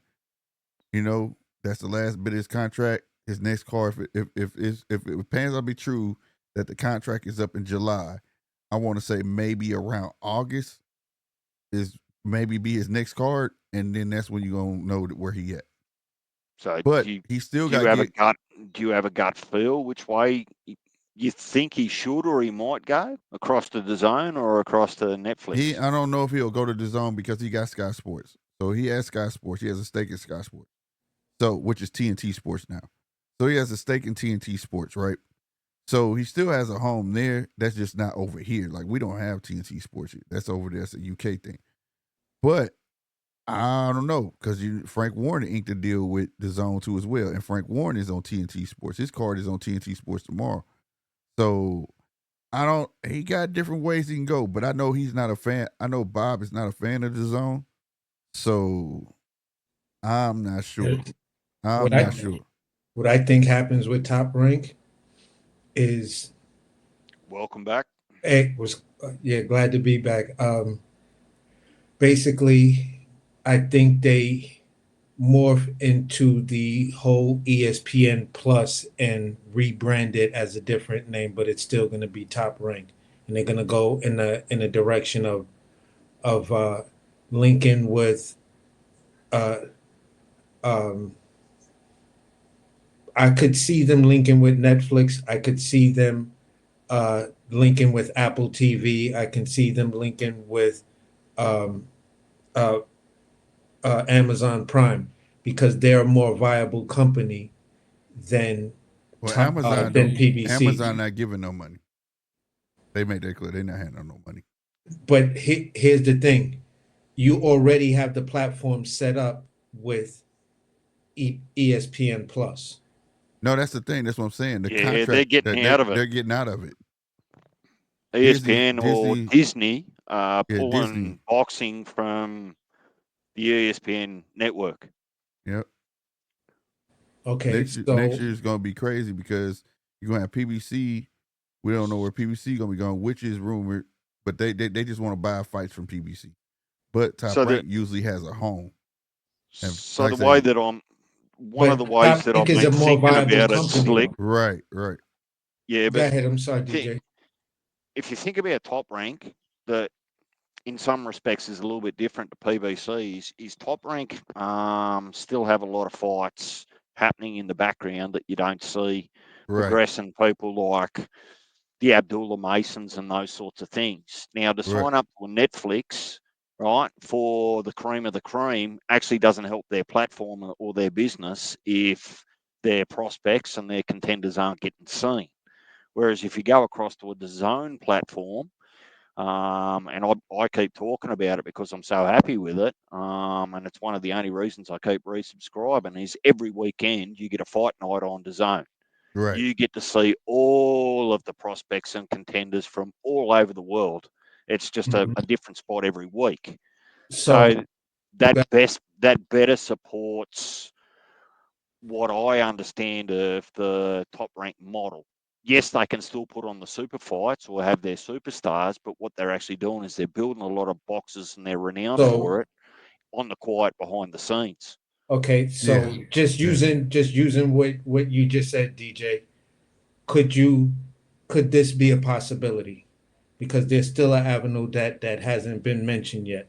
And I know this avenue is thirsty because I watched an interview with the actual owner of it, and he kind of said some things that would lead you to think that partnering up with a company like Top Ring to partner with a platform that already has it, and now you can take it streaming because they also deal with Amazon Prime for some of their big fights showing, Who and is that's that? ProBox.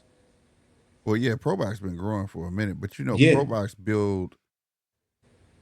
is but built what I'm off saying of. is ProBox is a platform that actually exist in the same space that top ranked boxing exists when you're talking about a lot of fights happening on in the background and things like that. You have now the aura of top ranked fighters coming to pro box, which then will skyrocket the platform to where it's pro box um, CEO owner whatever was talking about going into streaming. He doesn't want to do pay-per-views. He wants to do streaming, Right. and the cost of the subscription he was offering was $5, $4.99, four Right. But ninety They nine a he's month. all over already though. You can watch ProBox everywhere. Yeah. so So the point I'm ans- so the point. answer to your question is that everything's a possibility, right? Yeah. It could be pro box. I'm Yeah, not when it comes to sure top whether rank, they. it is. Yeah, because they like I I'm was not saying sure earlier that they're that yeah. But check this, right? If you remember the Bivol Better Beef fight, uh right? Do you remember that in the US you had to watch the preliminaries and the undercard on the zone and then switch to ESPN? Yeah. yeah.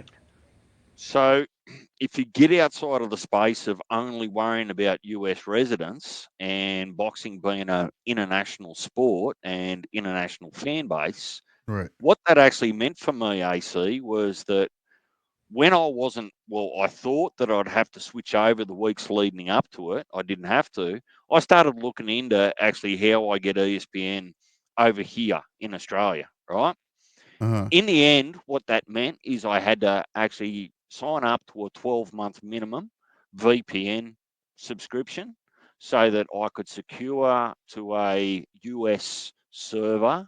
Then I have to sign up to an ESPN subscription, monthly or yearly. Then I have to buy the fight, right? Right. So when it's actually set up that way, what you're doing is you're not making it convenient or easy for the fans to actually see your product. Luckily enough, that here in Australia anyway, that being the zone, they actually played the full card anyway. I didn't actually have to switch over.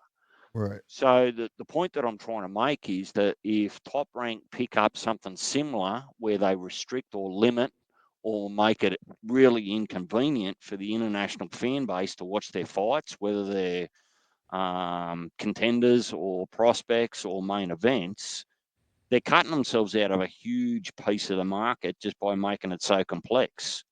Whereas on an Amazon Prime or a DAZN, once you've got that subscription, it doesn't matter where you are in the world, you can just subscribe to it and watch it. You don't have to go through the whole VPN, extra subscriptions, extra pay-per-views.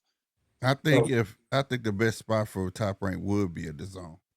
Just I'm because. just gonna I hear Go ahead. what you guys are saying.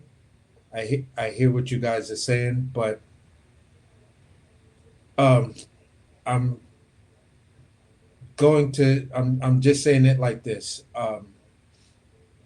American market a lot of times wants to keep things in the American bubble with certain things. Movies and stuff like that, they don't mind that stuff being international and stuff like that.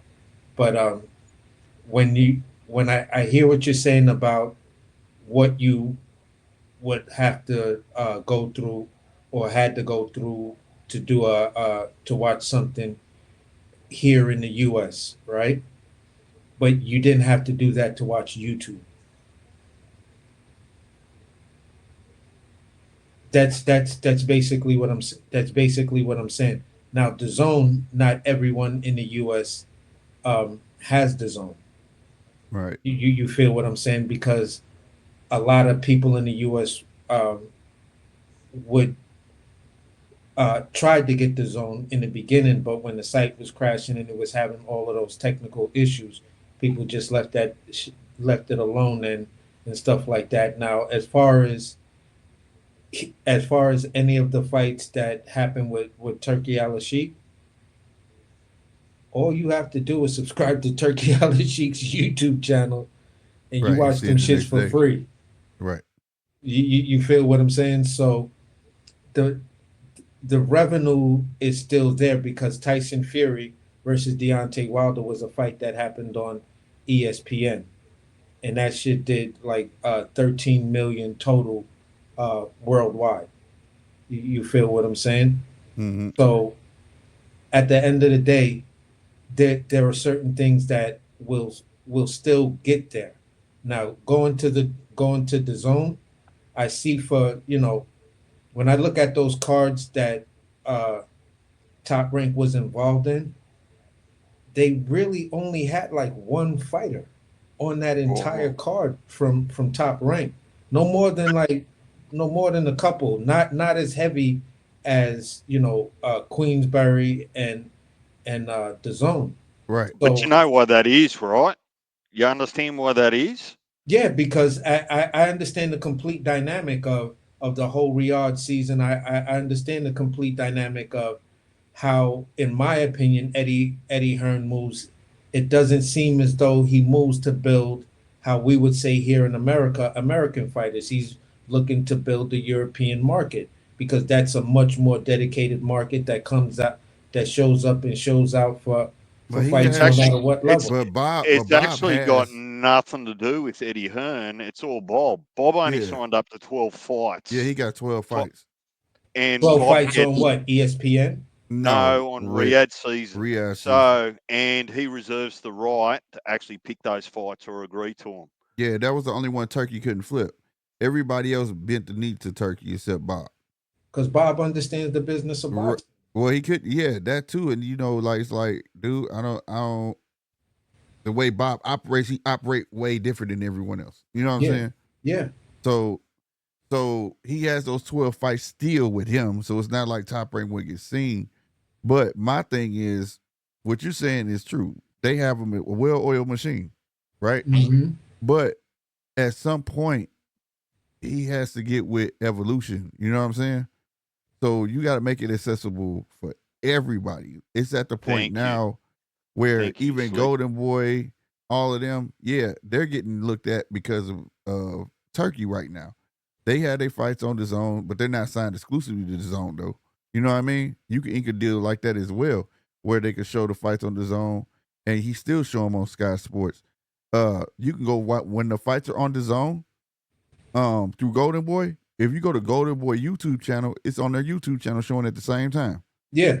I So watched some of them like that. right, so you can, so it's just about the evolution. You know what I'm saying? Like it's not like dealing with the apps like the Zone and things like that. They're not like the networks where you have to just be exclusive to them. They just want to have the right to show it. You know what I Yeah. mean? Now, And you And not to can't mention he has TNT Sports too as well. yeah, you so can't so all I'm you saying can't is this. expect to build a fan base and a subscriber base if you make it too convoluted and complex to actually join. That's my Yeah, point, right? but no, Because go ahead. what's the world all about now? Like you can buy your shopping online, your clothes and your food. You can do just about everything online, and it's making people lazy. Given, right? I'm of the age where you used to have to get up and go buy your food and go put your clothes on to buy them. Right. But what it's doing is it's breeding convenience. So under the new generations, I'm not having a chip at them, the 20-year-olds of this world are used to not getting off the lounge every day because they can do everything via the internet. Now, Mhm. when you And think that's all about they that, know. Right. when you think about that from a how do I view a boxing card point of view, Mm-hmm. if I have to sit here and go through multiple subscriptions for VPNs that are going to cost me not for that day or not for that month, that whole year, Mm-hmm. then I'm going to actually then have to go and buy a product that I only want to use once and I have to pay for the whole month. Then I actually have to pay for the main event on the day, the pay-per-view, And that's for where, the convenience. but It's not see, convenient for people. yeah, no, but understand what I'm saying. Understand this point that I'm gonna make. I'm gonna make actually two. The first point is this: revisit the Jake Paul versus Mike Tyson card.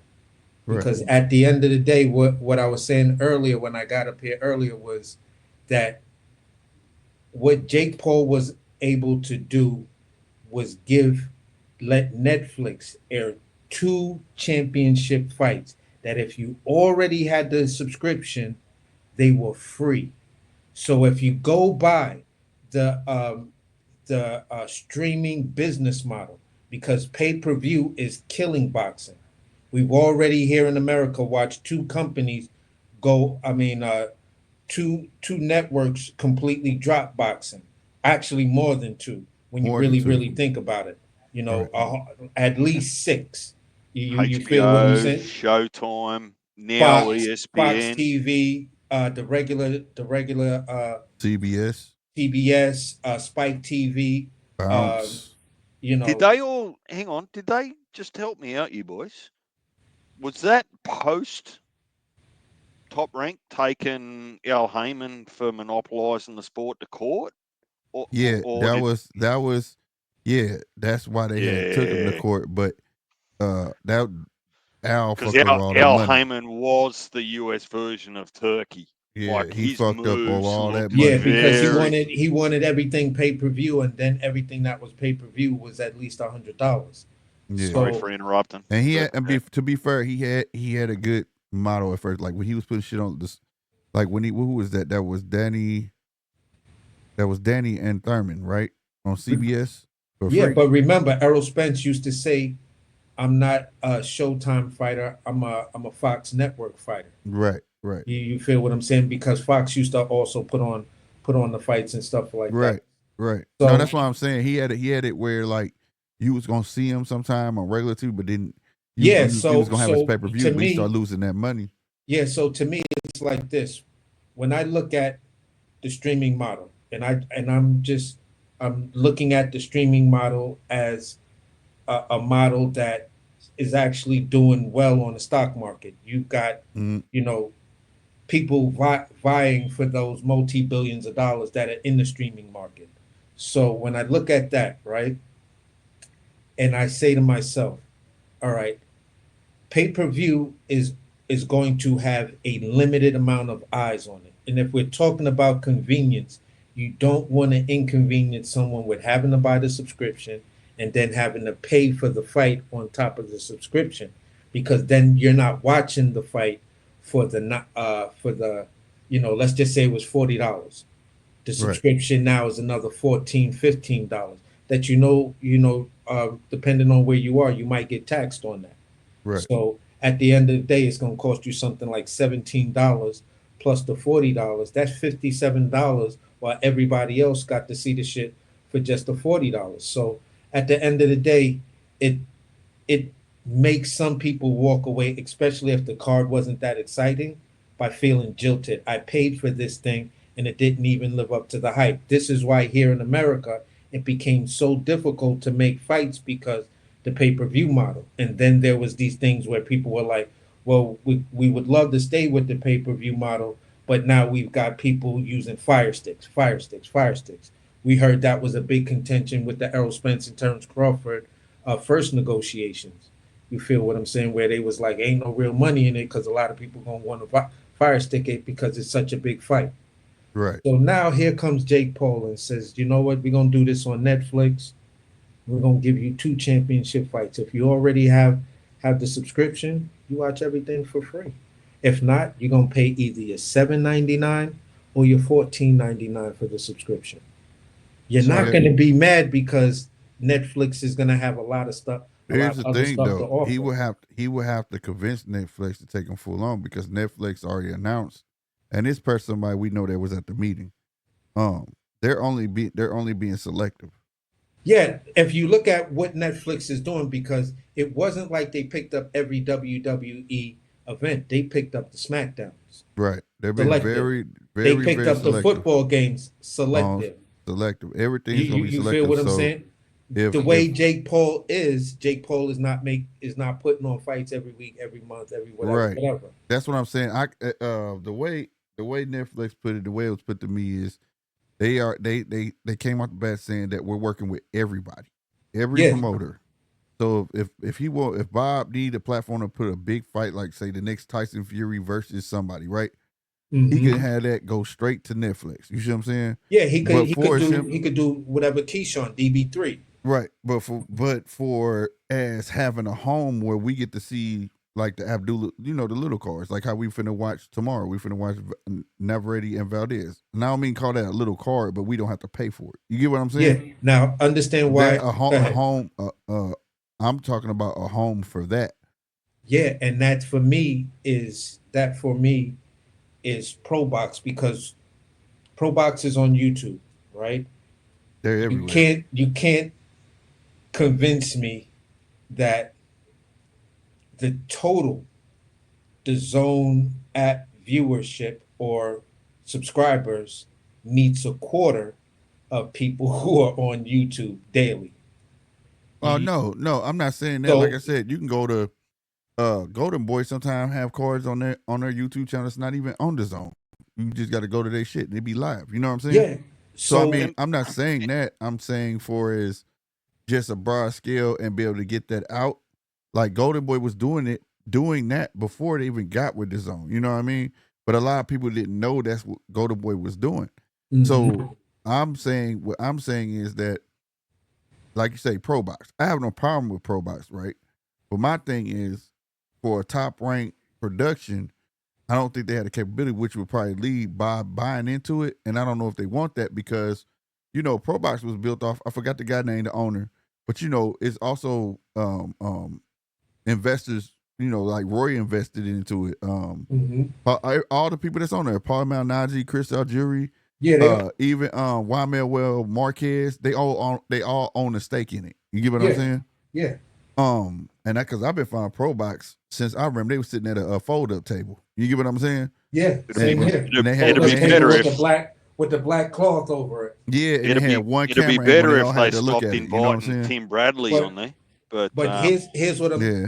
go ahead. But here's what I'm saying about ESPN. When you look at Top Rank, right? Top Rank is a company that has enough prestige, enough backing that they can actually start to do their own thing. They really, really don't need a home. They could just do their own productions. They could do their own thing. You feel what I'm Right. saying? They just have to bring the people in that know how to do that, Well, you and then see- start to do their own thing and give you all of these low class fights for free on YouTube. Get a real strong YouTube channel, then sell that. Then they could, for their big fights, for the guys who are at that level. Well, you hit the nail on the head with the Pro Box. Like I say, Pro Box is pretty established. It's just they're still a company that's taking every dime and putting it right back into the company so they can get that big. Because you can watch Pro Box fights when they're live on Tubi, their website, they got an app. They're every fucking where. You know what I'm Yeah, saying? Amazon Prime, you could watch them too. Yep, you can watch on Amazon Prime. I don't know if y'all remember. This was probably about 6-7 years back, and it's crazy that the app is still on there.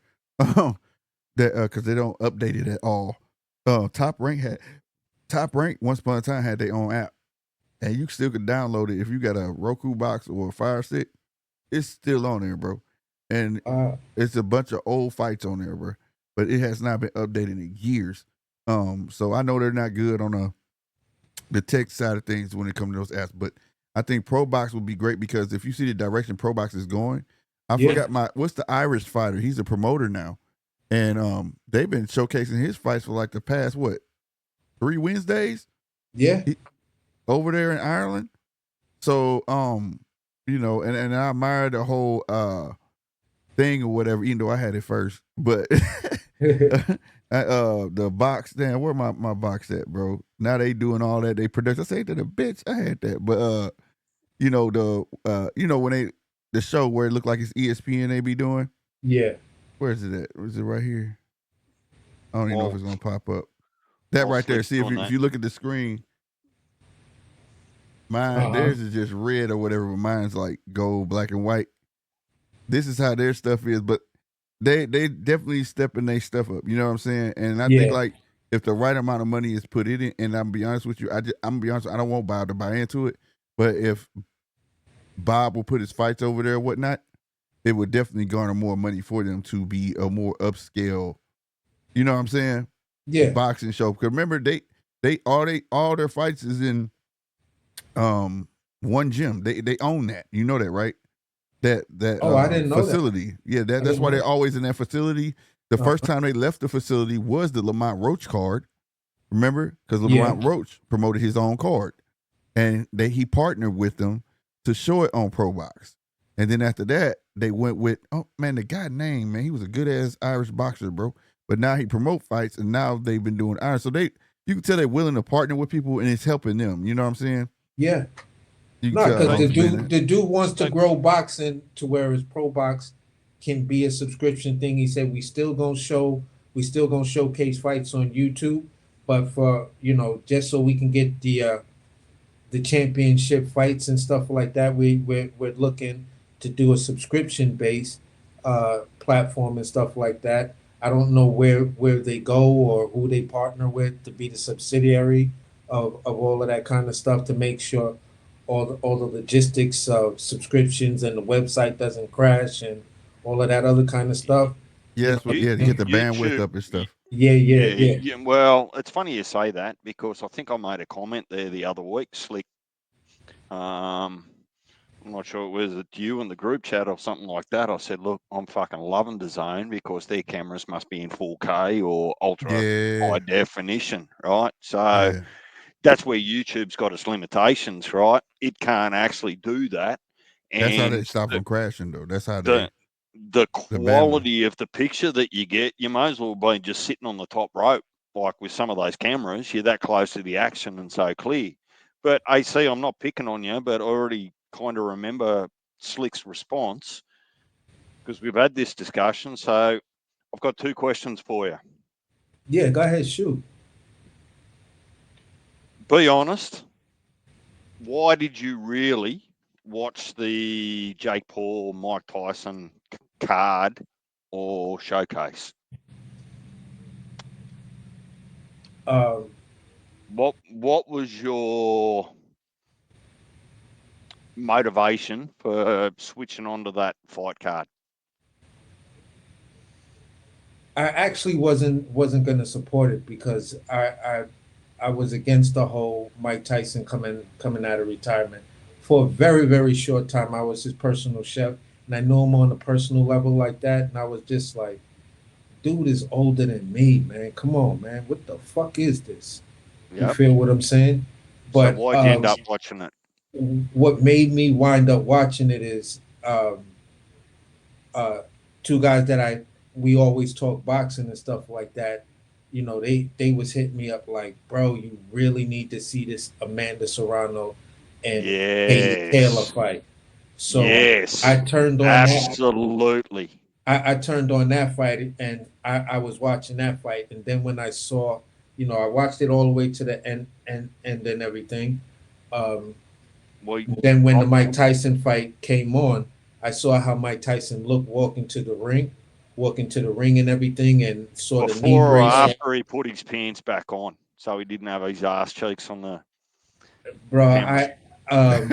no, this was no, this was when he was walking towards the ring, walking. Oh, He was, okay, so he's dressed by then. But yeah, and I just looked at him, looked at how uneven he looked to me. You feel His what I'm legs saying? weren't there, yeah, bro. but And I was again, just like, this dude is way too old, bro. He's what way. I was hoping to hear, AC, or not so much hoping, I'll be is right that back. Uh-huh. you're currently talking to two people that tuned into that mostly by majority for the Amanda Serrano and Katie Taylor fight, Oh, because okay. we saw the first one and it was a war, and we were hoping we were going to get something similar the second time, and we did. So the Tyson and Jake Paul was a bit of a gimmick, but for me, the only reason I got really interested in that was the Amanda Serrano and Katie Taylor too. Now, Hmm. the second question I've got for you, after all the discussions about pay-per-views and promoters and apps and all those sorts of things, will you be happy to buy the PBC card on the 1st of February next year?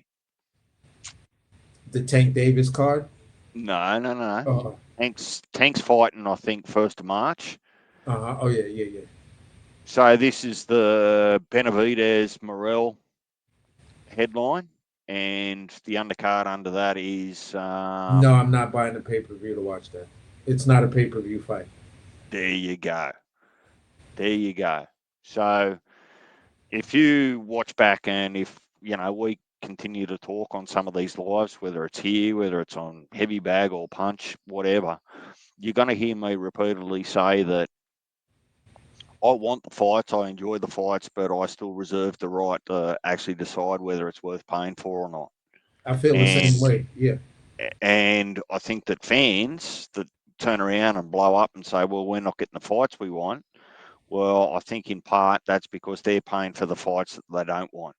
If you stopped paying for those fights that you don't want, what it'll do is it'll make promoters and broadcasters give you the fights that you're happy to pay for. And this. So, Yeah. Go ahead. I'm sorry. and some of that leads into, I forget where Slick and I, before you come back, I think the whole conversation around Top Rank and Disney and ESPN was because we started talking about what the Netflix model might look like next year. And that came about because we were talking about this, the PBC card. Because I said to Slick, I said, explain that card to me. That's almost like just making a card for the sake of making the card, and to actually make it a pay-per-view, it's back to front. There's nothing good about that card. The only legitimate part of that card, off the Morel performance on the butt undercard, and then Benavidez punching himself stupid trying to knock out a giant in their first fights at 175, it didn't make sense. Yeah. Right? Then you got Pitbull Cruz fighting a nobody. Then you got Ramos Jr. fighting a nobody. And I said, what the hell is this? It's almost like it's a rush job or a novice job. And it's almost like they had to make a card because they were contractually forced to make a card. Yeah. And No. and then we started, and then that's where Slick started. And he said, well, the Amazon Prime runs out, I think he said in April. Oh, he's back. Yeah, Was it yeah, April, April. Slick? April. And then it goes over to Netflix. And I said, well, what's that model look like? Like it's great if Netflix want to be involved with the cream of the cream, but what's PBC and Top Rank going to do if it's Where's not the the cream small of the crop? fights? How are Yep. we going to see everyone else fight? Or are we just not going to see them fight, which would be worse? But to Yeah. be honest with you, we haven't been seeing the small fights though from PBC. We just been seeing pay-per-views. The only one that was free was the Tim Zoo. And then we were supposed to get Caleb Plant and that McCumbee was supposed to be free. Remember that? But it ended up on Yeah. a pay-per-view. Yeah. Um, like I said, I don't know, and it's just bad all the way around. You know what I mean? The only reason they're not losing money is because they only put on 5 cards. Could you imagine if they was putting on a pay-per-view every other month like that? Really, like how they was before? Yeah, but They'll be in the red right. I mean, the this is deficit why right now. this is why I said I was bringing up the point. Me and these dudes was having this debate because they seem to think that they their side of the argument was um, pay per view is the better way to go. I was like, streaming is the better way to go Yeah. because it runs like Nielsen ratings. Those are legit numbers because these streaming companies are public. They're publicly traded companies. So a simple FOIA, you can get the accurate numbers on who did what, how they did it, and that's important data. This is why fights are not being made because they're telling us one thing, but the real data is saying these guys probably ain't making.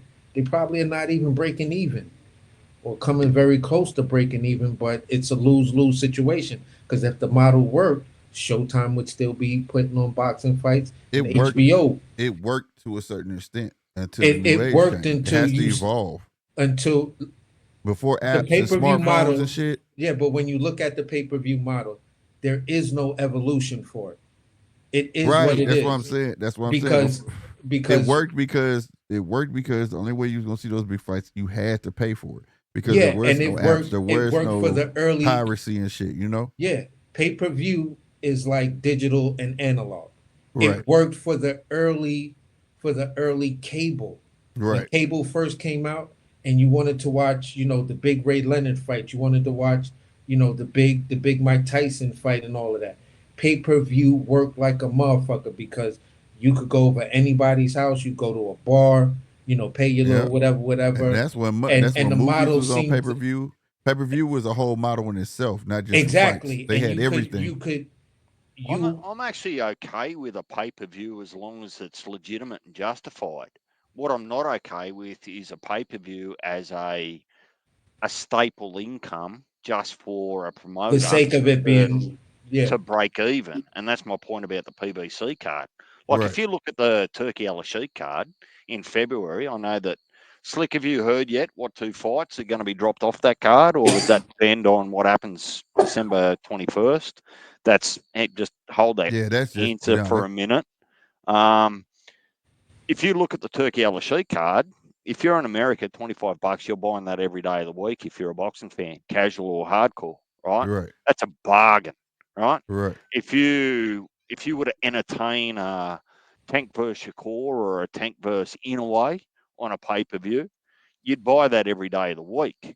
Right. What I don't like is that there seems to be a practice that says that any and every card that we put in will be a pay per view because the quality's just not there, But It's right? not. It's not can just I that. can I ask this? Can I ask this? It's Go ahead. it's not. It's not just that. It's you giving us pay per views that are equivalent of a top ranked card that we put on Saturday that we get for free.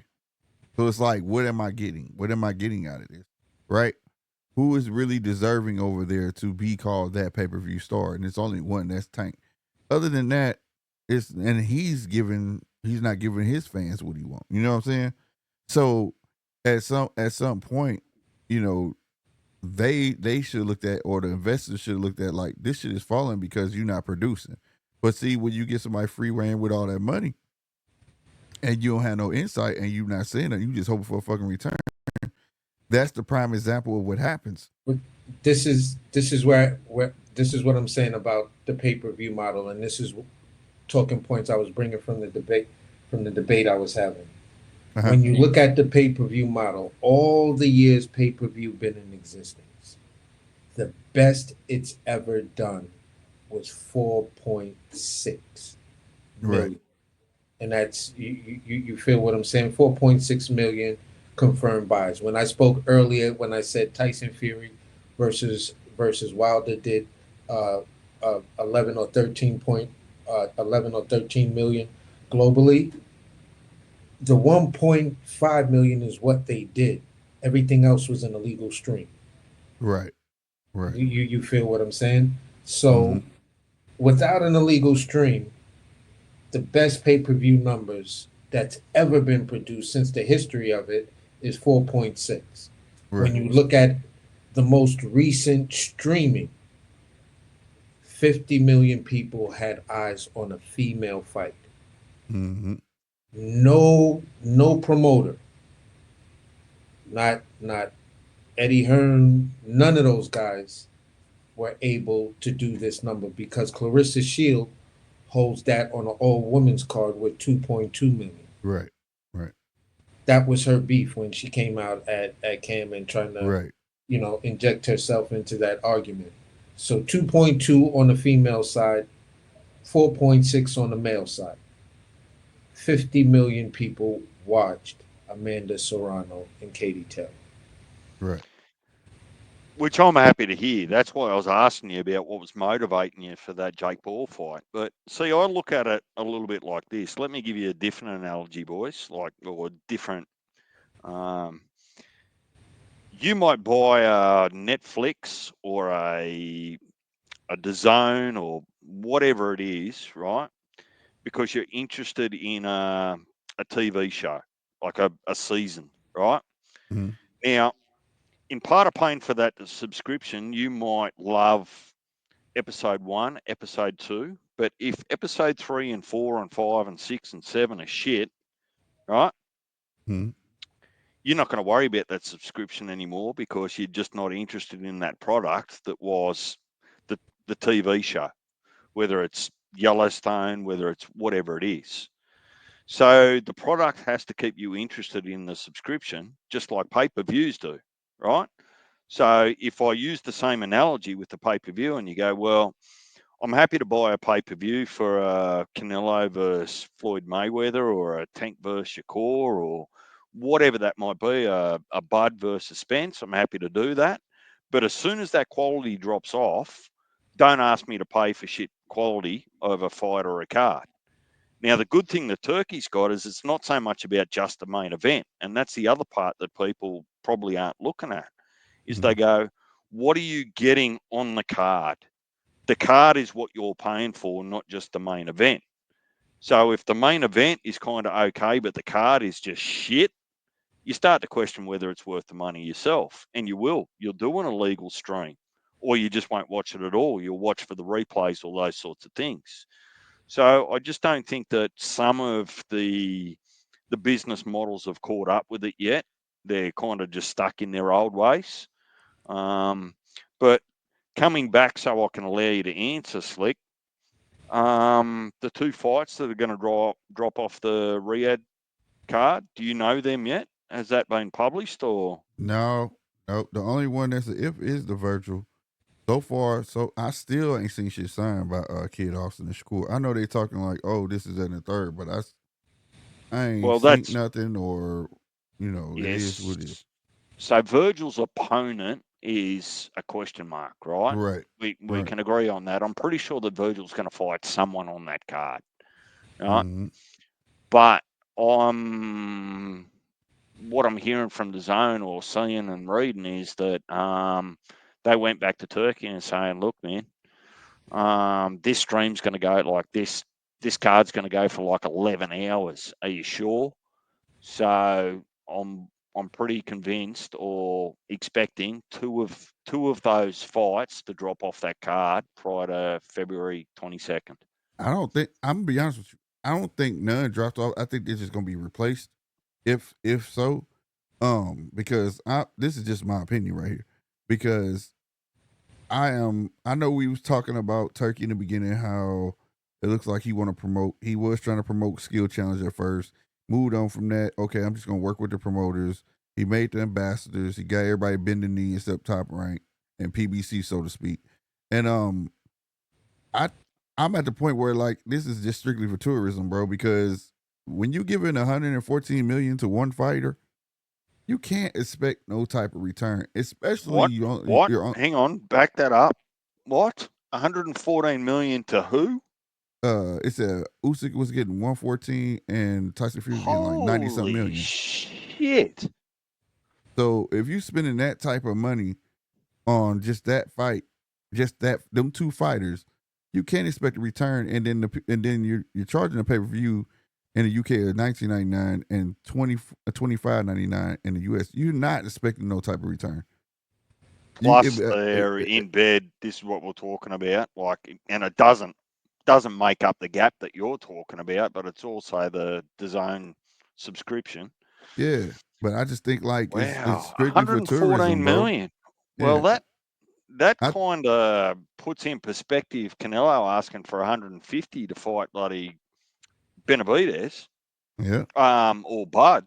yeah. That's what I was saying. That's why I said Wow. the Canelo fight ain't out of reach. Maybe that's why he's saying now he's looking to make that fight. He willing to pay that money. Maybe then they asked him about Tank too. He was like, if y'all remember, Tank said 2 Ferraris. As y'all can see, I pay more than 2 Ferraris. That was his comment in that interview. That's why I told y'all listen to that interview. He said I pay more than 2 Ferraris, as y'all see. I did listen to that interview just while we're on Tank. Yeah. So I watched both of the press conferences, and then our boy Heavy, he's asking the question saying, why is it that every time someone mentions, even a reporter, to Tank about Shakur, he gets rolled up about it, like he has a proper response to it. And actually what I think might be happening in my mind is I'm going to the animosity there and why Tank's trying to say that Shakur hasn't done anything. Well, Shakur's actually unified one division and is a world champion in another. So he's kind of done a bit. You can't take that away from him. But I'm wondering whether this is a result of actually behind the scenes, both parties sitting down at the negotiation table and not being able to actually come to an agreement about a purse split. Yeah. You know, because that sort of language, Tank says, "Oh, why would We I? hear you, G. You know, Walsh. what's Shakur done?" I'd expect that sort of language if you're sitting at the negotiation table and saying, you know, Shakur wanting 40% or whatever it is of the bag, and Tank turns around and says, "Well, you haven't done anything." So if you put that in Yeah. perspective, are you saying that Tank said it meant it like this? And I hate trying to mansplain what another man said, but based on your comment, I would say this. When he said he hasn't done anything, is he talking about what Shakur wants to come to the table with, or what Jay Prince wants Shakur to come to the table with, versus versus how many pay-per-views? Because your fight with Cordino was supposed to be your first pay-per-view. So let me backtrack a little bit as to why today, and that's important. I always say that today, this is what I'm thinking, because you always find out more information the next week or the next month, right? So yeah, definitely. One of the comments that I was making here on Slick's channels, I was saying, well, particularly about the retirement, I said, well, I'm not convinced about their retirement, and I'm not convinced about what I'm hearing and seeing at the moment, because what we've seen is we've just seen Tank for the first time probably ever under huge public scrutiny from his fans and critics saying, what are you're about to turn 30, right? You're about to have a 29-0 or a 30-0 record, whatever you got, and we're still questioning your resume. And when those conversations come up, Shakur's name always comes with it, right? Right. Why haven't you fought Shakur? Are you going to fight Shakur? Right? Now, there could be any number of reasons why he hasn't fought Shakur. But what you're actually now seeing is you're actually seeing Tank get agitated when someone mentions Shakur's name. Yeah. Oh, do we get to see you fight Shakur before you retire?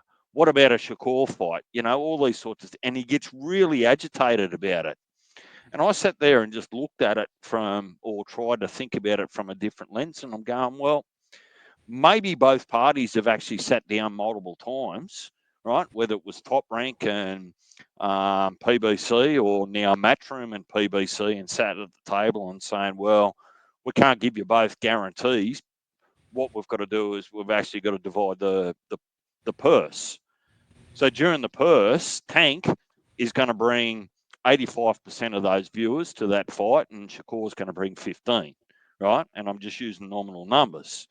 But during those negotiations, right, if DJ's talking to Slick and Slick's the superstar, and we're sitting at the table, and DJ's asking for 40% of that purse bid, and Slick already knows that he's going to bring 80 or 85% of those pay-per-views in that purse. Why the hell would Slick sign up to that? It's almost like Slick giving away money. Now, fast forward a little bit, if a reporter comes to Slick and says, well, why aren't you fighting DJ? If you've been at that table and that negotiation table a couple of times and you're frustrated about it, right, because DJ's asking for too much money, you don't want to go public with it, what's the first thing you're going to do? Well, DJ hasn't done anything. He actually doesn't bring any numbers, right? And it starts to discredit DJ. So that was my read on some of the comments that Tank made in the last couple of days. So can we look at it? This is my perspective. When I go back, I could go back to when the Loma fight fell through. Everybody was talking about, Tank got to fight Shakur and blah blah blah, and stuff like that. Um, then you hear alleged rumors, and that's where I like to keep it until anything is really confirmed. You hear alleged rumors that Tank did reach out to Shakur's team, and they were talking. That's not you're not about to talk about the 3-fight deal, are you? No, I have no idea about a 3-fight deal. Yeah, that was all cap. Yeah, I'm just gonna keep it within the scope of the things that right now I assume to be true. So you hear about, Tank was supposed to reach out. Shakur then comes out and he makes his statement about the Fight on One interview where he has on a black T-shirt. Then he has another interview with a guy from the UK and he has on a white T-shirt, and they're like, so what's really going on with the Tank? What's really going on with the Tank fight? At first he says they never got back to me, but then as you go on into the interview, he said everything, from what I understand, everything was going well. It's just we trying to settle in on money. We just trying to lock in the money. The dude gives him a follow-up and says, well, do you think that the fight can be made by the original Loma date? He was like, yo, anything can happen. As long as the money's right and everything's making sense, it most definitely can happen. You know what I'm saying? So Right. you then hear this little snippet. There was an interview. I think it was after some press conference. It might have been one of those Riyadh press conferences or something like that. And Bob is there, and they're just asking Bob a whole bunch of questions and shit like that. And then someone brings up, so is there any information you could give us on the Shakur and Tank supposedly negotiations? Bob says no. Everything, from what I understand, everything is going well. It's just a matter of money. It's looking like that fight's gonna happen, and then we hear, about it. 3 weeks later. 3 weeks later, we hear Shakur's gonna fight Joe Cordina in a possible what's the name fight. My whole contention. This all are about the same time. Sorry to interrupt, but I'm just trying to follow your timeline. Was this all about the same time that Shakur was coming off contract with Top Rank and he was deciding where he was going to go? Yeah, because there was some weird in and outs there, that he was going to fight Loma, then he wasn't going to fight Loma, and then he was going to go somewhere, and he actually hadn't officially signed with Matchroom. There was some he was trying to get Cambosis, then Loma, and then it was he was upset because he couldn't get the Navarrete. He turned down the Navarrete fight. Right. He just downplayed Navarrete like he wasn't worth it and worth his time. You feel what I'm saying? Mm-hmm. And this is when Navarrete fought what's his name? I'm brain farting on his name. Small dude we was talking about Valdez. earlier. We'd be Valdez. Yeah, when I mean, he Well, lost to Valdez. He lost to Valdez, and then if you No, remember, Bernacek. yeah, no, but what I'm saying He is, lost to Bernacek. My bad. It wasn't Valdez. He beat Valdez, but he Navarrete yeah, lost to Bernacek. so Navarrete had called out Shakur after the Valdez fight. Shakur then downplays it. If you remember, right after um, uh, uh, what's the name at 35 uh, beats damn, I'm brain farting on everybody's name right now. But as soon as old boy beats Navarrete, Bernacek. Bernacek calls out Shakur. Yeah, he did. Shakur didn't take that fight for whatever reason. He did not take that Bernacek fight. No one can explain to me why he didn't take the Bernacek fight at that particular time. And Bernacek clearly called him out in the ring. You feel what I'm saying? See, I reckon around this, and I feel like, if my memory serves me correctly, and it doesn't always, I feel like there were some pretty good plans there. If Shakur had re-signed with Top Rank, I'm pretty sure that he would have got the Lomachenko fight. But when he didn't re-sign with Top Rank, Bob said, "Well, fuck you. I'm not setting you up with Lomachenko." And then it just went right round in a whole circle, because if you remember, Slick, Top Rank almost tried to set Shakur up by filming people leaving his fight halfway through. Yeah, but that fight was for him to get beat Bob. That's one thing. Bob get a belt off of you. You're going to get the belt off of you before you go. That's just like the Brian Norman fight. He wasn't never meant to win that fight. 5 fights he was offered. Can you just imagine? It's 2 other belts in the same place that you have one of your belts. You have the WBC. The IBF and the WB and the WBO are still in house for you. There's a 5-fight deal, 5 fights. You if you would have followed the Bob Arum plan, you and Tank would be an undisputed fight right now. Here's some information for you. How much do you reckon that Keyshawn Davis earned in his last fight? How much he earned? Yeah. Like money? Money. Probably about 60,000. How much? About 60,000. He ain't no champion, so he's not getting 100,000. 175,000, and 25 of that was because Lemos came in overweight. He got hold on, what? Oh, I tell you what, next time I ring RC, I'm going to dial you in and let you be included. He like Keyshawn, because dude, that's more than what the fuck Brian Norman get. And he is champion. The minimums from under Bob, when you see all these other people getting purse percentages and guaranteed minimums and those sorts of things, Bob's probably the most underpaid, right? Comparatively. Yeah. So Keyshawn's not a prospect anymore. Let's stop putting him in that place. He's not 4-0 or 5-0 or any of those sorts of things, right?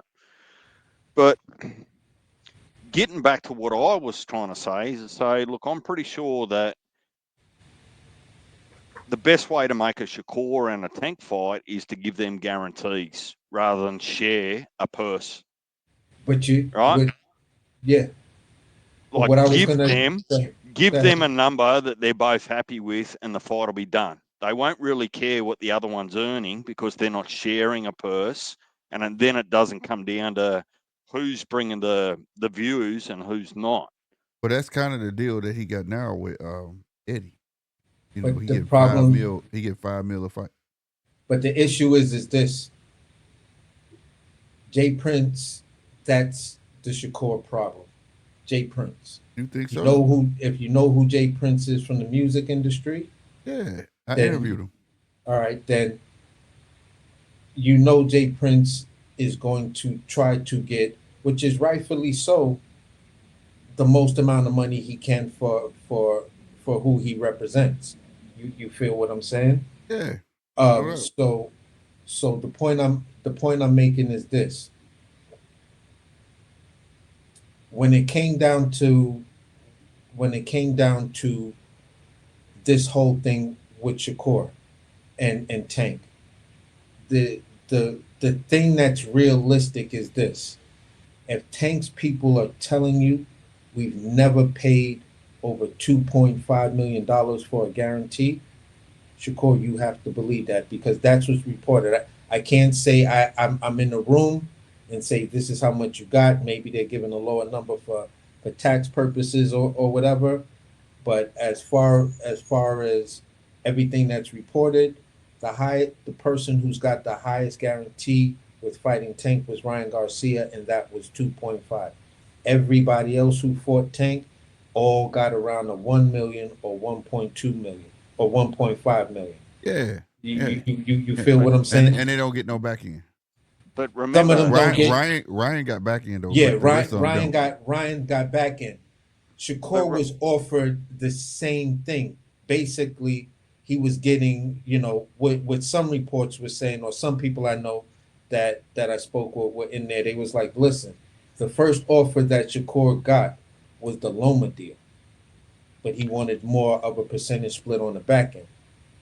That's but why he remember, kept on saying money, remember where money. I see. Remember where I actually started this, and I guess it's not my read; it's my suspicion. On Tank's behaviour, to me, looks like he's getting frustrated with the media and the questions, perhaps because the teams have tried to negotiate a deal already multiple times, right? And because it Yeah, actually hasn't panned out, when the media come, it's just you hit a nerve and a bit of a sore point, and you go, you don't want to talk about the negotiations. You're not going to do a Brian Norman and a Boots type thing yeah. I don't on want to take the public, negotiations to the right? media. Yeah, Exactly, but you're just frustrated, so you find another way to vent that frustration and by say, yeah, saying, Well, I'll "But say this. I get that, but at the end of the day, he has to. He doesn't have to express it all the way out. All he got to do is say Shakur wants too much. That's it. Let everybody else come with their own, interpretation of what that would mean. But saying that, what has he done? it's You what can't say that. You can't put that forth to the media. Say, what has Shakur done? He this, he that. But then you fight Lamont Roach. You can't say that well, about a particularly when Shakur. You can't say that particularly about when Shakur. Shakur's probably done That on bro, paper anyway, by way of if championships and if yeah, unifications, if more he than fight, Tank has. that's what I'm saying. If he fight Shakur, that name beats every name on his resume. okay. But let me say this though. I get what you're saying and I agree what you're saying, but this is my only caveat to it. When you stir in the pot and you're trying to make things a little saucy, you feel what I'm saying? Uh-huh. You say What, like something. threaten to retire? You say something like that because that right there is what the villain says.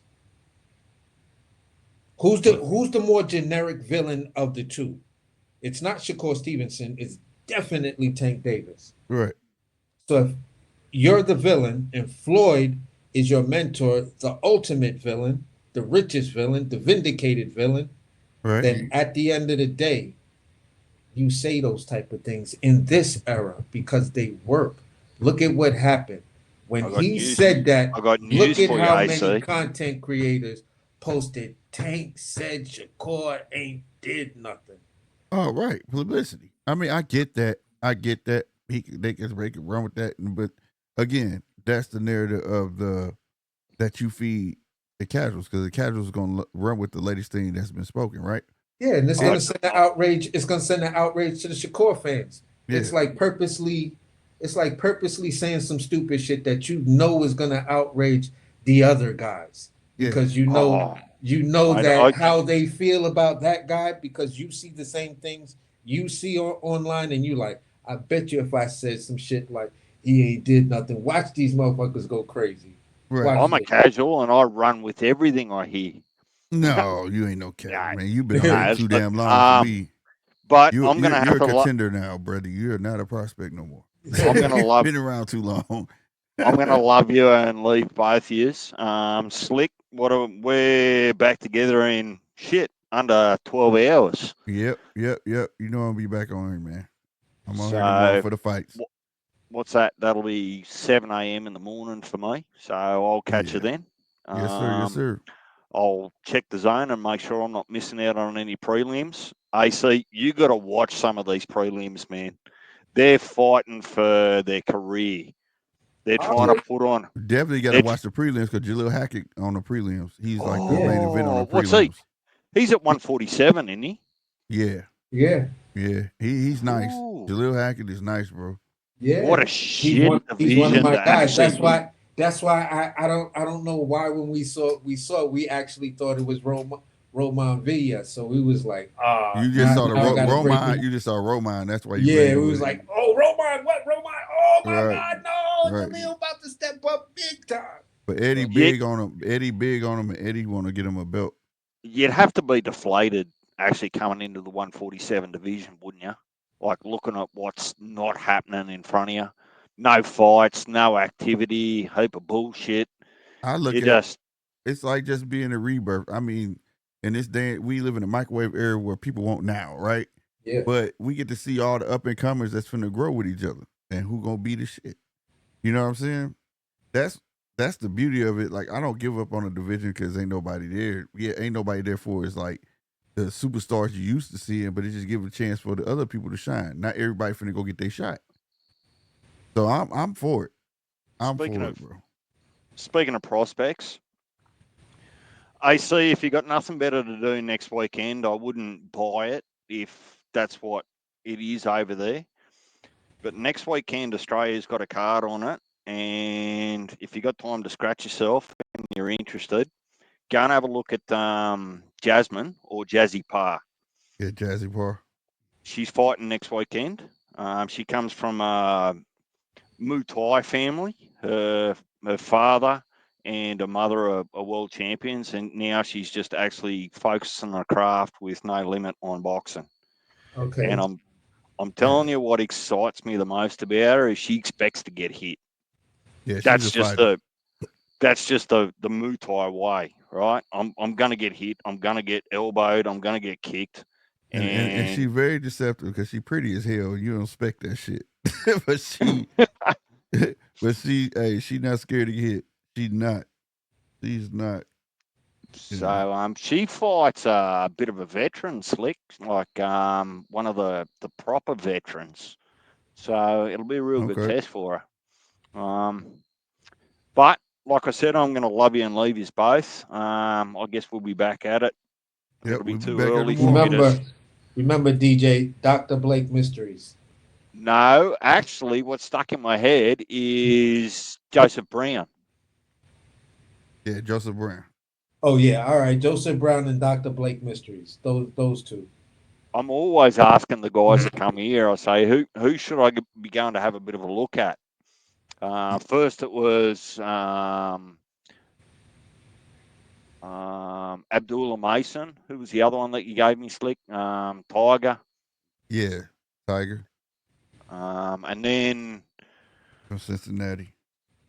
Then there's a name, I'll have to check the group chat, but Boxing Kangaroo gave us one to have a bit of a look at from Australia too. So I haven't followed that up yet. Taylor Bevan. So I've got a bit of homework to do to see about some of these prospects, which will be good. Yeah, for sure, bro. Great talking with you, DJ. Righto, boys. I'll leave you to it. Play nice. Right on. Well, with that being said, I'm gonna crash out too, bro. It's 4:30. That's what it do. Yeah, it's 4:40 for me on the East Coast, bro. It's 3:40 here in the Midwest, bro. I'm gonna shut down because, like I said, I'm gonna be here for the prelims pretty much all day. Cause shit, tomorrow we got the Paro, Hitchison, then we got the Navarrete and Valdez, and then you got the Magnificent 7 card on Queensberry. Shit, it's a full day. Yeah, for sure, man. Great talking to you again, bro. Right on, bro. All right, now. One. All right, y'all. Let me switch this camera around so y'all can see my ugly face. Let's get it. Oh, shoot. Not that one. All right, y'all. Man, I hope y'all enjoyed this night of boxing talk, bro. like I said, drop in the comments, man, who y'all got for today's fight with this Paro and Hitchison fight. Who you got on the Navarrete and Oscar Valdez fight. And I hope y'all checking out the Magnificent Seven. Really, they kind of all in line. You know what I'm saying? But if you want to come out, hang out tonight, like I say, show up and show out with your boy. It will be live commentating. Punch will be here. We definitely get down. If you ain't been privy to the Slick Punch, bro, come through. And also, like I say, just like today's the People Show, bro. The link will be in the description. Y'all can come in, talk about what y'all want to talk about, and it is what it is. Salutes, and I'm gonna say this again, bro. We got a couple more subscribers today. Let me definitely put this up before I get up out of here, bro. I think 2 more subscribers. Let me refresh. I think 2 more subscribers. Yeah, man. When y'all subscribe, please say it in the chat so I can salute y'all. But I'm gonna salute these 2 subscribers, man. Hey, I appreciate y'all. Man, I love seeing this number grow. I love seeing this number grow. Y'all have no idea, man. It keeps, just more inspiration to keep going on this channel. You know what I'm saying? Ain't no stopping this movement. We're going to keep on going. We're going to keep on pushing forward to make this show what I believe it is, what I know it is, the greatest boxing show on earth. Stay tuned. Like I said, interviews will be coming back, all that great stuff. I'm going to see y'all later on today. You know what I'm saying? Hey, right on G Walls 77. Hey, G Walls, that's why we was up here talking and stuff. And you had got up here and got off. But the IBA, where are you watching it at? Now I've been watching the Asian man, I'll pull it up right now before I get up out of here, bro. Because I wonder if we watching the same thing. See if I got under my watch later. Man, I hate the way they put it up here, bro.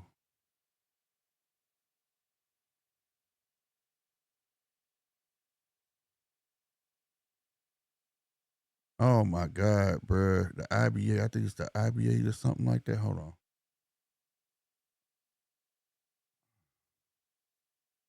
It's an Asian tournament going on. Hold on. IBA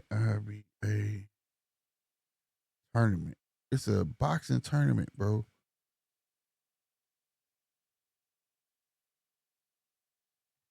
What did you call it? You called it. Okay, I'm seeing, it's 2 things. I just saw it.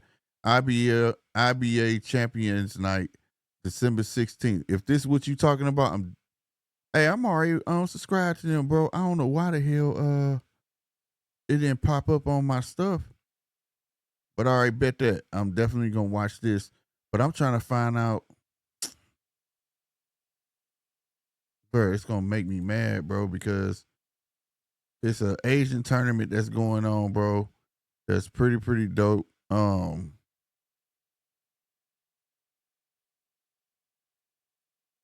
gotta find it. Damn, bro. And it's been going. Oh, here it is. Yeah, I was right. The ABC. It's the Asian boxing. It's live right now, bro.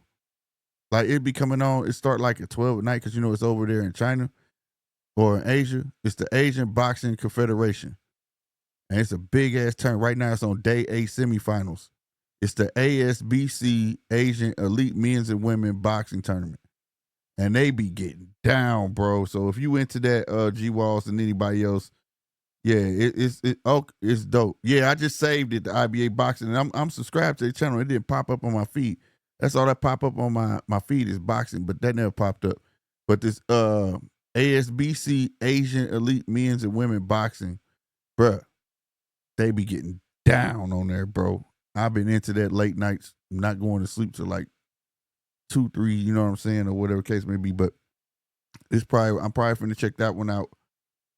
Well, I'm gonna watch this because when this go off, if I'm still up, I'm gonna watch the IBA. You know what I'm saying? But yeah, I wanted to inform y'all about that. Y'all know.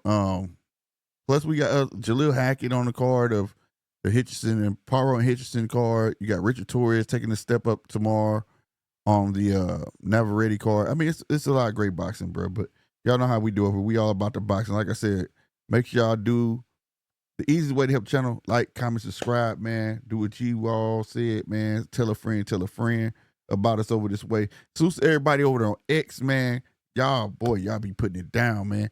I really appreciate y'all. Hit that follow button over there on X, bro, so we can grow over there on X, because that's gonna give us more publicity over this way.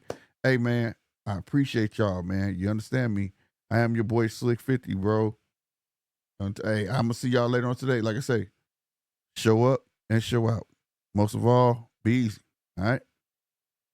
Deuces.